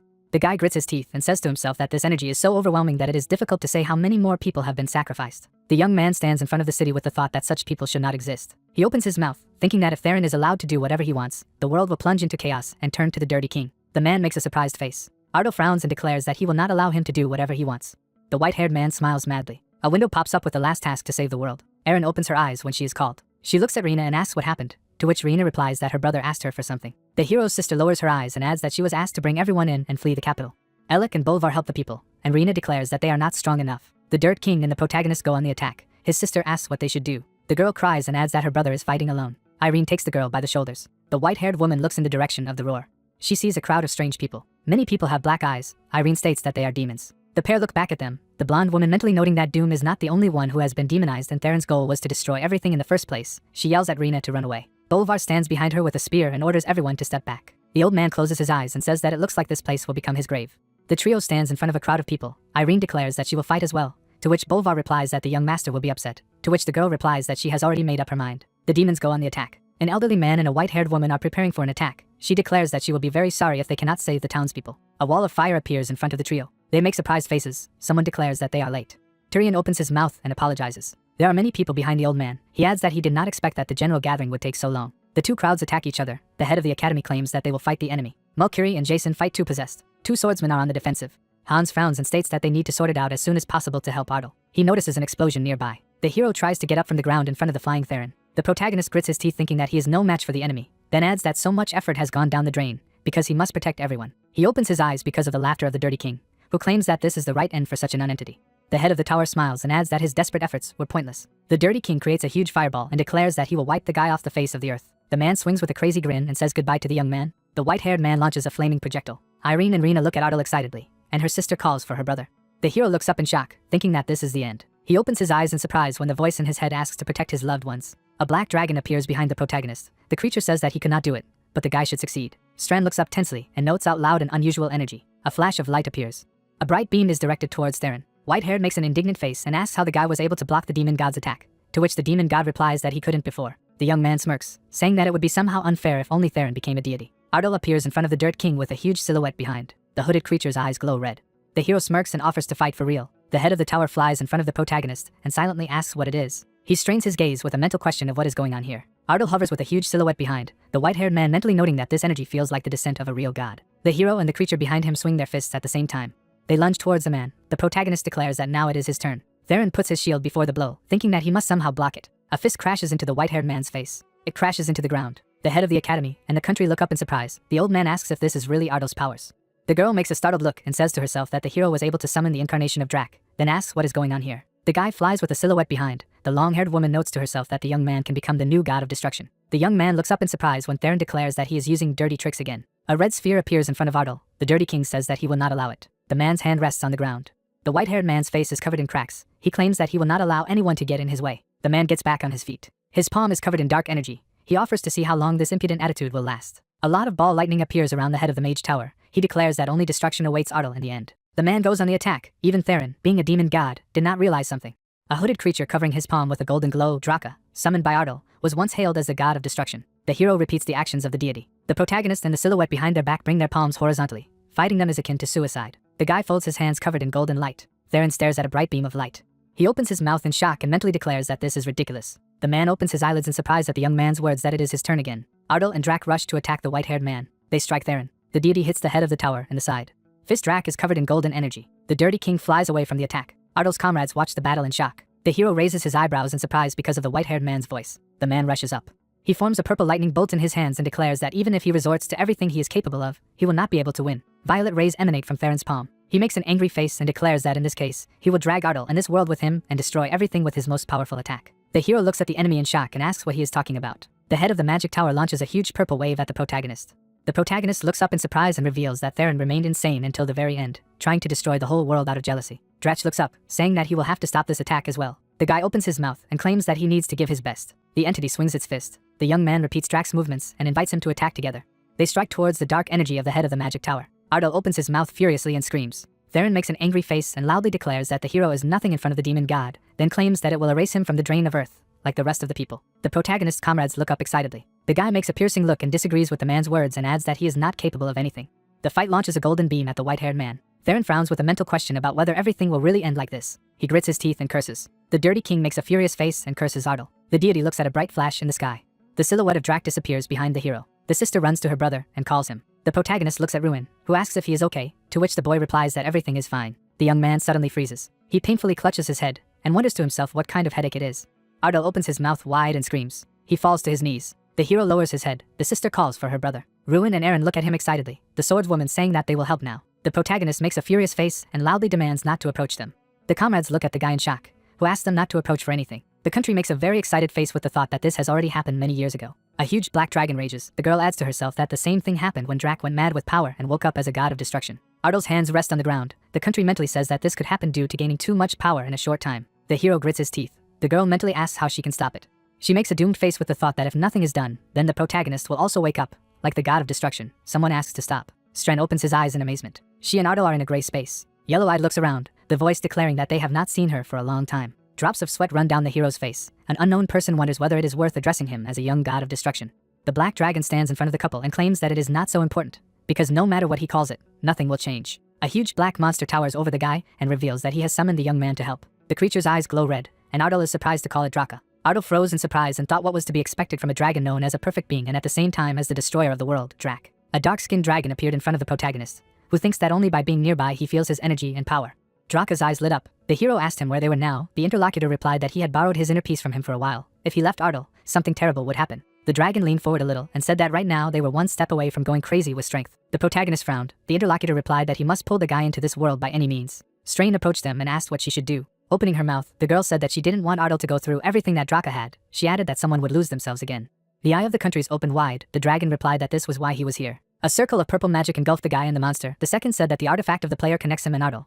The presence of a connection implies, among other things, the possibility of breaking it. A shadow falls on the scaly neck of the dragon. He explained that if he pours all his strength into breaking the connection, nothing will hurt the guy anymore. The girl raised her shoulders and replied that if Drac used all his strength, he would disappear. The horn monster raised one of its paws. It said that there was no need to be so upset. After waking up as the god of destruction, he only brought harm to the world. The dragon added that if the guy could use his power, he would be much more useful to the world than him. The hero slightly opened his mouth. The interlocutor says that just because the player's connection will be cut off, he will not lose his powers, so there is no need to worry. A drop of sweat slid down the boy's face. He said that he would ask something before that. Lowering his head, he said that why the choice fell on him. He did not understand at all why he was doing so much for him. He added that he had no idea whether his powers would benefit the world. The hero's pupil decreased. The fight explained that he would help this world. The dragon is standing near the lake. He says that before gaining power, life always brought him pain, but in the end, the power consumed him, causing the destruction of the world.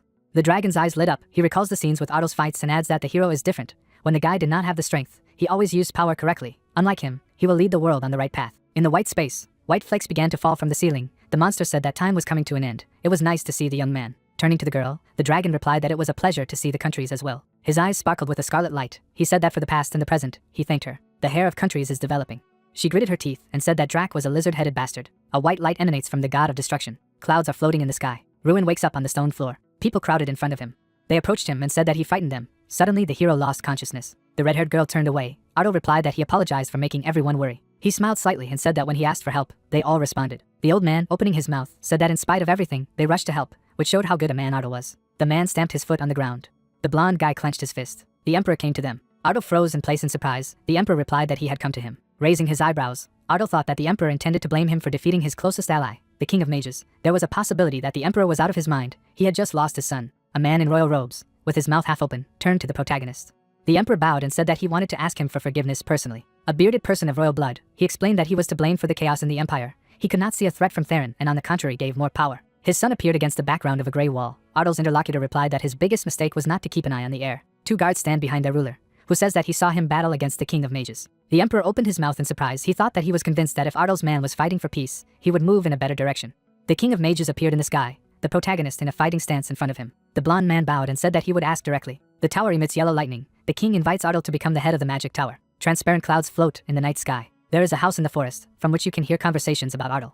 A guy with blonde hair, holding a mug of beer, says that he always believed that the protagonist was superior to the rest, but to receive an offer to become the head of a magic tower. The hero, looking into the glass, said that he could not even dream of this. He thinks that he was offered to take the place of Dirty Theron. A man in a dark robe stands in the tower. The hero adds that becoming the head of the Tower of Mages means that everyone will look at him with admiration. Turan stands still. Ardal explains that he has defeated the previous head of the magic tower, the traitor Theron. The emperor stands half-turned. The protagonist states that therefore the emperor personally recommended his candidacy. If he accepts his proposal, the decision will immediately take effect.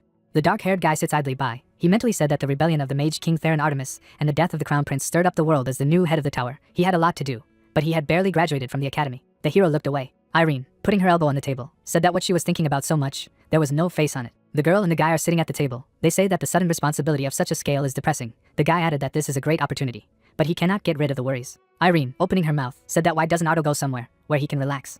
The guy, looking away, replied that it sounds good. He asked what if she had proposals. She grinned slightly. The girl lay down on the table and explained that they could go to her. The dark-haired youth opened his mouth in surprise. Lights are on in the house.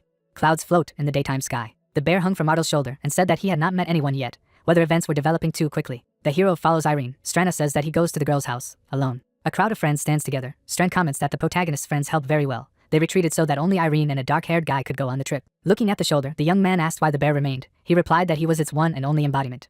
The girl turned and asked what Otto was muttering to himself. The wind sways Irene's white hair. The hero thinks that in the end only he and Irene went on a trip. A guy and a girl are walking along a forest path. The first to mentally say that all he knows is that the place they arrived at is Iris's homeland. He added that he did not expect the area to be so rocky. The student in the jacket looks around. He thinks that there is nothing remarkable around. A dark silhouette jumps out of the bushes. Otto glanced sideways. A man in a shirt dived with a hook at the protagonist. The attacker, rising to his feet, said that it was not bad, since the hero dodged his kick. The guy with dark hair, opening his mouth, replied that what the enemy was trying to achieve by attacking him on the sly. Otto's rival, turning to the girl, asked if the student really wanted death. Irene, closing her eyes, explained that she was apologizing. Looking ahead, Irene said that it was her older brother. A guy with yellow eyes stands in a fighting stance. 3 people are standing in the middle of a green forest. Otto asked why Irene's brother attacked him. He replied that the protagonist dodged his surprise attack, so it was definitely not so simple. The opponents approached each other. The girl's brother asked if the interlocutor was walking around with his sister, then he was her boyfriend. The offender grabbed the main character by the shirt. Without letting go of his clothes, the tall man said that they would talk when they fought. Opening his mouth, the student in the jacket said that he did not know what his interlocutor was talking about, but it would be nice to let him go. Otto turned his gaze forward. Aduma stands still. A guy with dark hair thinks what a 5-star fighter is doing here. That's such a strong person. An 8-star martial artist Aduma Prius has forgotten here.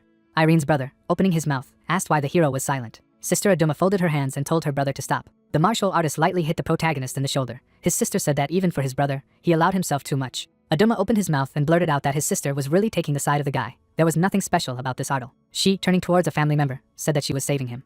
Closing her eyes, Irene said that they were leaving. What a stupid brother. Flames blaze behind Adam. In the middle of the forest there is a large wooden house. The protagonist thinks that there will be no problems with the rest of the family. The man hits the floor with his fist. He sat down on a chair and asked that his precious daughter had brought a man into the house. The head of the family emits a bright light. He has stated that there is no way he will approve of this marriage. 9-star martial arts master Akan Prius. 2 teenagers are standing in the hallway. The father says that if Otto wants to take his daughter, then he must defeat him. Otto looked into the void and thought that maybe he shouldn't come. He already wanted to go home. The mother comes to the family. She came and asked what they did here. Irene finally invited a guy to them, and they can't even greet him. Opening her mouth, the woman said that family members should apologize. The men froze with shame. They turned to the protagonist and apologized to him. The dark-haired guy smiled and thought that Irene had gone to her mother. How could someone be so graceful and kind? The mother of the family is in the hallway. 8-star martial artist Seda Prius.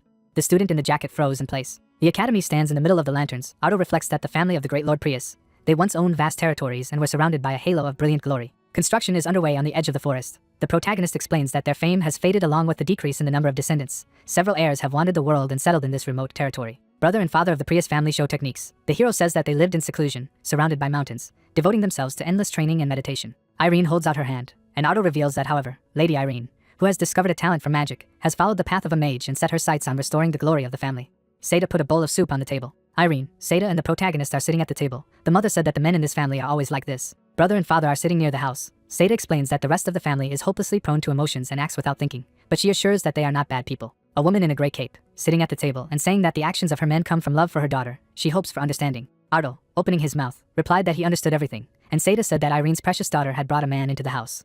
Folding her hands, a woman with bright eyes declares that she is absolutely calm. She, playing with her fingers, said that since her daughter had brought someone, she must be serious about him. The students are having lunch at the Prius house. Irene's mother asks that he is right. The white-haired girl's face turned red. Irene's brothers and father burst into the room. A fire blazes behind them, and Akan has stated that if the hero wants to take her daughter, he must first defeat them. The woman at the table exhaled. The men in the aisle asked that the guy's name was Otto. He replied that it was. Akan, with his mouth open, said that he believed that the main strength for a man was to protect his family from all dangers. The protagonist got up from the table. The Prius father said that this is how he lives and raises children. The bearded man looked at the young man and said that in his eyes, Otto was nothing more than the son of a noble family, whether there was a drop of strength in him. Otto opened his mouth. The protagonist frowned and stated that power is what he is most sure of. Akan put his hands to his belt and asked if this was really strength, that what he was most sure of was his strength. He added that he would give his due, since the guy does not lack courage. The protagonist, opening his mouth, explained that he has no equal in responsibility, and in physical strength, he is sure that he will not yield to anyone.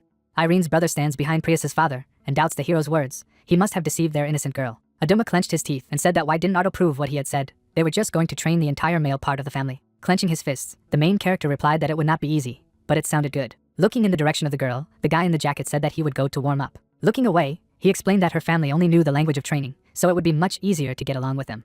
Walking towards the exit, the dark-haired youth said that he would be back soon. Irene's mother, sitting at the table, said that there was no need to worry, he would cope. Opening her mouth in surprise, she heard that her daughter worried more about her men than about her boyfriend. Irene opened her eyes slightly and said that she was worried about her male part of the family. A rainbow appeared in the sky. People gathered near a huge boulder. One of the Priuses said that the younger brother had set a new record. Aduma turned back. The father said that his sons had a long way to go. Father Prius lies on a rock and says that this is to be expected. There is still a long way to go before 9 stars. Ardo looks at the brothers and their father. He thinks that the head of the family will be difficult to surpass. The father mentally said that the dark-haired guy would not dare to slap Irene. The protagonist, opening his mouth, said that the strength of the Prius family is impressive. He stamped his foot. The head of the Prius lies on a stone. The interlocutor said that he would show what he was capable of. Ardo leans down slightly. The brothers say that the guy is going to destroy that huge boulder. The hero swings. Akan's pupils shrank in surprise. A destructive wave of fire burns through the stone rock. A crowd of guys running up say that they do not believe their eyes. The protagonist stands in a huge crevice. Ardal is frozen in place. The Prius family wondering what a mage can be so strong. The rays of the evening sun fall on the Rocky Mountains. In the Prius, the most important trait is considered to be the strength and endurance necessary to protect the family. The hero runs away from Irene's brothers. He explains that as he thought, they planned to break his spirit through training. Drops of sweat drip from the face of the guy in the dark shirt. He adds that contrary to their plans, this will be a chance to show them what he is capable of. The brothers of the Prius family lie on the ground. Ardal said that several days had passed like this. A silhouette of a man appeared above Adam's face. The protagonist lent a helping hand and clarified that it was time for them all to have dinner. A man with red hair gets to his feet. The bushes rustle in the wind. Irene's brother asks that maybe the hero will join their training next time. The protagonist stared at the 3 men. He opened his mouth and said that maybe they didn't mind if he called them hens. All the brothers immediately blushed. The boot of the head of the Prius stomped on the grass. He went out to the rest of the fighters. Lights are on in the house. Aduma and his brothers leaned on the table and asked the guy in the jacket if he had been recognized as the next head of the magic tower. Irene folded her hands and said that the protagonist had stopped the rebellious, filthy King Theron. Ardo looked ahead. Someone from the Irene family said that such a person had visited them. It was good luck to meet the next head of the tower. Akan, turning to the dining table, asked why the hero had told about it only now. The head of the family, opening his mouth, said that if Irene's boyfriend had mentioned it right away, the attitude would have been different. The bearded man's hair was tattered. He explained that other people's titles did not matter. Ardo, looking forward, explained that he wanted Irene's family to recognize him. At that moment it did not occur to him to mention his status. The head of the family stands against the background of the wall. Irene's mother, leaning on her palm, replied that this was the kind of person Irene could fall in love with. Akan frowned and replied that it seemed so. Men sleep on beds. Ardal opened his eyes. Akan entered the room. The protagonist turned towards the doorway. The interlocutor said that the guy needed to go with him. Leaving the corridor, the father explained that they needed to talk. The moon is shining. 2 men are walking through a dark forest. Ardal thinks that Father Prius said he wants to talk. But about what? The guy's hair blows in the wind. The bearded man, opening his mouth, said that as he had said more than once, Irene was his precious daughter. The light from the moon falls on Irene's father. He asks if Ardal can take responsibility for her. The collar of the protagonist's shirt unbuttoned. The guy said that he could. Akan, closing his eyes, replied that skill, effort and character, despite all the unfriendly behavior, he treated his sons with respect. Father Prius looked ahead and explained that if Irene cried, he would not let it go. Ardal grinned. The interlocutor said that Ardal should take care of his daughter. Clouds are floating in the sky. The clouds thickened in the air. The Prius family is standing near the porch. They say that Ardal is leaving, and it's sad. The dark-haired guy, opening his mouth, said that he was in solidarity with them and would visit them. The guy is standing next to Irene. The Prius family says that they intend to make an official visit to the city, so don't let them part. Irene steps on Adam's foot and asks what nonsense he is talking about. Irene, leaving, tells Ardal to go quickly. Stopping in front of the path, the blonde girl turns to the guy. She opened her mouth and said that since their families had given their blessing, no one else would stand in their way. Irene leaned forward a little and asked what she and Ardal would be to each other. Ardal blushed with embarrassment. Smiling, the guy pronounced the name of the blonde. The interlocutors stood opposite each other, and the brunette suggested to the girl that maybe we would start officially dating. The lady smiled. Folding her hands behind her back, Irene asked to be taken care of by the main character. 5 years later, the sun lit up the Tower of Mages, and Stranov said that even thinking about the old time was crazy. After all, the hero then confessed. Raising her hand up, the girl said that she remembered literally every word, and mimicked the hero. Brunette put the books in their place and said that the interlocutor was a chatterbox, and added that so many years had passed, and she was discussing it as if for the first time. Looking to the side, the main character said that since she volunteered to be an assistant, then let her work, and not slack. Ardal thought that on the recommendation, he still became the head of the Tower of Magicians. Strand got up from his seat and agreed with the protagonist, and the man reasoned that now his life is full of business. The bear has become an assistant and helps with work. Ardal has changed a lot. Thanks to development, the city has turned into a well-developed one. The 2 men stood in a noble pose, and the protagonist thought to himself that such changes did not happen without the help of Hans. He became a knight of Ardal, and Jason, who took up administrative work.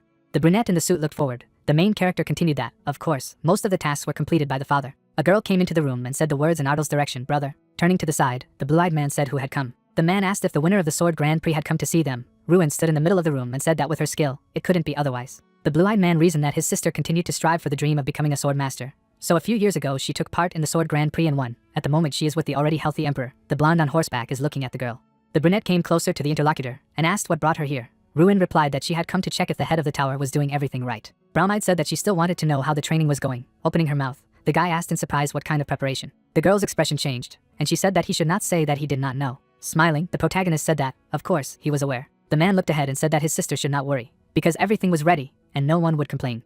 A few days later, the territory of Ardal. The city was buzzing with citizens. Hans regulated the crowd with his hands and told them not to push, and asked them to slow down, adding that he had told them not to push. The main character turned to Hans and Malker. The men turned. The blue-eyed man walked forward, and the bald man shouted that it was the main character. Someone from the crowd said that it was the head of the magic tower, and another asked that it was Mr. Ardal. The brunette thanked the men, folding his hands around his waist. Mulkiri saying that they were friends. How could it be otherwise? The protagonist said that he was especially grateful to the bald man, and asked how he was doing. The interlocutor looked at the head, and he added that he had heard that the man had become the main advisor in Ida. Mulkiri put his hand on the back of his head and replied that it was so, and added that the news was terribly fast. Brown-eyed looked back that what kind of marriage was it? He assumed that he had outstripped them in this area as well, but to do so soon, the groom was embarrassed. The interlocutors turned to the noise. A group of men stood in an embrace and shouted in unison that Ardal was already getting married. Wasn't it too fast? Seda asked them to stop crying, but people were watching. The protagonist was embarrassed and said that his future brothers-in-law were in his repertoire. Hans ordered the bald man to get ready, because everything would start soon, and added that, apparently, everyone had gathered except one. The man asked what exactly was missing. The ground trembled. Everything in the neighborhood was shaking. One of the guests looked ahead and asked if it was an earthquake. The main character, opening his mouth, told everyone to calm down. The head explained that the orcs had just come. A crowd of giants was moving forward. King Ram, opening his mouth, replied that his people could not help but lose the wedding of the young destroyer. An unknown person was climbing the stairs. The guests looked ahead. The blonde man stood on the podium and said into the microphone that this was a test of the microphone, and whether it could be heard. Looking into the distance, the red-eyed man said that he was a mage from the mage tower, and he would be leading today's ceremony, and introduced himself as Jason. Smiling, the man said that the wedding was about to begin, so the guests should take their seats. The weather was clear, and the host said that although he introduced himself as a magic tower mage, people knew him as a friend of the head of the tower. For this reason he had such an important role. The guests were sitting in their seats, and the blonde continued that he had recently talked with the bride and groom, and they asked to convey their gratitude to each of those present, for their great happiness that they overcame to be here today. Smiling, the magician asked whether to invite the main star of the event here. Jason said it was time to greet Ardal. The man was walking between the rows. Ruin, holding her hands in her fists, shouted that she was congratulating her brother. The professor, applauding, also congratulated the groom. The blonde said that now it was time to greet the bride. The girl smiled. Jason said that Iris was coming. The girl in the dress was walking hand in hand with her father. The blonde looked ahead. The groom turned to the side. The protagonist thought to himself that thanks to Iris's desire to return the big name of the family, she became a world-famous magician, whose name everyone has heard at least once. The father holds his daughter's hand. The bride smiled, and the main character thought that today this woman would become his wife. The man took Iris's hand. Opening his mouth, the blue-eyed man said that he promised to be a good husband. Looking ahead, the girl's father replied that he believed it. The host said that it was time to introduce the priest. The couple was standing together. The old man was standing behind the podium, and the blonde man said that the role of the priest would be played by the head of the academy today. The young men held hands, and the gray-haired man said that he would like to congratulate them both first. Looking ahead, the head said that the couple had overcome a lot of work. The bride and groom looked at each other, and the priest continued that even if in the future they encountered obstacles on their way, the couple bound by marriage would overcome everything again. Hand in hand, the old man said that relying on each other means being together. The couple looked into the distance, and the head said that now we would listen to the vows of the newlyweds. Opening his mouth, the man said that he remembered the first day of the meeting. It was in an antique store. Then he could not yet think that he would marry that cold and stubborn lady. Ardal turned to his bride and said that in retrospect he assumed that he had been attracted by the girl's confidence and prudence. Smiling, the groom said that he, Ardal, would be his wife's closest friend. Opening her mouth, the blonde said that she, Iris, would be a loving companion for her husband. The couple stood holding hands. The newlyweds said that finally they sincerely thank everyone who came to the holiday today. The couple stood facing the guests. Lights appeared in the clear sky. Fireworks flew everywhere. The couple was walking towards the guests, and congratulations were heard from all sides. The protagonist reflected that he had achieved everything by being a nobody. It must have been all thanks to that help, the guy hovering over a huge figure. The husband and wife waved to the guests, and the protagonist thinks that he ran without a breath, facing different situations, but in the end he coped with everything. The man continued that if only Drax shared this moment with him. Then a voice was heard in the blue-eyed man's head congratulating him. The protagonist's face changed dramatically, and he said to himself that this voice. The brunette asked the bear that maybe he also heard. Strainy sat on the hero's shoulder and replied that he did not hear anything. Ardal stood in shock. Smiling, the hero said that the kid should forget. It just seemed to him. The newlyweds walked together, and the blue-eyed man reflected that if in the future someone asked him how he had filled that day, he would answer without a doubt that it was the end of a journey that he had passed without regret. The man smiled.